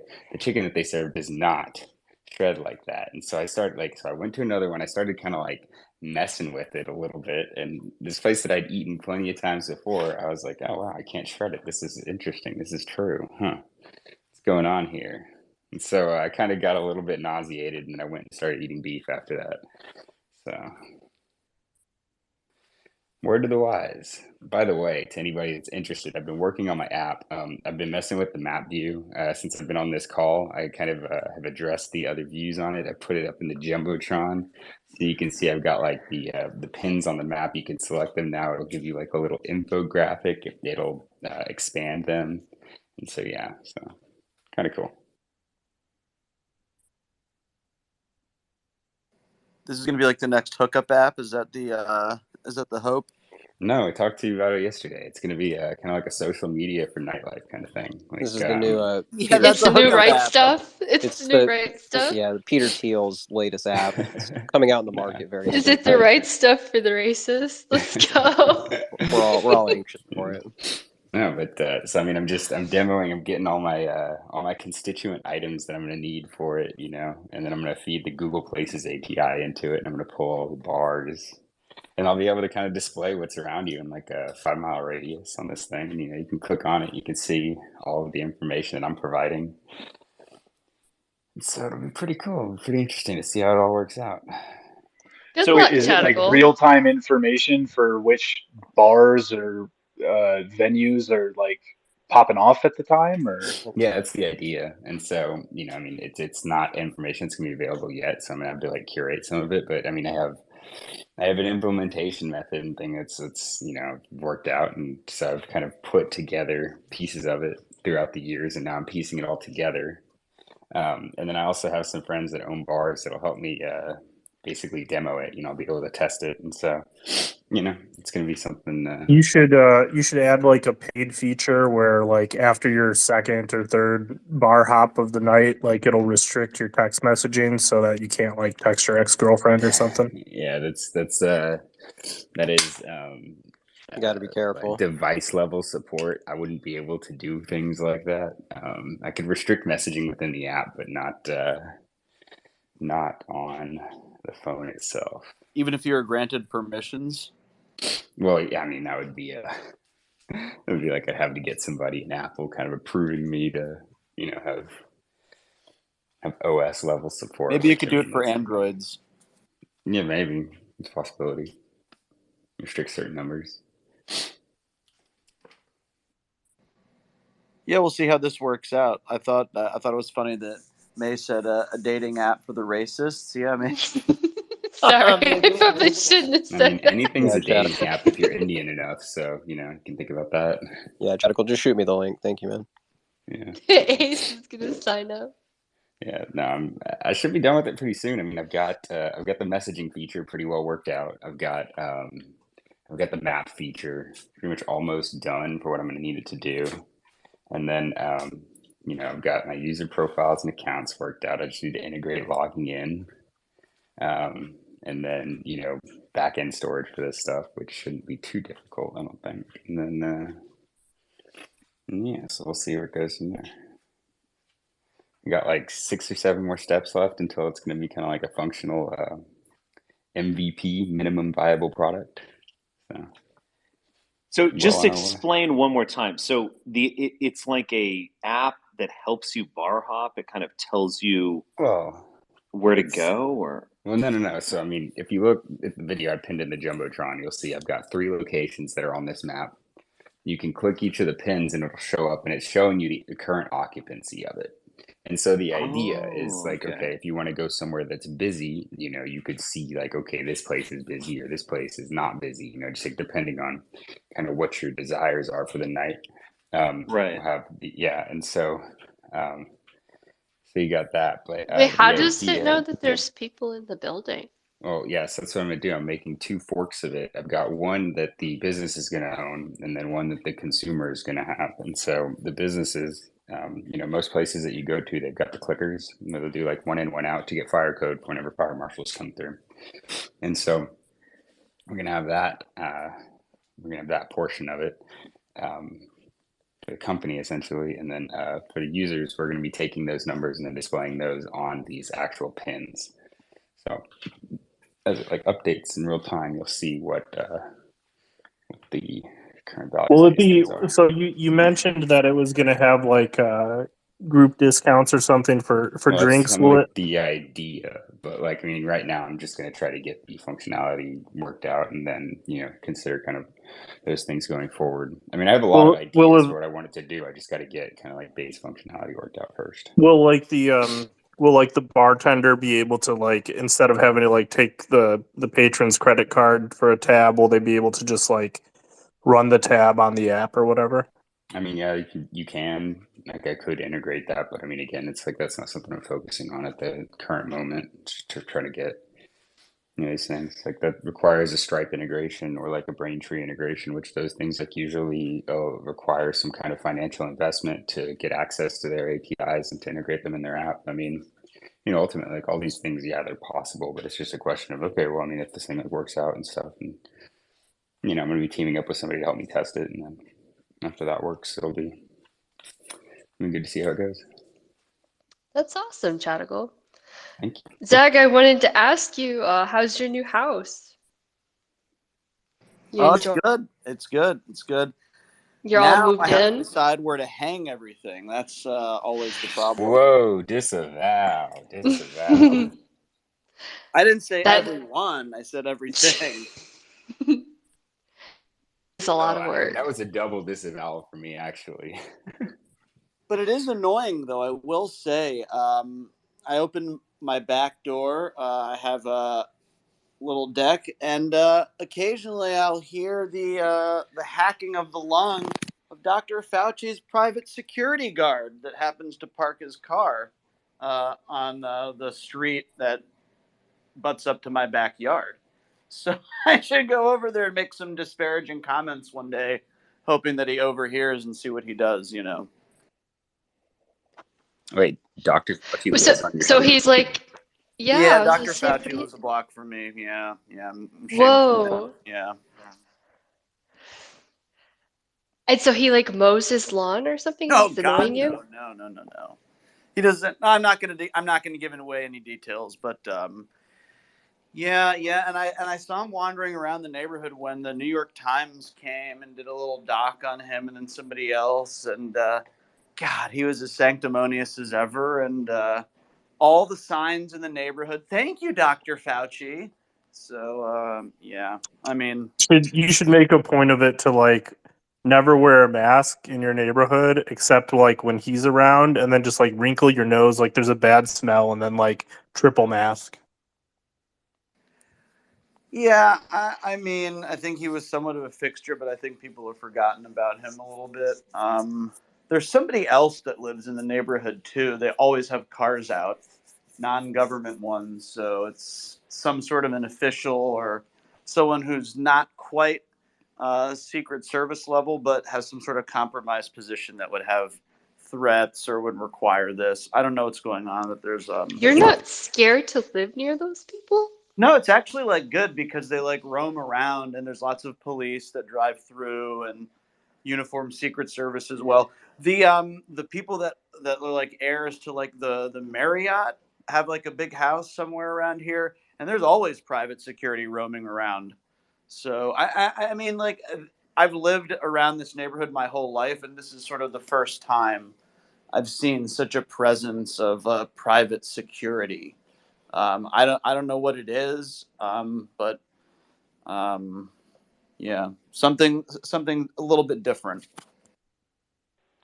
You guys remember that video where Fauci was like walking through the hood, trying to convince people, pitch them on the vaccine? Oh, Yeah. that was hilarious. I mean, like, I understand that he served an interesting purpose for a long time, but I think his detriment was going like on morning show from morning show, saying different things in the beginning based off of the political audience of each network, and would tell one group of people to be very alarmed, would tell another, well, be vigilant, but it's not the end of the world. I think he was sort of embracing this like tour that he was taking of notoriety and fame boosting, and he really got himself into some problems in the first few weeks and months of this thing, and then successfully got himself out of it with the sort of, you're attacking me, I'm so smart, I know the science, trust me, and this is crazy that you're coming. Look at this idiot Trump. Are you guys kidding? Like, and I don't know. I think he sort of sunk his own ship, because when you start getting death threats in that position, something's going on. Something's not right. I was always skeptical of him. So if you look at his education, he never even completed his 3 years of internal medicine. He did 2 of the 3 years of his internal medicine residency. And I know actual experts in virology, and they do like a 5-year residency in clinical and anatomic pathology, and then they do, a fellowship, or they do an internal medicine residency, and then they do a fellowship in infectious diseases. It's a significant amount of training, which he never did, and he essentially went straight from, his training into um, these kind of like pseudo academic bureaucratic positions without actually having like the prerequisite academic background. So it made me skeptical of him from the get go. Richard, what's your take on Fauci? Were you a fan of his outright? Did you think he was mistreated by Trump? What was your take on it? Oh yeah, I mean, I had posters on my wall. I was yelling at many people, "Yes, Queen, you must get vaxxed." Let's go. Yeah. Well, no, look, I was more sympathetic towards him than I imagine you guys were. Yeah, I mean, I think that I remember seeing that like ghetto video of him talking to people in Anacostia or whatever, and yeah, I mean, I felt for him, speaking reason to those folks. But yeah, no, I mean, I think these criticisms are completely valid by Andy. It's the political scientist, the bureaucratic scientist, and I think you should be skeptical of him. I pretty much am convinced by the lab leak theory, to be honest. Although I don't want to say anything definitive either way, and I do think there's reason to believe that he was suppressing that. So I guess I have some conflicted feelings about it. I just think that, like, I mean, you said, Zag, that if you're getting death threats, that means you're doing something wrong. I mean, you got to push back on that a little bit. I mean, the level. I mean, all of these criticisms, which I just leveled, are fair. But I mean, the type of insanity that was going on in the right between 2020 and 2022, basically, was just off the charts, totally irrational, led to people's deaths. I mean, I don't know. I don't even really want to revisit all this, to be honest. I've kind of said Yeah, my neither do piece I. I on it. kind of regret this, but yeah, and let me just clarify. I think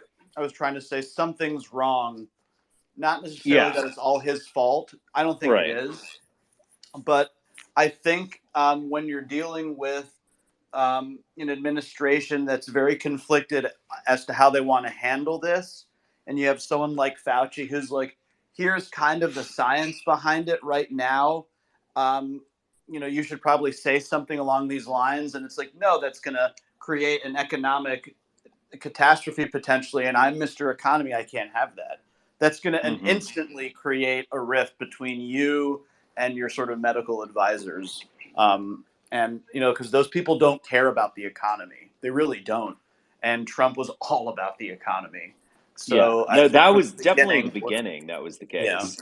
Although I argued, and I totally agree with this, I think Trump would have better served himself by going full COVID fascist. Because remember, it was only in March of that year where we were starting to feel like this is real, something we need to talk about.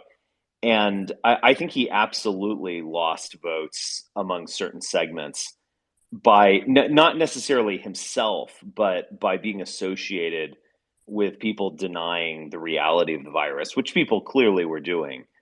I mean, remember, all of these things flipped. I mean, if you go back to Kamala Harris at the VP debate, she was like, "Yeah, viruses are good, but like."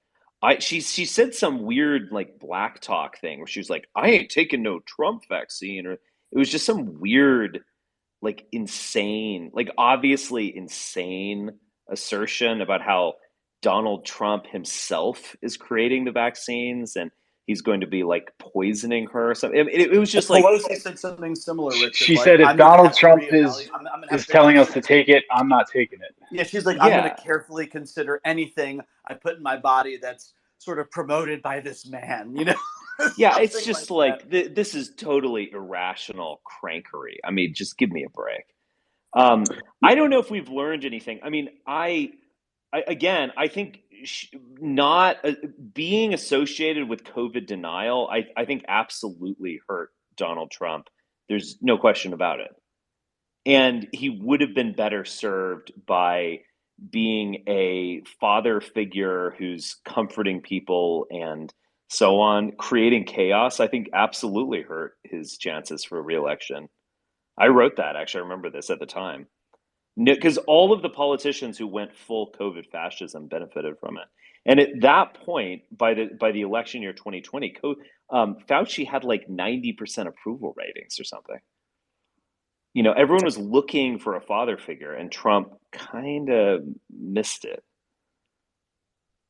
I think so. I think a big problem with what happened was, and we actually saw this last night with Delta, who Richard was arguing, is when your profession is, when you have a certain profession, you kind of see everything through that lens. And unless you're capable of removing that lens and seeing the macro picture, you're going to hyper focus on what's important to you. In Trump's case as a businessman, that's his lens. Fauci is a physician. He's going to think the medicine or the science is the most important thing. And in Delta's case, as a Marine or a soldier or whatever, he's going to think war is the most important thing on the planet. You got to be able to take off those lens, especially with the pandemic, where it was such a, it affected the economy, it affected people's health, everything. You got to be able to look at the whole picture, and people are incapable of doing that. So, Richard, here's a topic I'm not sure I've ever heard you comment on. Where do you stand in general on the climate crisis? Are you sympathetic at all to, people who say we need to urgently transform and or reduce our energy consumption? What are your thoughts on all that? Yeah, I mean, I'm sympathetic towards the notion of the notion of like environmental degradation and having consequences. I'm definitely sympathetic towards that. I mean, the one thing that I would say is a couple of things. Talking about climate and carbon tax set asides and markets, and I think this is getting. I think people would be much more successful if they talked about pollution and kind of like environmental degradation or natural degradation. I think that's a much more winning argument, and because it's something that people experience, in their day-to-day lives. And so I would say that the other thing is that obviously, if we're going to handle like massive plastic pollution in the oceans, etc., and I'm sorry if I get a little too politically incorrect here, but I guess I'm willing to go there. We have to talk about overpopulation. And the fact that these people just like skip over that issue and then complain about like resource depletion and global warming. I think it's just terribly dishonest. But yeah, I mean there has to be like seriously bringing family planning, particularly to Africa. But we need to like just examine this issue across the globe. And if you're not willing to talk about overpopulation, then I don't. It just seems to me like you're not terribly serious. I knew that was going to scare off Dom. I agree with that. It's like, did Richard say this on purpose? Or No, but that guy's like a massive liar, fake news merchant, whatever. You know. Yeah, I think. Yeah, I mean, I think people have to be careful with a very large audience and post things and then say, oh yeah, like, man, I didn't realize that was this, but if it were, I get it. Some people he was suspended. He posted an actual like depiction of a child murder or some shit. Yeah, he grips. He's a grifter. He's posted some interesting stuff, but when the Obama's chef was accidentally drowned or whatever the story was on that, he posted some shit about Obama. They suspended him immediately, and then there was this big push to get him back, and they let him back on. But that's what it takes to get suspended, is accuse Obama of murdering he accused Obama of murder. Yeah, I was amazed at how quick he found the depth chart for that little title march in Martha's Vineyard. He was putting some shit out, and everyone was like, "What the fuck?"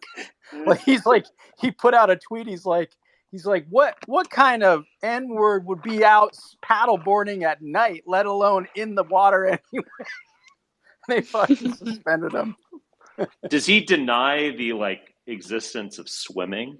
He's like, swimming's not real. That shit's impossible, man. He says he's like, on board with the black people don't swim. So he's like, there's no reason the guy. If there's one thing black folk do, paddleboard at night. Yeah. He's like, first it was COVID, then the vaccine, then swimming. Like you get in water and you're floating, you're moving. Does anyone believe the government anymore? I mean, I sure do. It was actually, I was crying. Similar to what your Target analogy of a white guy running in. When he put that tweet, he's like, much less a nigga like be paddleboarding at midnight. He wouldn't be in the water, and he fucking banned him immediately for it. We're not the smartest here on the right. He's our black Republican. He also posted hysterical sort of like old naked guy like whipping like a Filipino like prostitute from like a picture from like the 80s, and was like, don't worry, this is not Joe Biden, like and then everyone's like, you can't do that. He's like, I said it wasn't Joe Biden. Oh man. Well, he was playing the game pretty hard a few weeks ago, where he was trying to like bait community notes.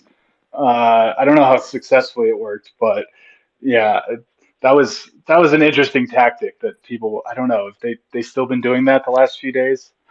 Well, you said bait community notes, like posting something that's blatantly false and in hopes of getting community notes to come in and correct it with what you want them to say. Oh, okay. That's kind of interesting. Suleiman almost did that by saying, this is a dog, and it was a picture of a cat. Yeah, he put a tweet out. He's like, oh, this poor Palestinian. Yeah, I remember that. Petting his dog. Viral. It was obviously a cat. Hilarious. So is that guy pro-Palestine? I'm kind of curious, actually. Curious? Or is he like a Christian Zionist? I don't even know how to read him. Who are you talking about? Are you talking about Sully? The Dom guy. Dom. Oh, Dom? I think he's pro-Israel, isn't he? Yeah, he is. I don't know. I don't think I've heard him comment on this. I haven't been in one of his spaces for a I while. think he's one of these Black Hebrew Israelites. He has what's it called? Hebrew letters in his bio. He does. I don't know. He kind of seems like he's like risen above it all to take sort of like an indecipherable third position. Yeah. He talks about like the Bantu Bible and stuff like that, and like, I don't know. That is pretty, like the whole, that is kind of funny. Like the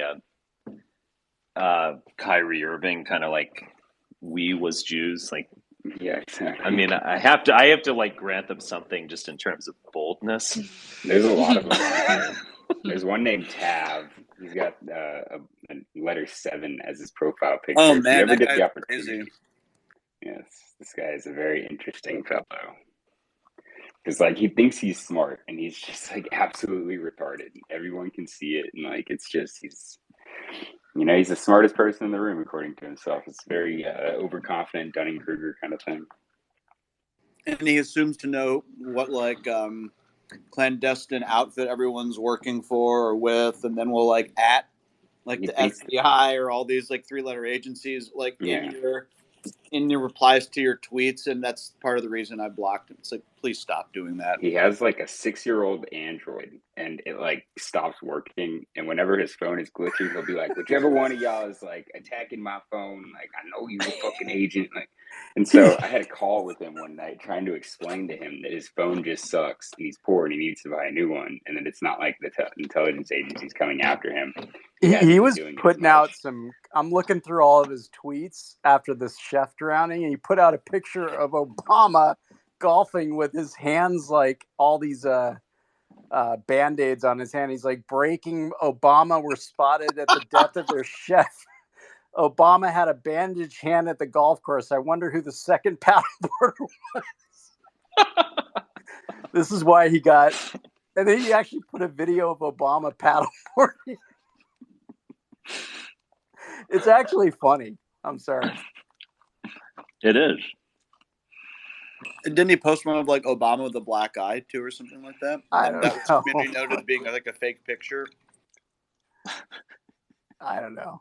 Yeah, I mean, he's like, why didn't they hire Trump's chef? And it's like a picture of some roided out black dude.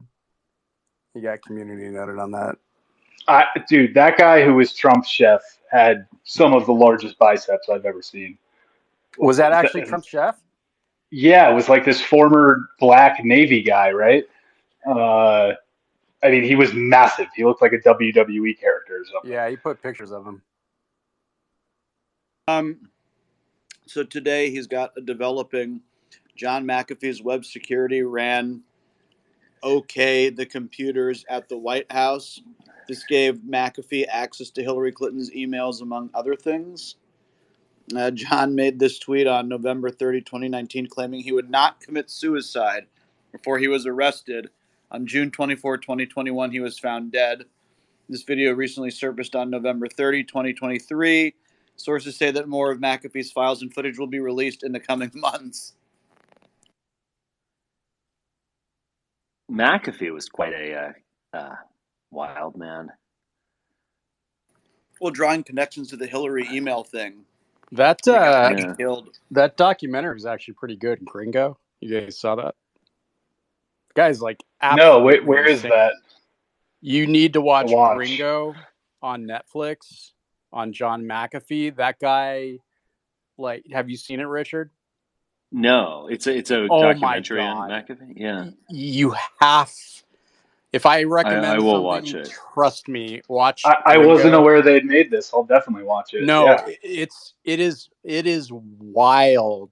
Like, he goes to Belize, like he's basically running from everyone who's after him. He goes to Belize, basically pays off all these people and builds his own like army out there, like his own security force. It's like, and he's just literally doing drugs and running around with guns and shit. It is fucking wild. And then his neighbor mysteriously dies, so there's like a murder investigation, and just watch it. And oh my god, it is so worth your time. Yeah, That is excellent. I mean, I think he's probably a psychopath.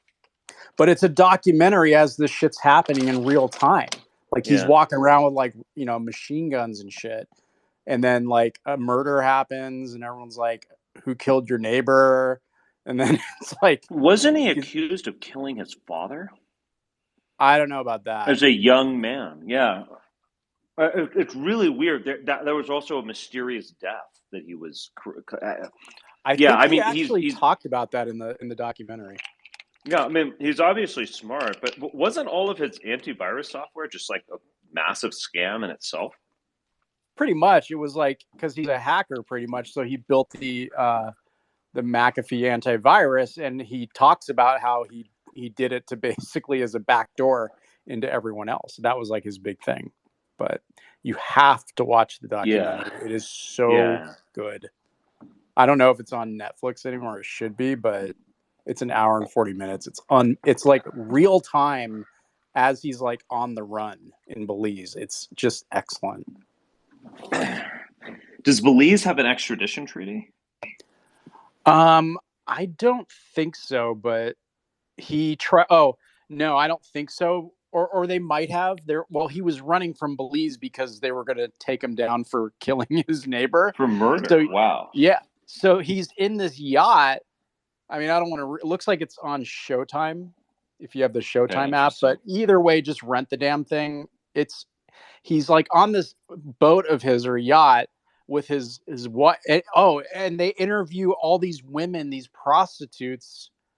I don't want to ruin it for you, but it is fucking incredible. In fact, I'm gonna watch it again. Like he's a fucking weirdo, dude. Like what he would have women do to him. Didn't he died in like Europe, in Spain or Portugal, right? He apparently died in a prison in Spain, yeah.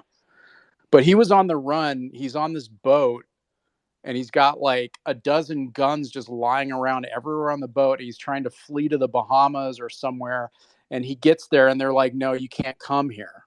So he's just fucked, and then they end up arresting him somewhere, and that's where he went to prison. But it's just one of the best documentaries I've seen. It's just amazing. In Spain. What's up? You're cutting out, Richard.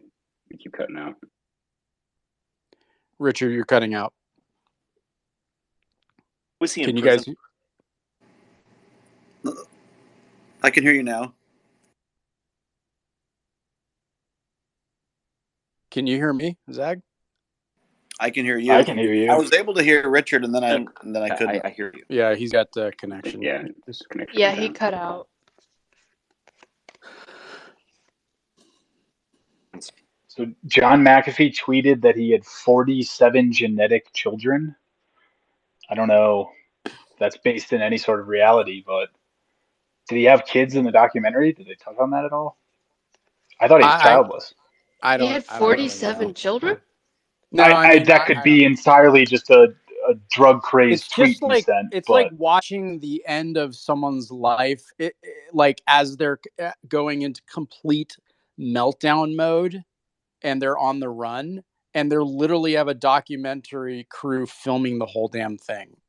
Have you seen it, Zag? Has anyone else seen it? I have seen it. I mean, so what did they finally put him in prison for in Spain? I don't know. Let me see.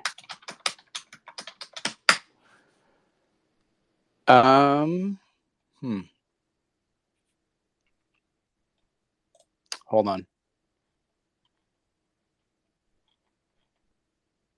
Well, if he were Jewish, it looks like he just got arrested in Spain because he was wanted in the U.S. and he was like being held awaiting extradition.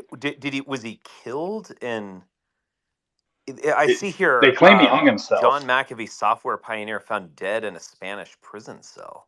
Okay, so he was wanted by the U.S. DOJ for like tax evasion or something, and he was arrested in Spain awaiting extradition. He must have owed a lot of taxes. Something like that, yeah. Well, according to Wikipedia, he killed himself only hours after the extradition authorization had gone through. So, yeah, it must have been a lot of Texas. Oh, he concealed a yacht. Okay. I'm telling you, man. Watch it. It's Yeah. so good.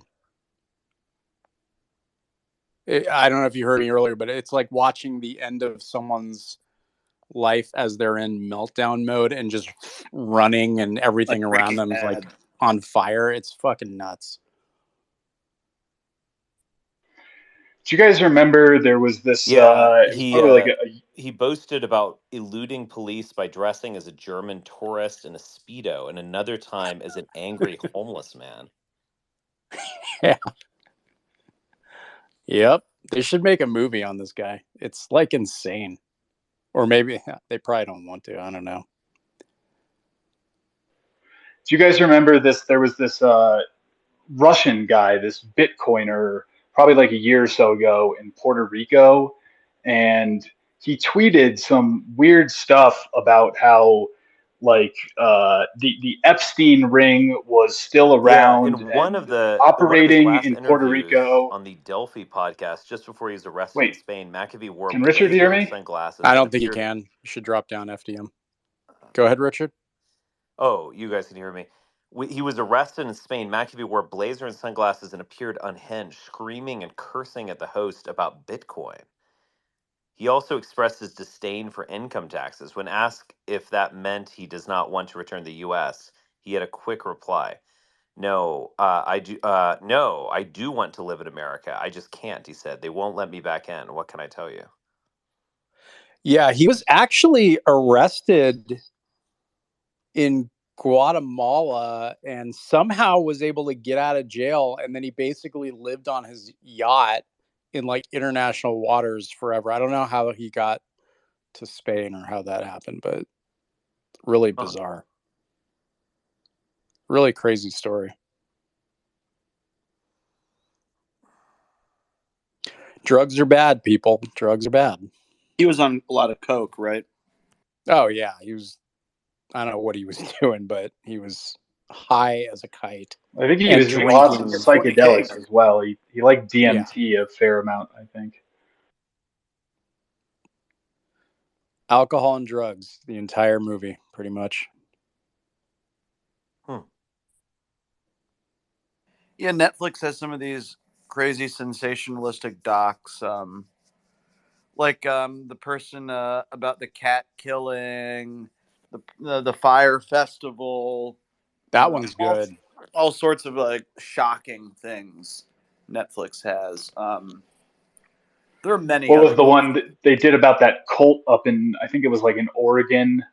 I didn't watch it. Wild Wild Country, was that what it was? Yeah, I saw called? that one. That was good. Fire Island was good. Gringo's the best. The McAfee one. I don't know.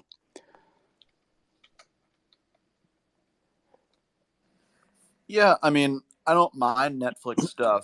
I just am not a fan of the Obamas being involved with them. Anyway, Zag, so I made a little discovery, a little bit ago. You know how we were, Richard, you remember we were talking to that fucking crazy guy the other night and he was asking me It is questions really about interesting.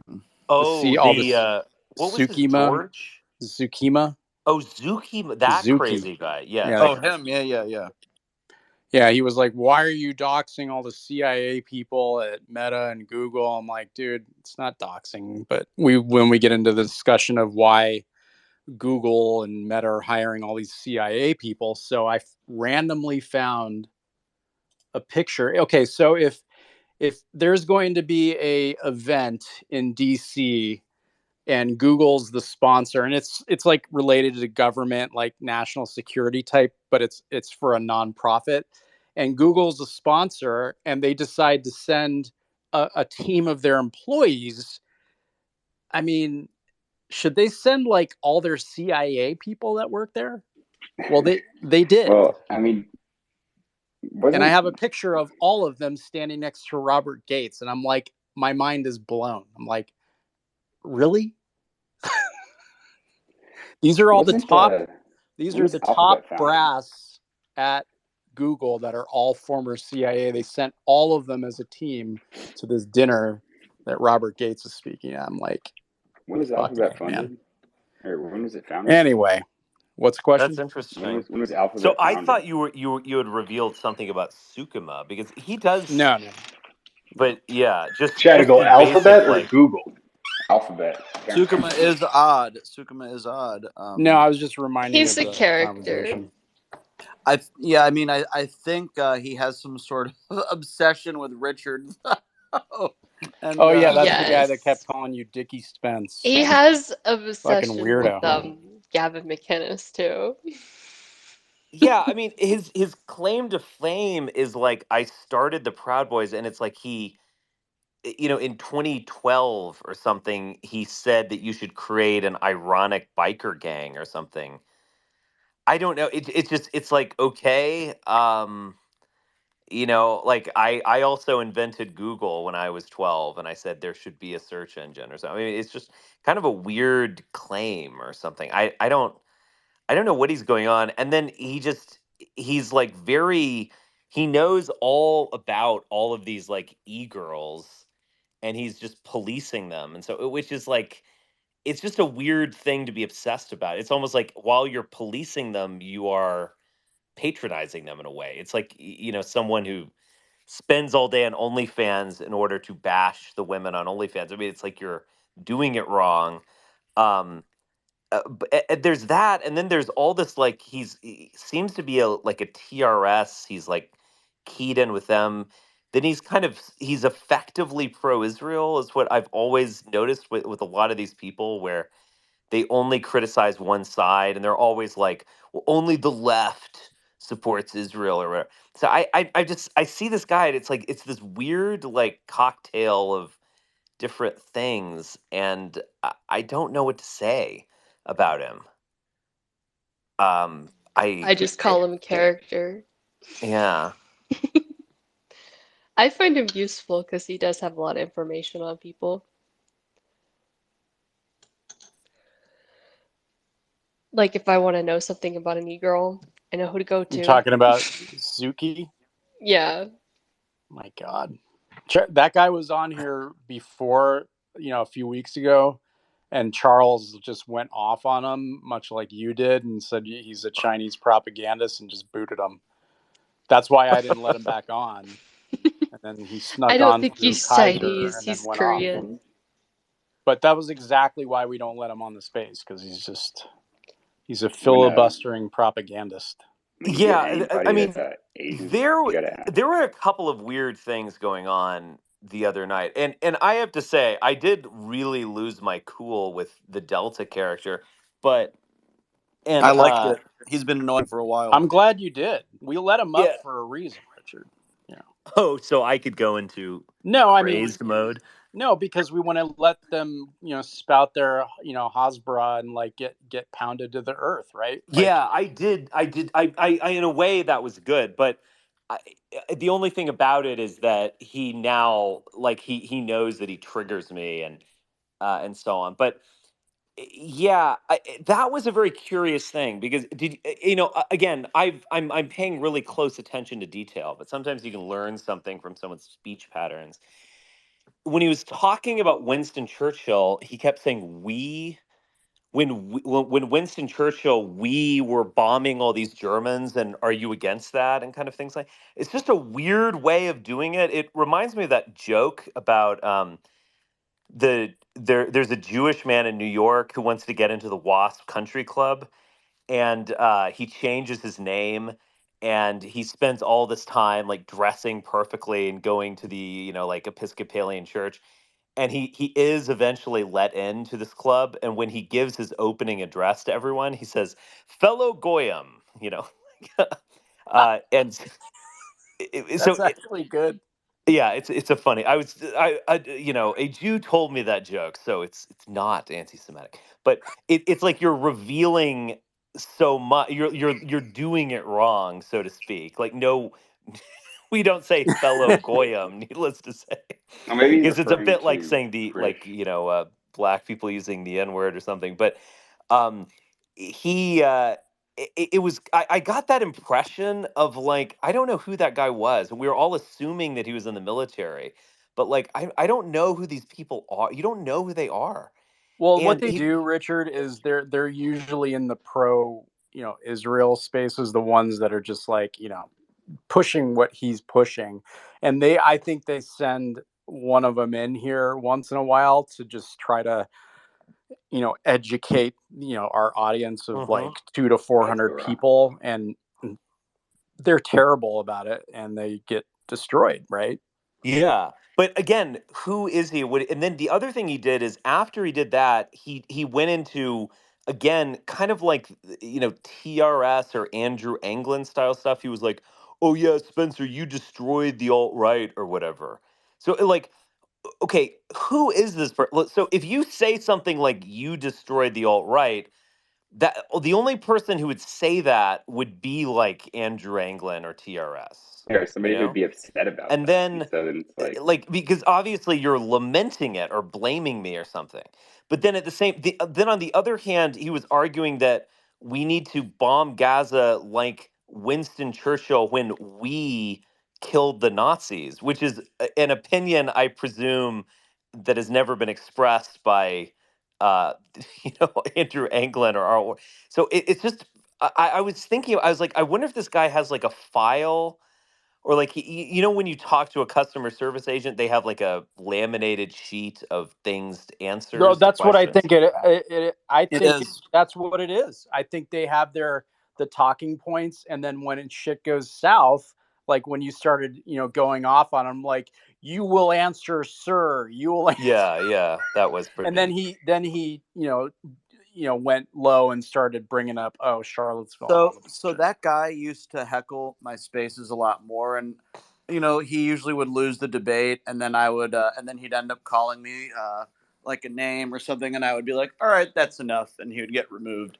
But I had some people that one specific mutual of mine, I think they're mutual, was like this guy. There's something about him that I recognize. I'm gonna whatever.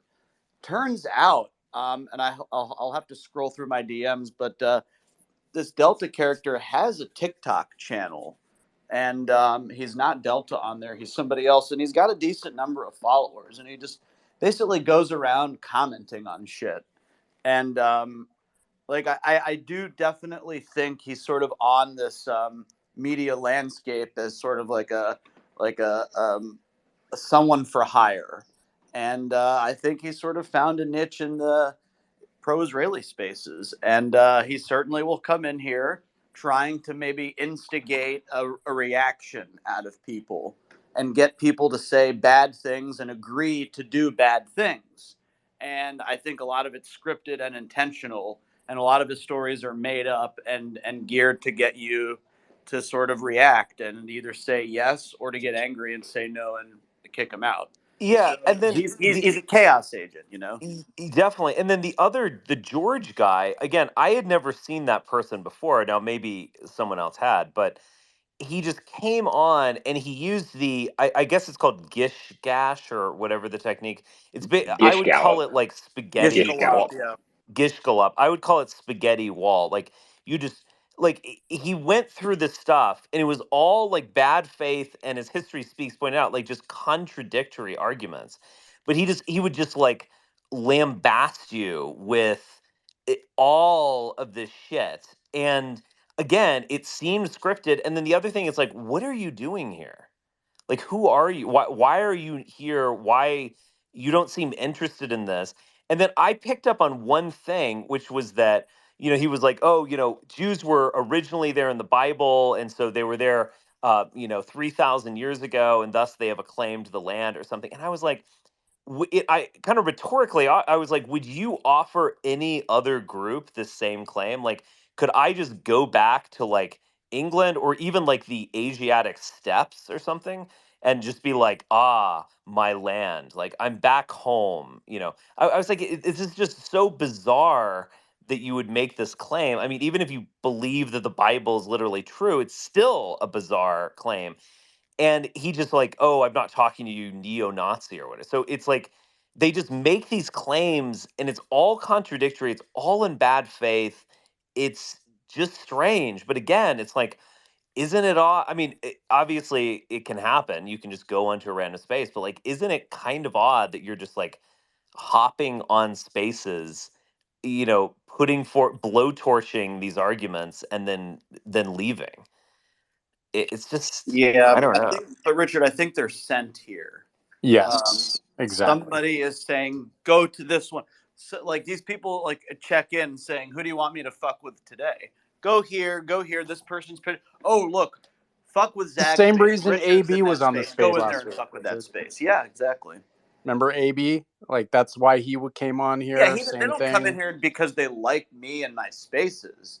They come Yeah. here because someone or some of us have, sparked the ire of a group of them, and they say, enough is enough. Like, if you're in a feisty mood, why don't you go bring that heat in there and yell at them? And you're on a certain level that you can sit on the stage for a while and you can get away with this because you know that we have one. Zag Zach, kick make you me a right away. co-host. Yeah. What? Make me a co-host, please. But remember AB where he said that, so he was justifying Hold on a Israel. second. Okay. We're gonna kick a spy out right now, just because, for fun. Who is it? You know who you are, so you're gone. Yeah. Oh, so, he already. No, hold on. So AB made the argument that Judaism is a monotheistic religion that predated Christianity and Islam, and ergo Israel should bomb God. And I'm like, what? Like, it's just so like, that's just such an obvious, like, logical. I don't even want to justify it by calling it a fallacy. It's like there's no logic at all. And he just says these things. But I imagine those are kind of like talking points for dumb people. They're like, well, Judaism came first, whatever. It's like, what are you saying? But I don't know. I definitely think that these guys are up to no good. I mean, it's a small time thing, but they're hopping around. They've got talking points. They jump into places, get people angry, create a little chaos, or just give people like dumb talking points that they can tell to their friends and family.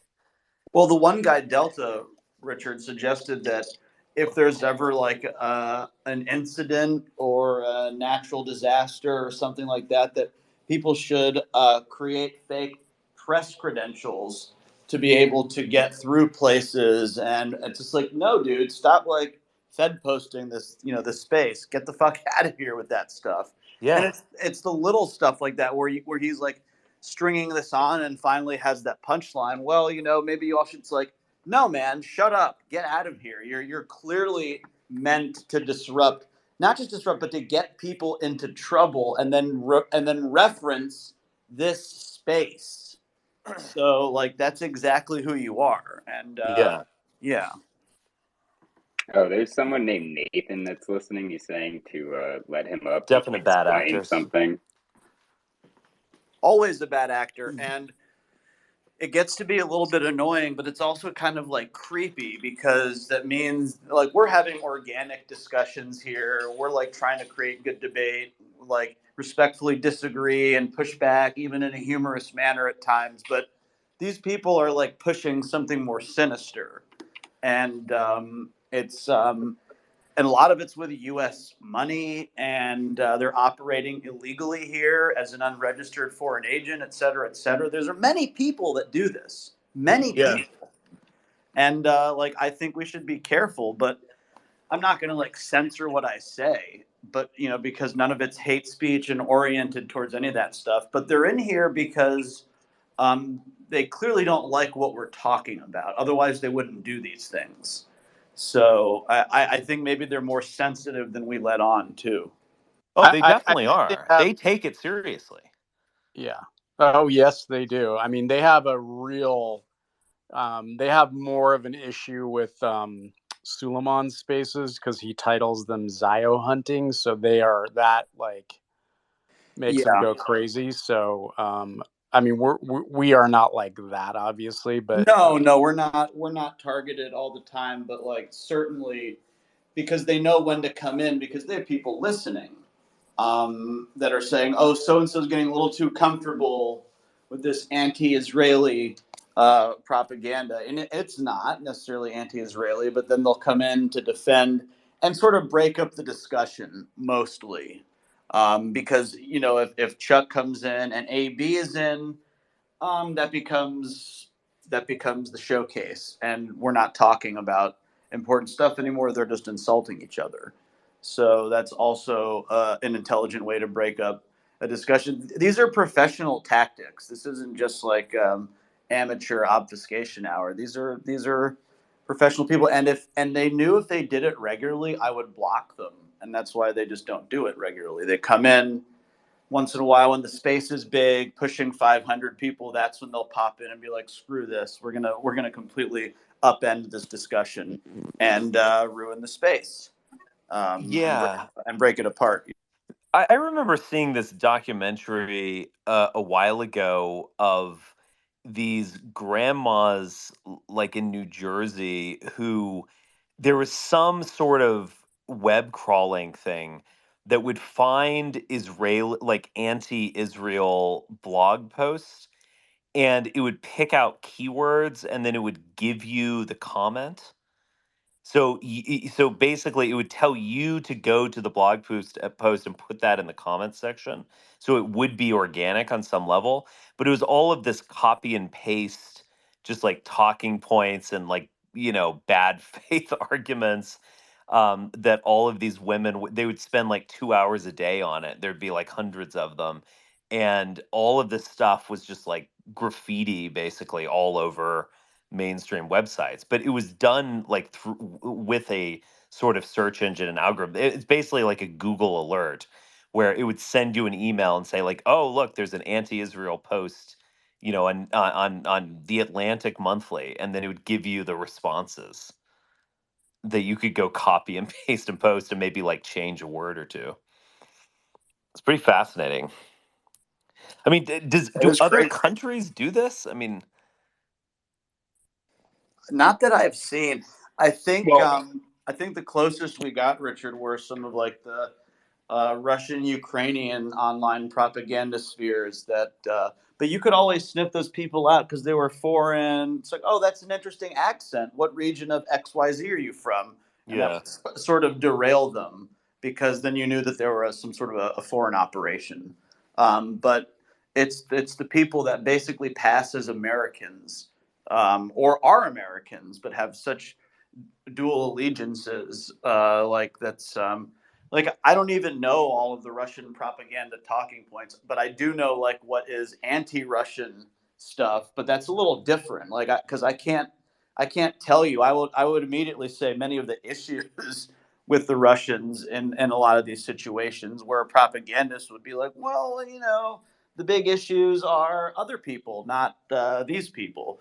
No, so like I think we also have to identify who the agents are, and yeah. uh, and this conflict has really brought them out because it used to be more subtle. Half the people that are rah rah Israel now were very anti-Ukrainian, and that's kind of interesting to me. That's kind of interesting. You see it go both ways. I mean, that isn't that combination does strike me as more interesting. But like the Visegrad 24 thing, that's just so absurd. I mean, it's like for Poland, Ukraine, Hungary, etc.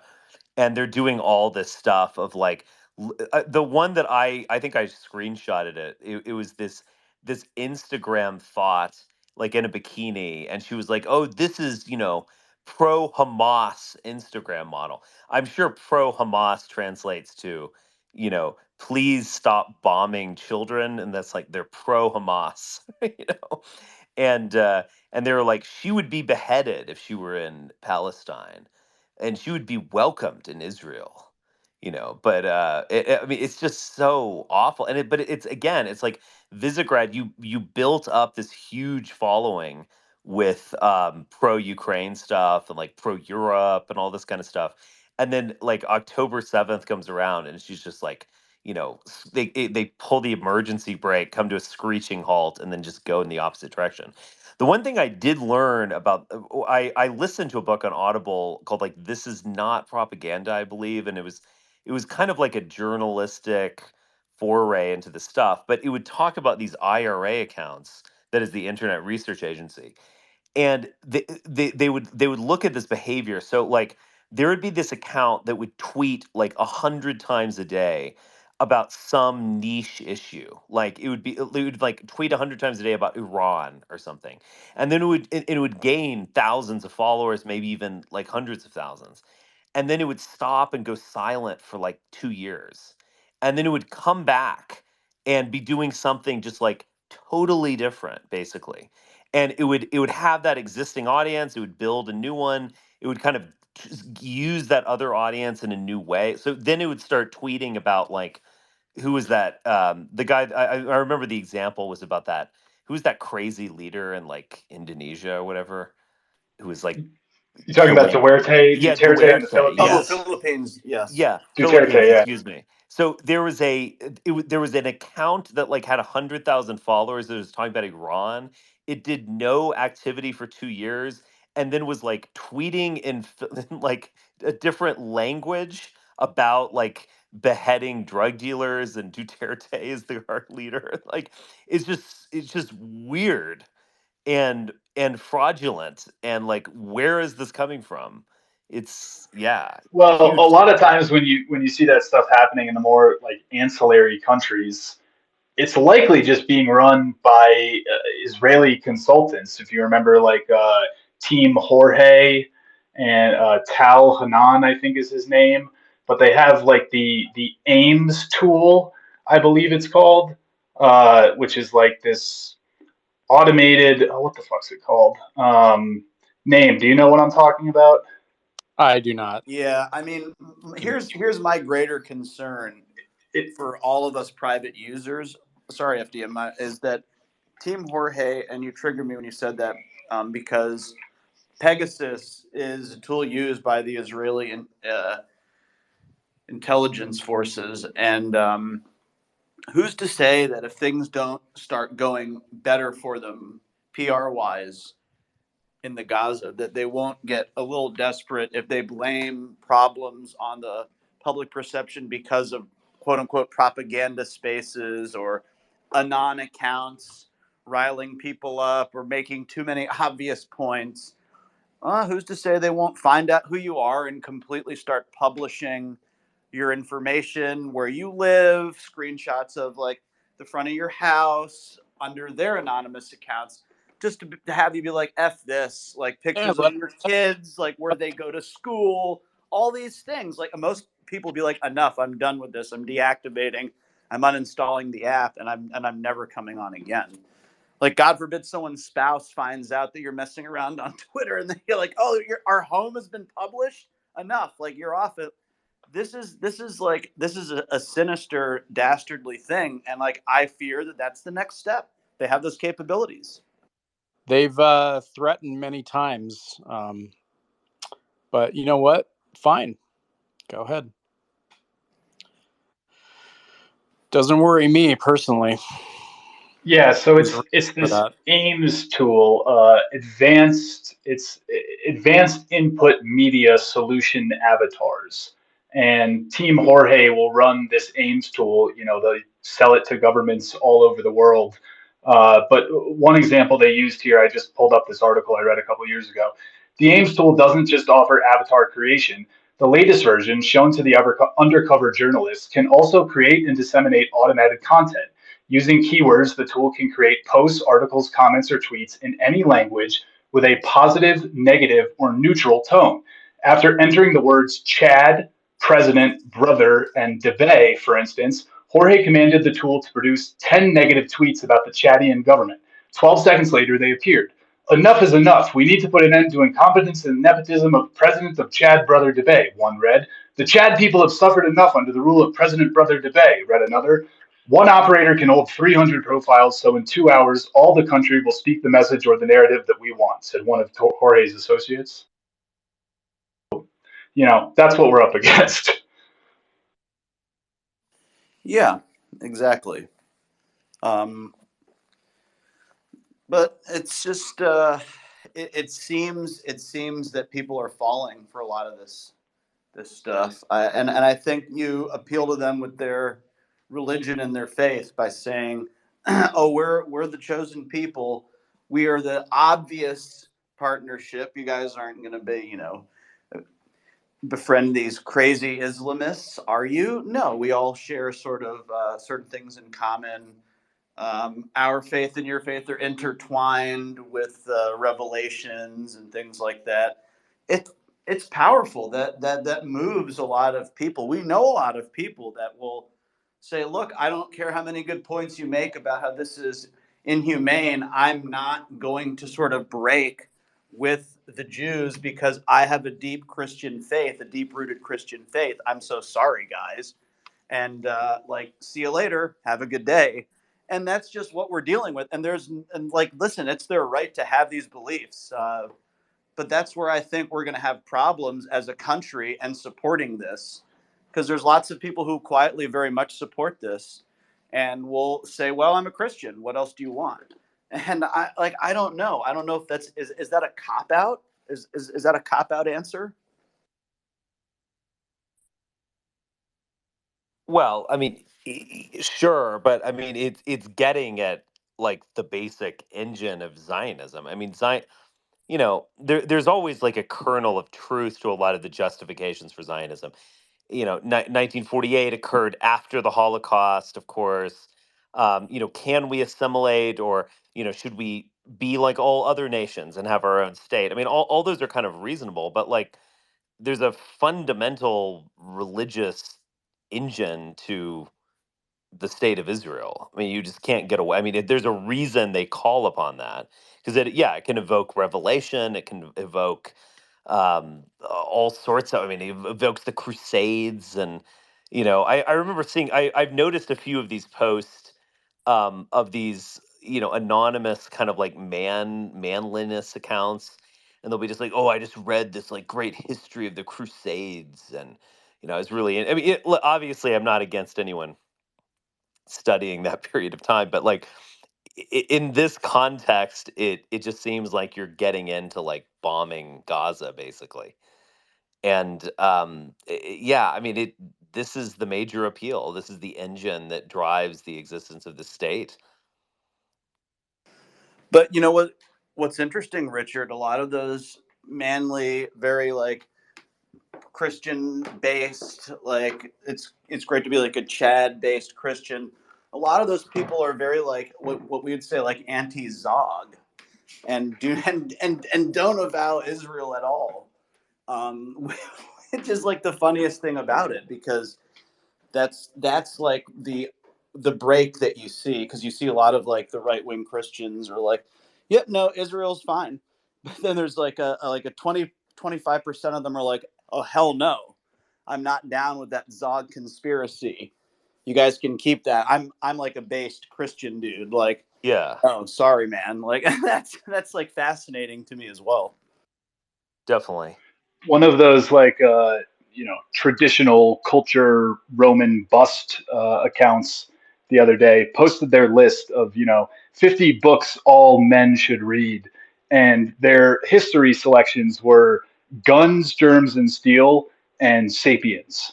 And it was just like, who the fuck is running this account? I mean, That's actually fascinating. Did they Jared Diamond? yeah, and I think the other one was like, the Cosmos by Stephen Hawking or something. It was just the most basic list of books you've ever come across. Yeah. I mean, I think that's Carl Sagan. I kind of like Carl Sagan, to be honest. I think he's an interesting guy, but yeah, the Jared Diamond, that's fascinating that they would do that. Yeah, I think Israel's having a hard time capturing the audience, right? Because the left is fractured over this, and so is the right.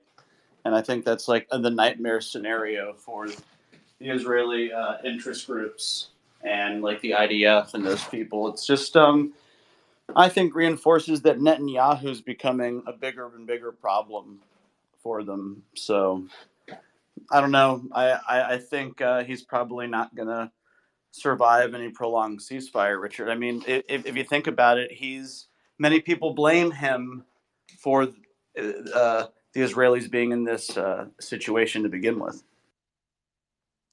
But you have to think Yeah. the potential Israeli leaders in the wings, waiting in the wings, some of them at least must be thinking, let's let Netanyahu just finish this and draw all the ire, that it's going to cause.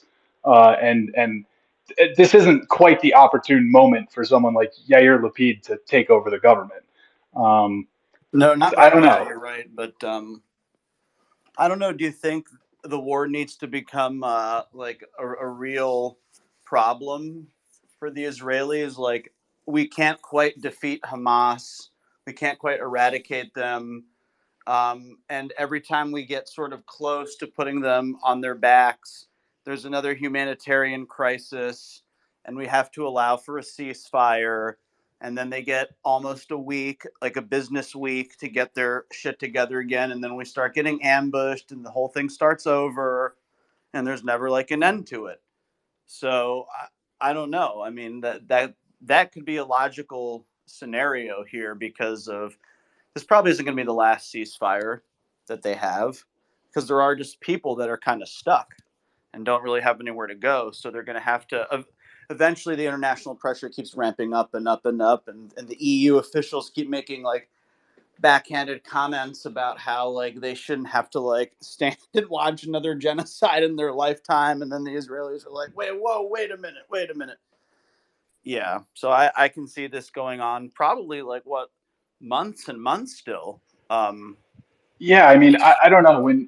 Did you see the comments from one of the Israeli ministers the other day where he essentially said, like, the sea is another potential exit route for Gazans. They can leave by ocean. And, when you have rhetoric like that, Yeah, I mean, it does bring in the seem Queen like they're Elizabeth II they're Indian really narrative. trying to get the ball across the goal line here with Gaza. They are going for the final solution, for lack of a better term. I don't think they want to revisit Gaza again in 5 years, 10 years, 20 years. Now is the time to finish this in their mind. Yeah, that's an absurd notion that the water is a good exit, unless the Israelis want to send cruise ships. I don't think that's a viable solution. That Well, basically doesn't says we're going to doesn't exploit mega forever now. Zionist Mickey Arison own Royal Caribbean or one of those cruise lines? Probably Carnival or Royal Caribbean, one of those. Yeah. I think it's Carnival. Yeah, that's what it is. Carnival probably, no, I don't think Carnival owns Caribbean, but yeah, it's like the solutions. So like, I don't have an issue with the Israelis prosecuting a war against Hamas. Like, please be my guest.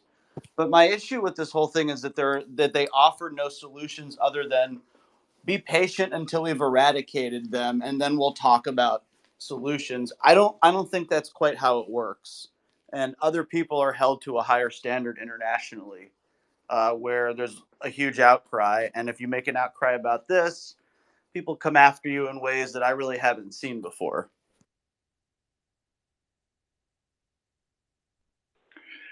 Do you think they're the leaders in the West are going to seriously try to pursue any of these charges against Putin? Do you think that kind of might just get quietly, not dropped, but just left in the rear view, considering everything that we've witnessed over the last 60 days here? I mean, how can they keep talking about prosecuting Putin as an international war criminal? Um, I don't know. It's very interesting. They can talk about it all they want, but if in order to prosecute him, you have to arrest him, and that means he has to appear in your jurisdiction. So he's just not going to appear in Western European jurisdiction. That's all. Well, of course, but I guess what I'm saying Or is sorry, I EU kind or of NATO feel like jurisdiction. Vladimir Putin will step foot safely again in Western Europe before he dies. I kind of do think they're eventually going to have to just drop Yeah, you this. just need new And leadership that disregards any sort of written legislation relating to that. But I think a lot of that's just symbolic, just to show how like ready the West is to sever ties with Russia. That we don't really need Russia, and we'll show you we really don't need them by putting their president on like an arrest list for war crimes. So yeah, we mean what we say. We're not just going to cop out in like 6 weeks, like you think we were. So yeah, like f you, Putin. It was a pretty forceful tactic, you know. Proved that they were fairly serious about what they said. I think the Russians were kind of surprised about that. Richard, I sent you a DM. There's actually 2 documentaries on McAfee. One of them is on Netflix. Excellent. Check that one out first. So, wasn't McAfee also an alcoholic? Oh yeah, the whole show he's like drinking and doing drugs. Yeah, and that's what I remember. He was just like crushing booze. He definitely appeared drunk in a lot of his Twitter posts. Well, I mean, he's drinking and he's high and he's on a yacht, you know, with a machine gun. He just keeps like loading guns and he's just completely blown out of his mind. It's really bizarre, but anyway.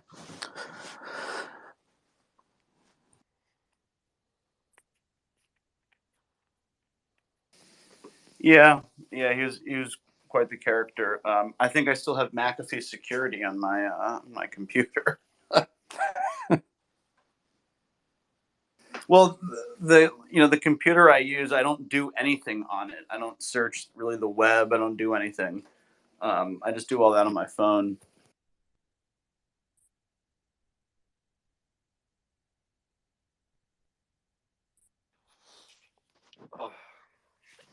Oh, we got some dead air here. All right, guys, what do you think? Should we close the space? Well, this Anyone guy else have any Nathan thoughts? said that he had something he wanted to say. He hasn't spoke up yet. Yeah, it's getting a bit late here. Oh, right. Yeah, sorry. It's I didn't super realize late that. where Mike, you guys are. can you guys hear me? You guys are just going to bed at 4 on the regular occasions?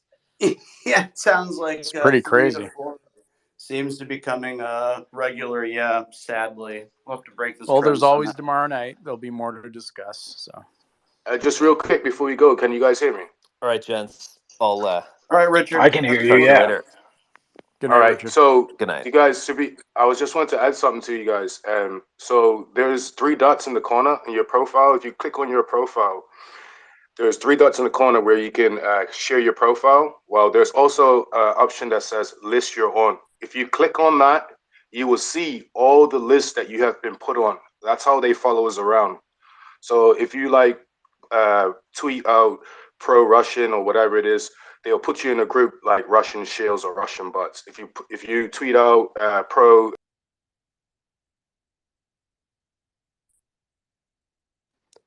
Think you broke up?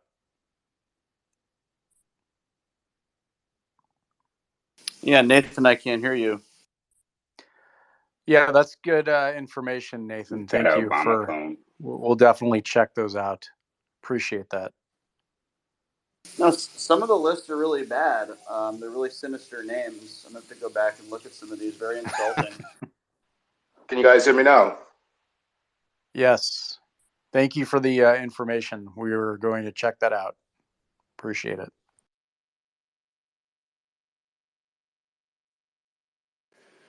All right, good stuff. Good stuff. Can't believe Monolith Space is still open, so I'm going to go and drop in there. All right, He's guys. sleeping, dude. He's sleeping. The others are running it. All right, everyone. Take care.